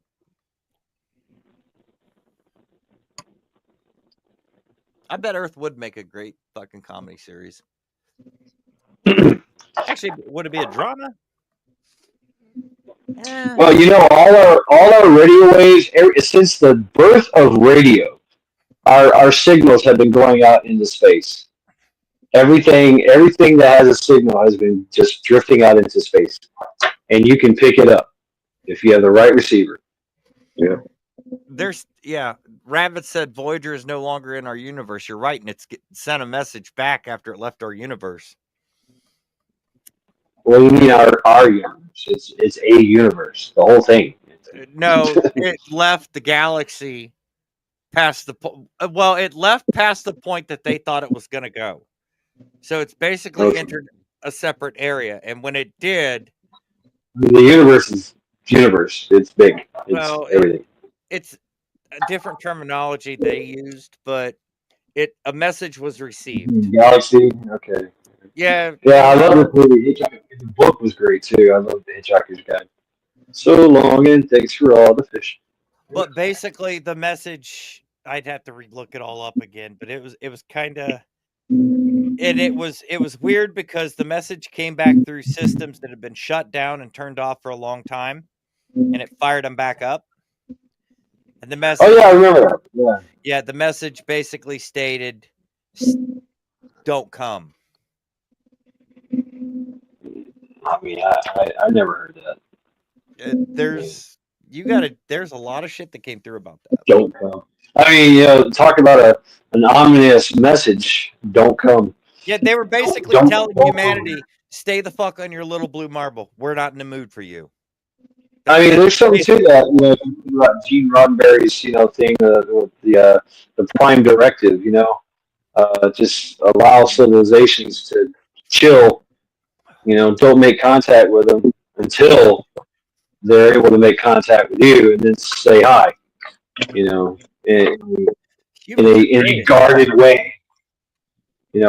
I definitely believe. I definitely believe that if every all your alien, especially your astronaut, ancient astronaut theorists believe, and now I think it'd be a bad idea for any alien race to try to make contact with us. Get off my lawn. for their sake. I mean, really, we are a warlike species, and so if something happened, some alien showed up, like on the White House lawn, and said, "Hey, I'm here as an ambassador," we would never hear about it. It would just be boom. We would be shot, dissected. The ship would be, reverse engineered. We'd use that shit on Russia. It sounds familiar, doesn't it? What's up, Wing Up? I mean, quite frankly, if you look at, and I'm sorry, we can't look at other planets, other solar systems. That's what it was. It left our solar system.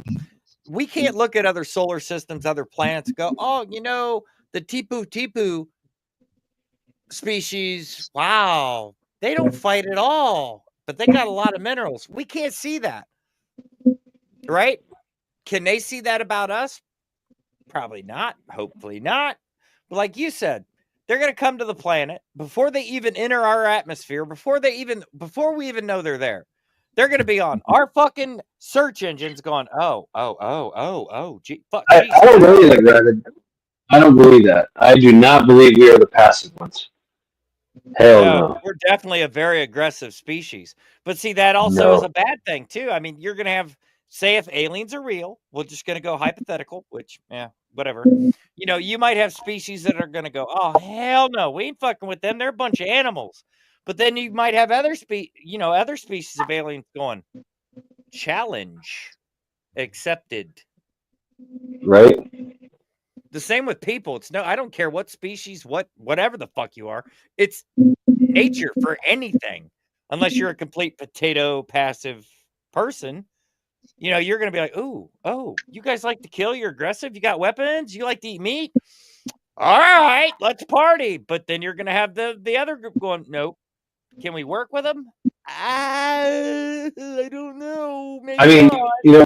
they estimate that we're probably what 14 billion years old. This Earth, and they estimate that there's other solar systems, planets out there that are much older. Far older than So us. can you, yeah? So can you imagine a more evolved species or alien? Just thinking that they are humanoids, and they would, how would they just deal with us? Be like, hey, we've already been there, done that. We've moved on. We're not trying to trade with you. Truthfully, to some of those species, humanoid species that are far surpassed us, they probably see us as how do I say that? A working class type resource. Not even as humans. We're a resource. Who knows? Or we're a food source. And so Rabbit, I mean, Stephen Hawkins, that guy, he actually said that was his thing was that if we do encounter a more evolved species, chances are they're going to kill us all because we should not because we should not exist because of our aggression and our the way we are. So a more evolved species would probably just do away with us, just to be done. Or enslave us. Yeah, we can be enslaved. You get a whole, well, for shits and giggles, a whole armada of an alien species comes into our comes into our orbit. We don't fucking know they're there. We can't see them. We don't hear them, and they just sit there and they watch us. They learn from us. Fuck, they probably access our internet because God knows our firewalls are fucking epic. No one can hack our systems, and they just sit there and watch the stupidity and the aggression and everything that goes on, and they're going to sit there and go, so do we just kill them, eat them, or enslave them? What's up, Blonde Hurt? I think that making no contact with us would be the best route. Just stay away. Just stay away. Just don't go there. Wrong exit. That's the wrong side of the hood. It's the wrong side of the track of the Earth. Probably most would. Literally, probably most would be like, they're nasty, dirty, vile fucking creatures. Fuck them, let them rot. They're going to kill that planet anyway. But you probably will, like us. We can let everything slide. Everything's good. Everything's toasting fucking crumpets. And then one day we just go, you know what? I really want that fucking country.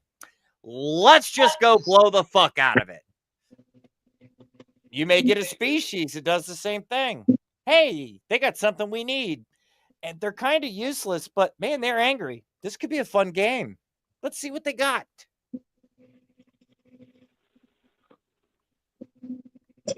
Who knows? I mean, if they're more evolved than us, then chances are that they found others that are, the same. So they probably have some kind of federation. They have some kind of agreement.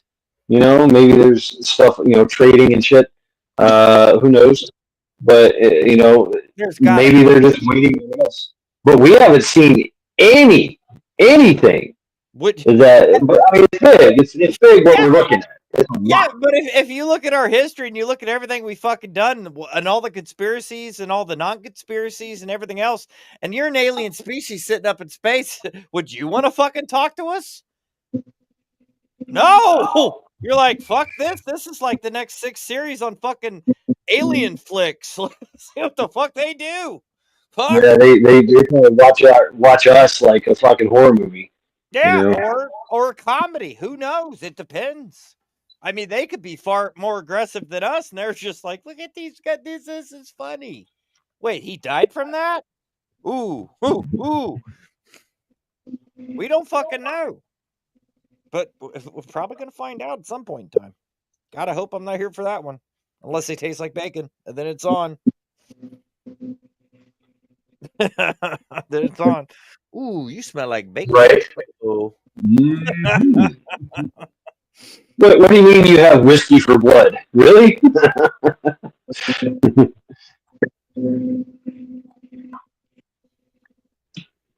But they may not have politicians. Yeah, it'd be like a lizard king. Yeah, they could have kings, queens, parliaments. Well, that's a politician, sorry. I mean, it could be anything. They could have grand leaders. They could have, who the fuck knows? We don't know. It's all or maybe they've evolved past that. You know what I mean?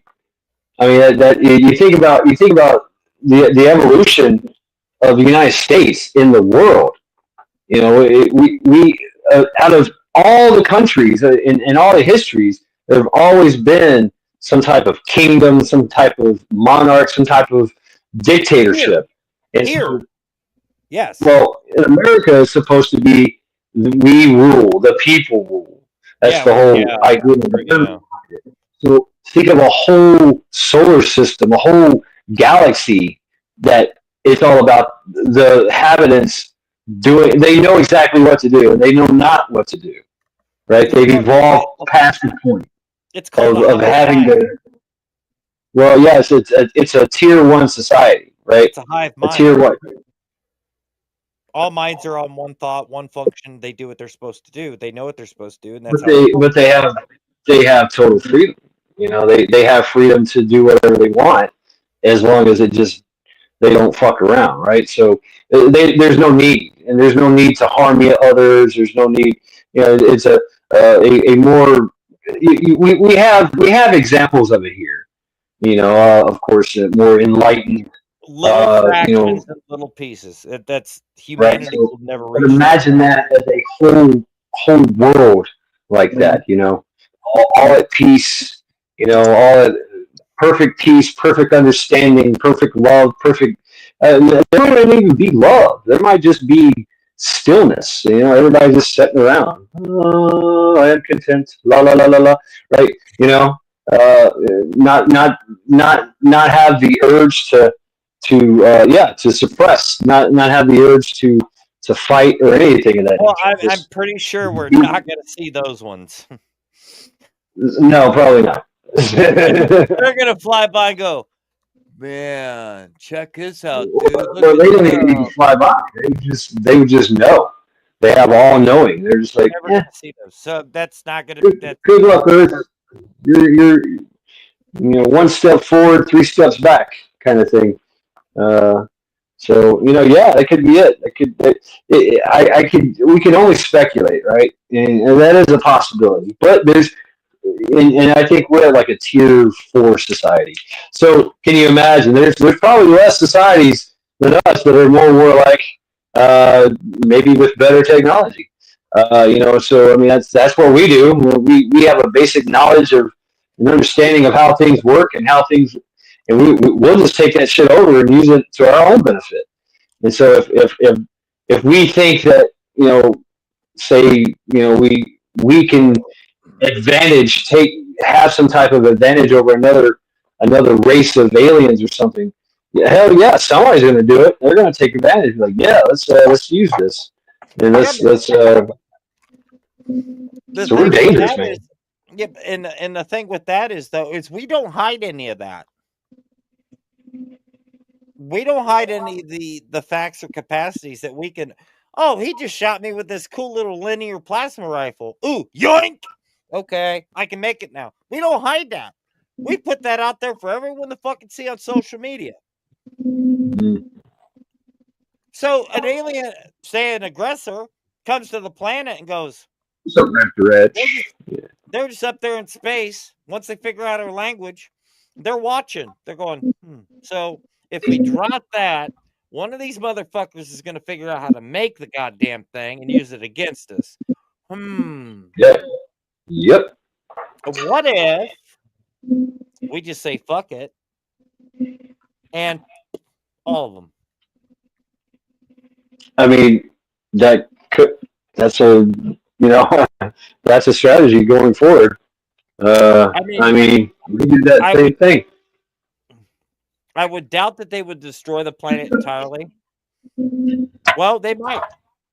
I mean, if you do knock the Earth, destroy the Earth, it's going to knock the whole solar system out of whack because we are a gravitational system.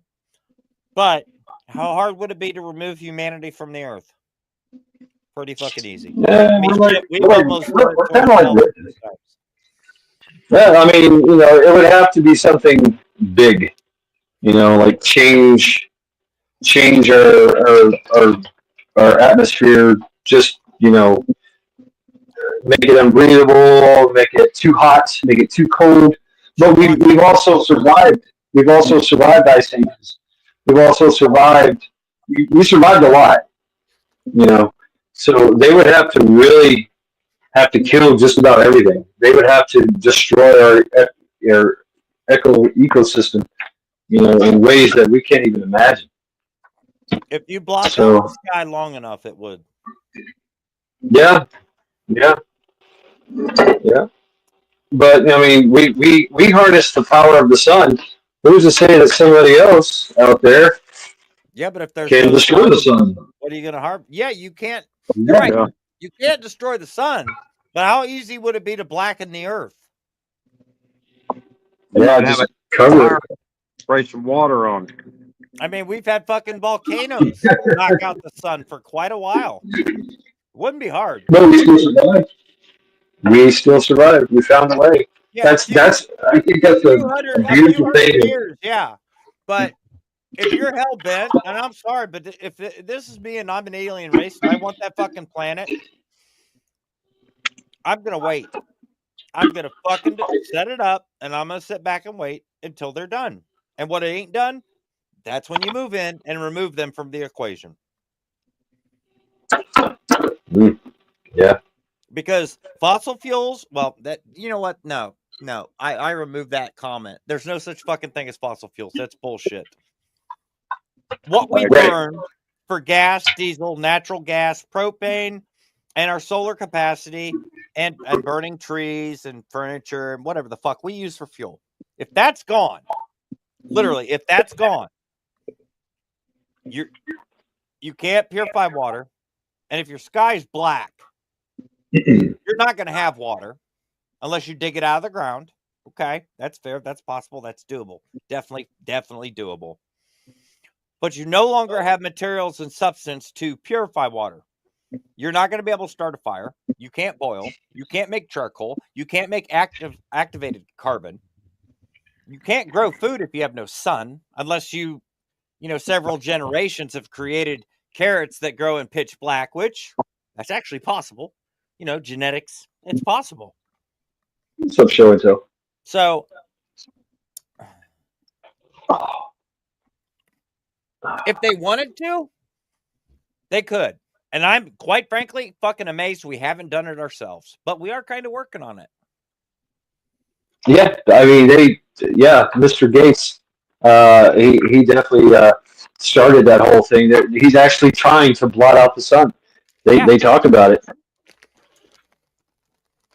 But the downfall is when you start blotting out the sun, we lose the moon cycle. Well, we just don't blot out the sun. We also lose the moon cycle. The moon cycle helps with tides and water. So if the moon's not there to kind of do its thing to regulate or control, you're going to have a lot of tides. You're going to have a lot of tsunamis. You're going to have all this pole shift shenanigan. Yeah, well, the pole shift's currently going on now as we speak. I mean, another pole shift. Oh, you'd have a geomagnetic storm that would make even fucking grandma's titties tingle, is what you would have. Get your foul. I'd rather. So, what's that, Mike? He said that about grandma's titties. I said I don't want to picture that. I'd rather picture the storm. That was just a metaphor. Like, oh, my grandmas are dead. That was just like a, Mine. I was just now you got me fucking thinking about it. God damn it. God damn it. I see grandma walking in the living room. Woo! The titties be tingling. Fuck, we're going to have a thunderstorm.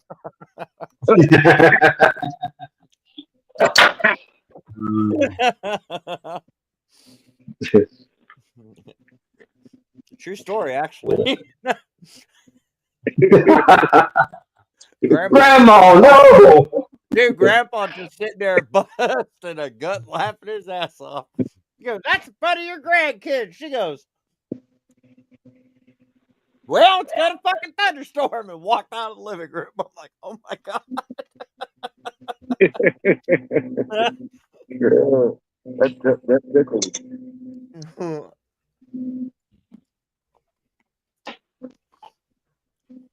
What's up, cat without a hat? My grandma and grandpa were epic. a stranger cat. I am feeling kind of tired. Oh, shit. Ah! Damn it. We don't have enough energy. Oh. Yeah. Yeah, an old guy ran over by a reindeer. But I don't know. I mean, I don't know. I don't know if every we year really my have. grandma, she'd put it in a headlock and eat it. I think we have enough. We have a self-correcting system. We have renewable resources. I think we can The problem continue. with that is the human factor. Yeah. I mean, like I said, self-correcting system. We die. We populate the earth. We overpopulate the earth. Then we die out. I mean, that's the way of most species. We've hung on for so long, and we figure out that we can survive a lot of shit, and we can do without a lot of shit. So, it might be a time which, history kind of suggests is that we get to this height of technology, and then we just kind of drop down back to bare bones again. We're living in caves and hunting, using fires to warm ourselves. Albert Einstein. Boom, we keep going. Yeah, exactly. It's kind of the curve, the power curve of history and technology. See, that's I sad. think Sorry, go ahead. No, please. What I was going to say is that is the sad factor of humanity. We build up to a point of we're really getting the handle of this shit, right? And then what do? We go from World War III nukes to World War IV sticks and stones, and then we rebuild. Why? Why can't we just hit that peak and improve that peak? No, we have to hit that peak and fucking wreck it by stupid shit. Every time. Do we get bored? I mean, do we hit the top of the mountain and go, man, it'd be really fun to just jump off this fucking thing. Hell with it. Let's go. It's the pitfalls of becoming a peaceful, enlightened society is that it is not a constant throughout the whole earth. You only have enclaves of a higher tier society, but you still got your marauders. You know what I mean? So, I mean, like, good times make, weak men. And so that's what happens. Everybody becomes complacent. Everybody's like, this is such a great place to live. And the next thing you know, you got your gangbangers coming in. And you're like, oh, you guys are weak. Fuck you guys. We're going to take over. I think greed would be the root of everything that kicks off every war. That's definitely a big one. Yep. Greed. Oh, you got that? Can I have it? No. Okay, we're going to blow you up. Resources, power. Why don't we work through and trade? It's easier if I just fucking blow you up. Or even hey, you're on the track. You're on the track to become bigger and stronger than me. Let me go ahead and knock you down. Jealous. Fucking jealous. We send you back to the Stone Age. So you're not a threat anymore. We've been doing that that's been our fucking our foreign policy for fucking decades. Let's just incentivize all these countries so they don't fucking get better than us. Ask Gaddafi. Yeah, it's jealousy, it's greed, it's debauchery, you know. And then they want to hide it under other shit. Yeah, humanity is destined to end itself at some point in time, and I don't plan on. I'm not going to be here when it happens. I wouldn't say we end ourselves. I think that we carry on. It's just that we forget. You know, we have a short memory, and then you know what we do to ourselves. You know, like the big grand Pepe Pooh ball, all destruction. You know, shift. You know, shit hits the fan. We all die. I think that you know hundreds of years later, that's when the archaeologists be digging up our bones, going, "What the hell happened here?" You know what I'm saying? We can drown in a teaspoon of water. We can be killed by a microbe. Yeah, but there's 9 million of us now.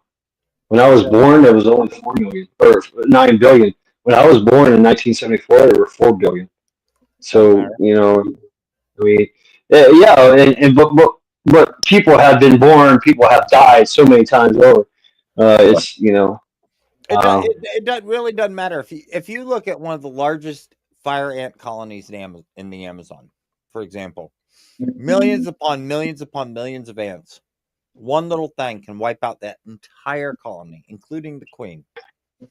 Now, I know it's kind of a weird example for humanity, but it still proves a basic point. It don't matter how big you are. Y'all fall. Everything falls.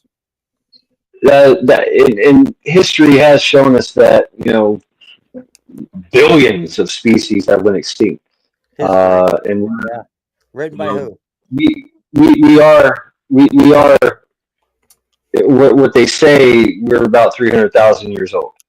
You know, from your venison, your Cro-Mag and shit like that. But we survived at least 2 cataclysmic events. At one point in time, they guesstimate there was about 7,000 of us left on this planet. So we have a way of surviving. We do have a knack for survival.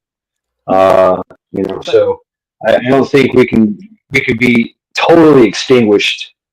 It is possible though. I mean, you know, something bad could really happen. You know, like oxygen could turn to methane or some shit. You know, water could be. It really doesn't matter because at the end of the day, we could live for 1,000 centuries.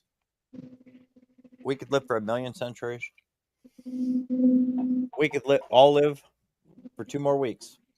Nobody knows. Nobody knows.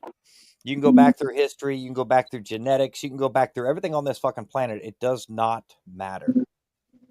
Nothing is guaranteed. That's true, but you know, history has shown us that we are a very hardy and clever species. I don't know my history. I didn't live history, and I can't fully believe. I look back. I look back as long as I can look back, and that's what history has shown me. I've seen and not just history, but the plagues, the famines. I've seen all. It's in my family. I've seen all that through our history's archives. Jesus Christ, archives. And that's awesome. We kick ass. Humanity kicks ass. But if you look at every planet, at some point in time, be it 1,000 years, be it 50 years, be it 1,000,000 years. I mean, damn, look what happened to the dinosaurs, poor fuckers. Who knows? At one point in time, this planet or someone up there might be like, you're done. I mean, it is more likely than not that something from outside our Earth will extinguish this life. I would. If that's the only thing that I see that would absolutely destroy all life on this earth is something hitting us big and destroying the actual structure of the earth. If that happens, nothing will survive. We will be stripped bare. We will become Mars. We'll become Mercury or Venus. Which I would venture to guess that Mars used to have life because it used to have water, it used to have rivers and shit like that. So I could see that happening to Earth, but it hasn't. So I'd have to bet on humanity. I would definitely have to bet on humanity. I don't see us even with the elite cultists trying to kill everybody. Right? There's still going to be people alive. We'll find a way. So we always find a way. That's that. It's one step forward, two steps back kind of thing. But I still have hope for humanity. But I really do. When it boils down to that situation, humanity has to find a way. What happens when humanity has to find a way? It loses its humanity. It becomes an animal until it can regain its humanity. Yeah, it's a vicious cycle. One step forward, two steps back. But eventually it starts all over again.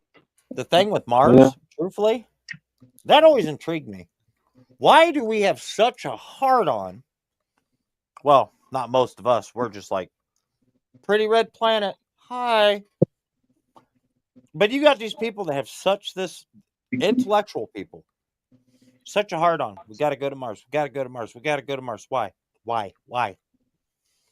Is it physically possible that human society started on Mars? We fucked that up and seeded Earth. But we seeded Earth the wrong way. Or a caveat is that Mars was the Goldilocks zone. Earth was not at the time. And we migrated over to the, when Mars stopped becoming the Goldilocks zone, we migrated to the Goldilocks zone because life always finds a way. It does. That's what life does. The physical mock-up and chemistry and build of the Earth, I'd have to say it was probably damn near there. Like damn near there. It had its animals. Or its wildlife, whatever you want to say, wildlife or whatever. But did we start seeding it to build it? Because we knew we had fucked this one up. And then when the time was right, well, got the manifest destiny. Manifest destiny. And then, but here's the weird thing, though. You talk about an asteroid. Well, everybody, what we all did. The asteroid that kind of went, oh, hey, and left again.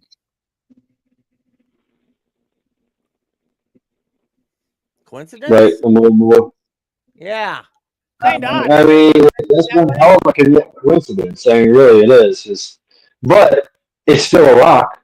Well, it looked like a rock, yes. Right? Yeah, it looked like it. It didn't act like a rock. It didn't act like a rock. It looked like a fucking rock, wasn't it? Unless you got some cosmic mom throwing a fucking rock chunkla at the fucking Earth. Bob, do not conjure the cannibal Bob. You know what I mean? Solar system mom's like, oh no, and chucks that motherfucker. That's the weird thing. The Earth got restarted by an ice age and a fucking meteor. All of a sudden, we get this strange meteor that just goes, oh, this is kind of cool. Look at this. Huh. Interesting. Meow. Huh. The fuck was that for? I don't know. We will see shenanigans. That's my thought. I don't doubt that. I don't doubt that at all. I just don't. I don't see that. I don't see our total demise unless something big hits us. Something really big. Or the sun says, boop, right? Oh, yeah. Well, the sun goes fucking full chrono mass. It's going to be a nightmare. Oh, you are blue. Okay, good. Allegedly. I'll say it that way. Allegedly. I mean, that's go ahead. I would say in most events, at least 5% of the world's population survive, probably underground. Well, Monty.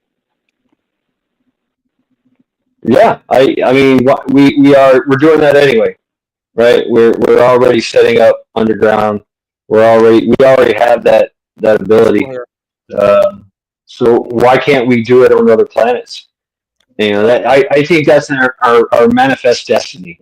You know, let's go tomorrow. We can't fly there. I mean, we're talking about it's not in the budget, but yeah, you know what if we get past that point? You know, because you know if say Apophis is on a trajectory to take out the Earth, you best believe that a lot of countries will be like, what money? Let's just build this thing. Let's go. You know, let's get off this planet. A situation like that is going to cause a uniformity, hopefully, in the human species. You know, you get this Earth-killing asteroid coming towards Earth, and all thoughts, hope, prayers, and, you know, the whole human race comes together and goes, okay, we got to stop this thing. That's what you would hope in that situation. And, yeah, it probably would happen. You know, every country's like, well, damn, we ain't gonna have nobody to fight with if that meteor hits us and fucking trashes the Earth, so we need to stop it. So what is the booga? Is it a total connection of the human species, or is it just an agenda machine for them to be like, well, if the meteor destroys, you know, the world, we can't fight each other. Then what are we gonna do? You dumb fuckers, you're gonna be dead. What the fuck's it matter? Quit waving your dicks and get the fuck along. But nobody can do that. Everybody wants, I want your land. I want your land. I want your land. You know what? Fuck off. Fuck off. Quit waving your fucking dicks and get the fuck along with your neighbors. If I got to deal with my neighbors and get along with them, y'all got to deal with the neighbors and get along with them. Well, something like a asteroid or something, some kind of impending doom for this Earth is one hell of a galvanizing event. You know, talk about connecting everyone in the human race with a common goal. Yeah, I mean it'll happen. You know, it will happen. I mean but yeah, you're gonna get the doomsayers and the end is nigh and accept your fate, and maybe a few suicidal cults out there, or whatever. We're gonna join the spaceship. I don't care about them. But they thought the asteroid would kill them, so they drank the Kool-Aid. Okay. I'm about to use chat. My thing is in events and situations like that, the human species has a high capacity to everybody come together. We do. We have a great. That is one of our strongest things. Yeah. But the only downfall with this is you're going to have these groups. I mean, you always have these groups that are going to try to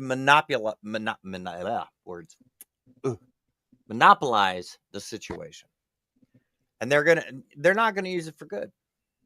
God knows what the fuck they're going to do. It doesn't really matter at that point. Hey, you stopped the asteroid from killing the Earth. Awesome. Cool. So we get to live for what? Till we die. Cool. Okay. Cool. But what the fuck happened over here in the dark room with the door closed? Why does that matter? Because it does fucking matter. Well, we just saved the world. I understand that, but what the fuck were you dirty cocksuckers doing over there in the corner? Ooh, that's what pisses me off. There's no matter, even if the whole human race comes together as one, we are unified. We are the hive. We are here. We protect. There's always going to be that group of fucking assholes that nobody says anything about, nobody does a fucking thing about, and they're allowed to do whatever the fuck they want, and we have to deal with it later. You know, it's like weeds in the fucking garden. What do you do when you see a weed in your garden? Yoink! Well, that's kind of the way the story with Christianity goes in the end. They are the ones that don't fit into the hive mind, and the rest of the population on the planet decides that they need to die and be exterminated. Oh, fuck that, man. I'm going to go around to every supermarket and grab every pound of bacon I can fucking find. I didn't hear what he said. Oh, I said, fuck that. I'm going to go around to every supermarket in my area and find every pound of bacon I can find and take it home. I got eggs and bacon. What are you doing? I can't live. I'm drinking the Kool-Aid. Okay. And I'm just sitting there eating fucking bacon greased popcorn going, oh, all right, yeah. Have at you with your Kool-Aid. So I'm not Christian. No. I'm not. I can't believe in Christianity. I can't believe in that. But I've thought about this. If I do see Armageddon, if I do see the prophecies come true, if I do see Jesus with his flaming sword and all that, the seven seals, the four horsemen, you see, if I see all that shit, I am forever that day a Christian. I mean, I'm like, okay, it's true. I mean, it's true. Pick me. I want to be on the winning team. Let's go. I never deny anybody's religion. Whatever you believe, whatever you see, whatever you follow, I don't deny it. I don't follow it. I don't deny it. Now, if the apocalypse come and Jesus is out there with his fiery sword, I'm probably going to light a cigarette off his sword, and I'm going to go over there and feed the four horsemen's horses. Just because I don't have to follow to respect, understand, and honor that religion. I mean, obviously, I don't sin against God. I don't sin. Okay. There's a few of those I definitely fucking did, but that's beside the point. But I understand it. I believe it. I respect it. And I leave it at that. I don't talk to people about it. I don't share it with people because that's not my place. Because I'm not, what do you want to call it, a devout follower? But at the same note, people ask, do you believe in God? Yes. Do you believe in Jesus? Yes. Do you believe in the Holy Spirit? Yes. Do you believe in angels? Do you believe in demons? Do you believe in the devil? Yeah, I think I dated it once. But and I've read multiple versions of the Bible. I have read the Quran. That's interesting. Only one version, not all of it. God, there's a lot to it. I've read the different, I did read a book on Buddhism. That's pretty cool to read. Horrible, but pretty cool to read. The different religions, and it's like, okay, I understand this. I was born a Methodist. But it's like, okay, I get, someone comes up, like a Catholic comes up, and they start talking, and it's like, okay, I understand. I understand where you're coming from. And they ask, will you pray with me? Truthfully, no, I will not. But you're more welcome to pray, and I'll make sure nobody fucks with you while you do it. And I will be silent the whole time. Even some of the Jewish sorry, shouldn't. Yeah, I guess that's no. Whatever. Jewish text? I don't know. But a few of those, yeah. Torah.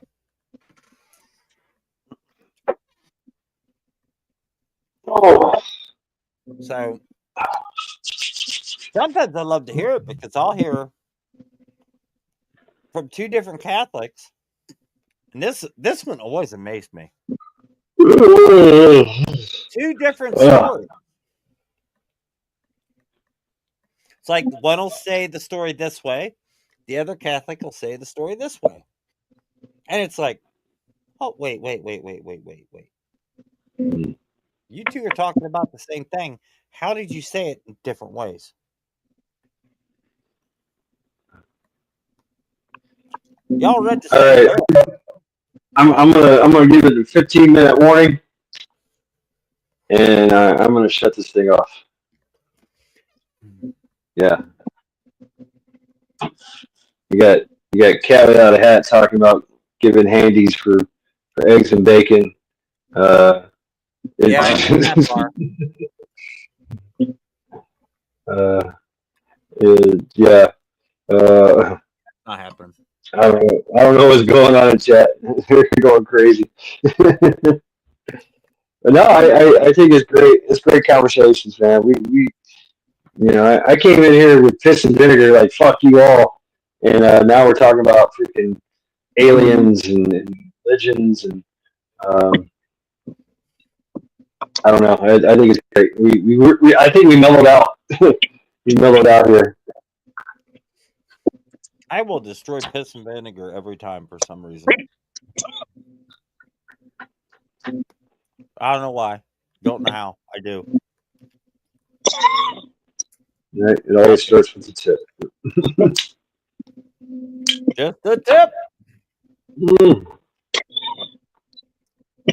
Right, Magic? Yeah, I ain't handing out bacon for handies. Fuck that. Unless it's turkey bacon.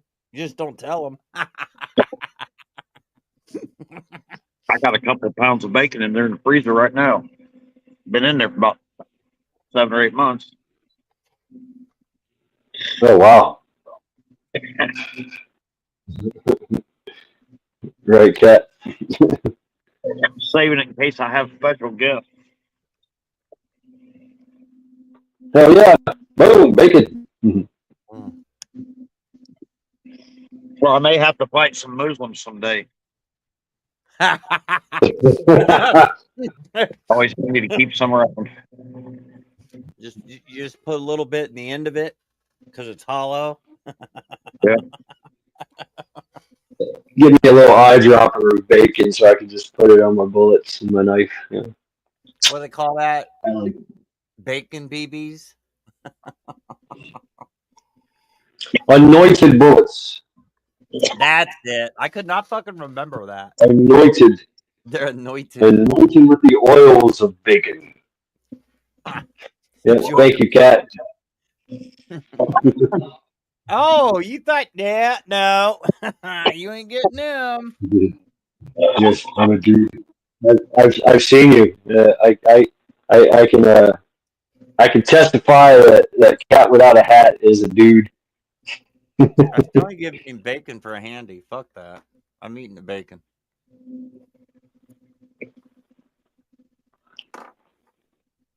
Yeah, I'm gonna smoke this cigarette, and we will conclude this live stream. So I don't know what else to say, really. I don't know. Anything else y'all want to talk about? Any pressing matters? I think we pretty much covered just about every damn thing. Now we're on bacon, which is a good topic. I like bacon. It's a really good. Oh Lord, nope. Still ain't giving a shit. Don't give a shit. If something happened, I lost both hands. I'd learn to use my feet because I'm keeping my fucking bacon. That's the end of that. Nope. Not helping. Yeah, not helping. Oh God. My chat is gone. Yeah, practice makes perfect, right? Cat Without a Hat. Hey, I've been sitting on my hand for 2 hours. Doing the stranger.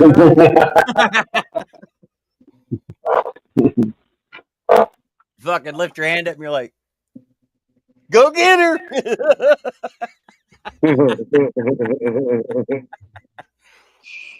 Oh my God. You ain't right. Yeah, well, no, definitely not. right, show and tell. Yeah, we went down the road of masturbation debauchery now.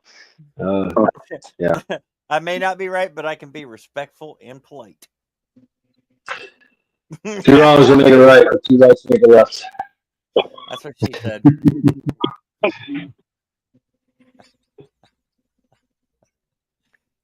Damn, 2 left hands, that'd be fucking weird, wouldn't it? Oh, Jesus Christ. Now I'm picturing having 2 left hands. The fucking thumb down here, and the pig. That would be weird. Actually, that still wouldn't be a left hand, to be a right hand. You'd have to have 2 lefts on 1 left arm to have 2 left hands. How would you wipe your ass? You ever tried wiping your ass with your left hand? It's terrible. Ass backwards. I mean, you'd have to relearn how to wipe your ass. Yeah, but if you got 2 left hands, it would be messy. Like 2 left hands, I think it'd be probably easy, because then you grab a lot of toilet paper in one shot. You'd be like double fisting the Charmin, man. Woof, woof. So wipe your ass with both hands? What? No. If you had 2 left hands, because you can't have a left hand on your right arm. It's a right hand. So you'd have to have 2 left hands on your left arm. What do you think about it? Like if you took your left hand, cut it off, and you put it on your right arm, it would still be a right hand because it's on your right arm. The left side of your brain would still control that hand. So to have 2 left hands, you'd literally have to have 2 left hands, 2 hands on your left arm, so that your right side of your brain could control it.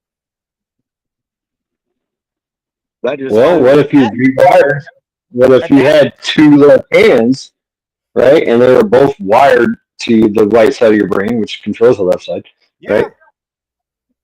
So you just wipe your ass with a roll about brawny and be done with it.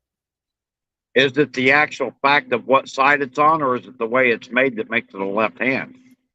Well, if you take your right hand, you look at your right hand and you turn it this way, well,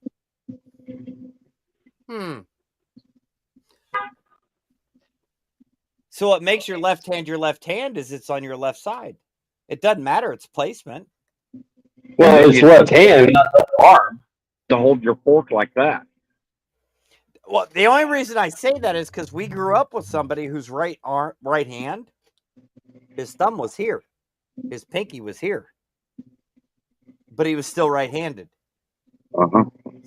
So, and his left side of his brain controlled that hand. It was a birth defect. So technically, it's just a backwards right hand.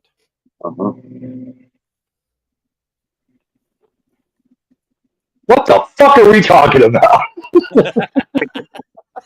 I'm trying to figure this shit out. I'm trying to fucking do math over here. Making my brain slow.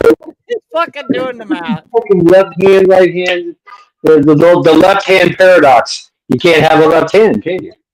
Yeah. The funny thing is like say something happens, okay, and your right hand gets amputated, but they can replace it with a left hand. You're not a left right-hander. You're still a right-hander, even if it's a left hand. A left hand on the right side would be a right-handed. Exactly. It's just a backwards right hand.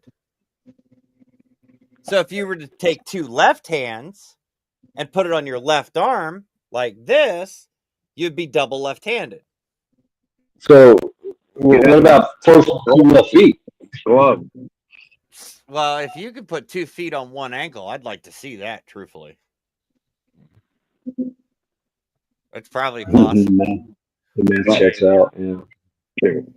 He's totally GMO right there, genetically modified asshole. That's what he is. But there has been instances where people's feet have been replaced with the opposite side foot. So, Jimmy Bob loses his left foot in maybe he stepped on something that went kablooey, or it got pulled into a lawnmower, and a cadaver had a right foot at the right time and they sewed it to his left side. Technically, it's a left foot, but it's right side orientated. Yeah, it's fucking weird. Yeah, that's that. Yeah, the math does math, but it doesn't make sense at all. I think they're called crack babies. Yeah. Yeah. Oh God. Mm-hmm. Well, gentlemen, ladies and gentlemen in chat, gentlemen of panel, I think this is a good time to call it quits. Thank you all for hanging out tonight and just shenanigans. Great times, great conversations. But yes, I have shit to do tomorrow. It's gonna be fun. It's gonna be fun. Brakes, oil change. Oh yeah. And one of these days, I'm gonna get into my truck and start doing stuff. Yeah. So good night to you all. Thank you all for hanging out tonight. Skull. Good night. BS, always a pleasure. Ghost Lincoln, always a pleasure. Rest well, brother Mac. Y'all stay safe, well. brother. You too. Rest well.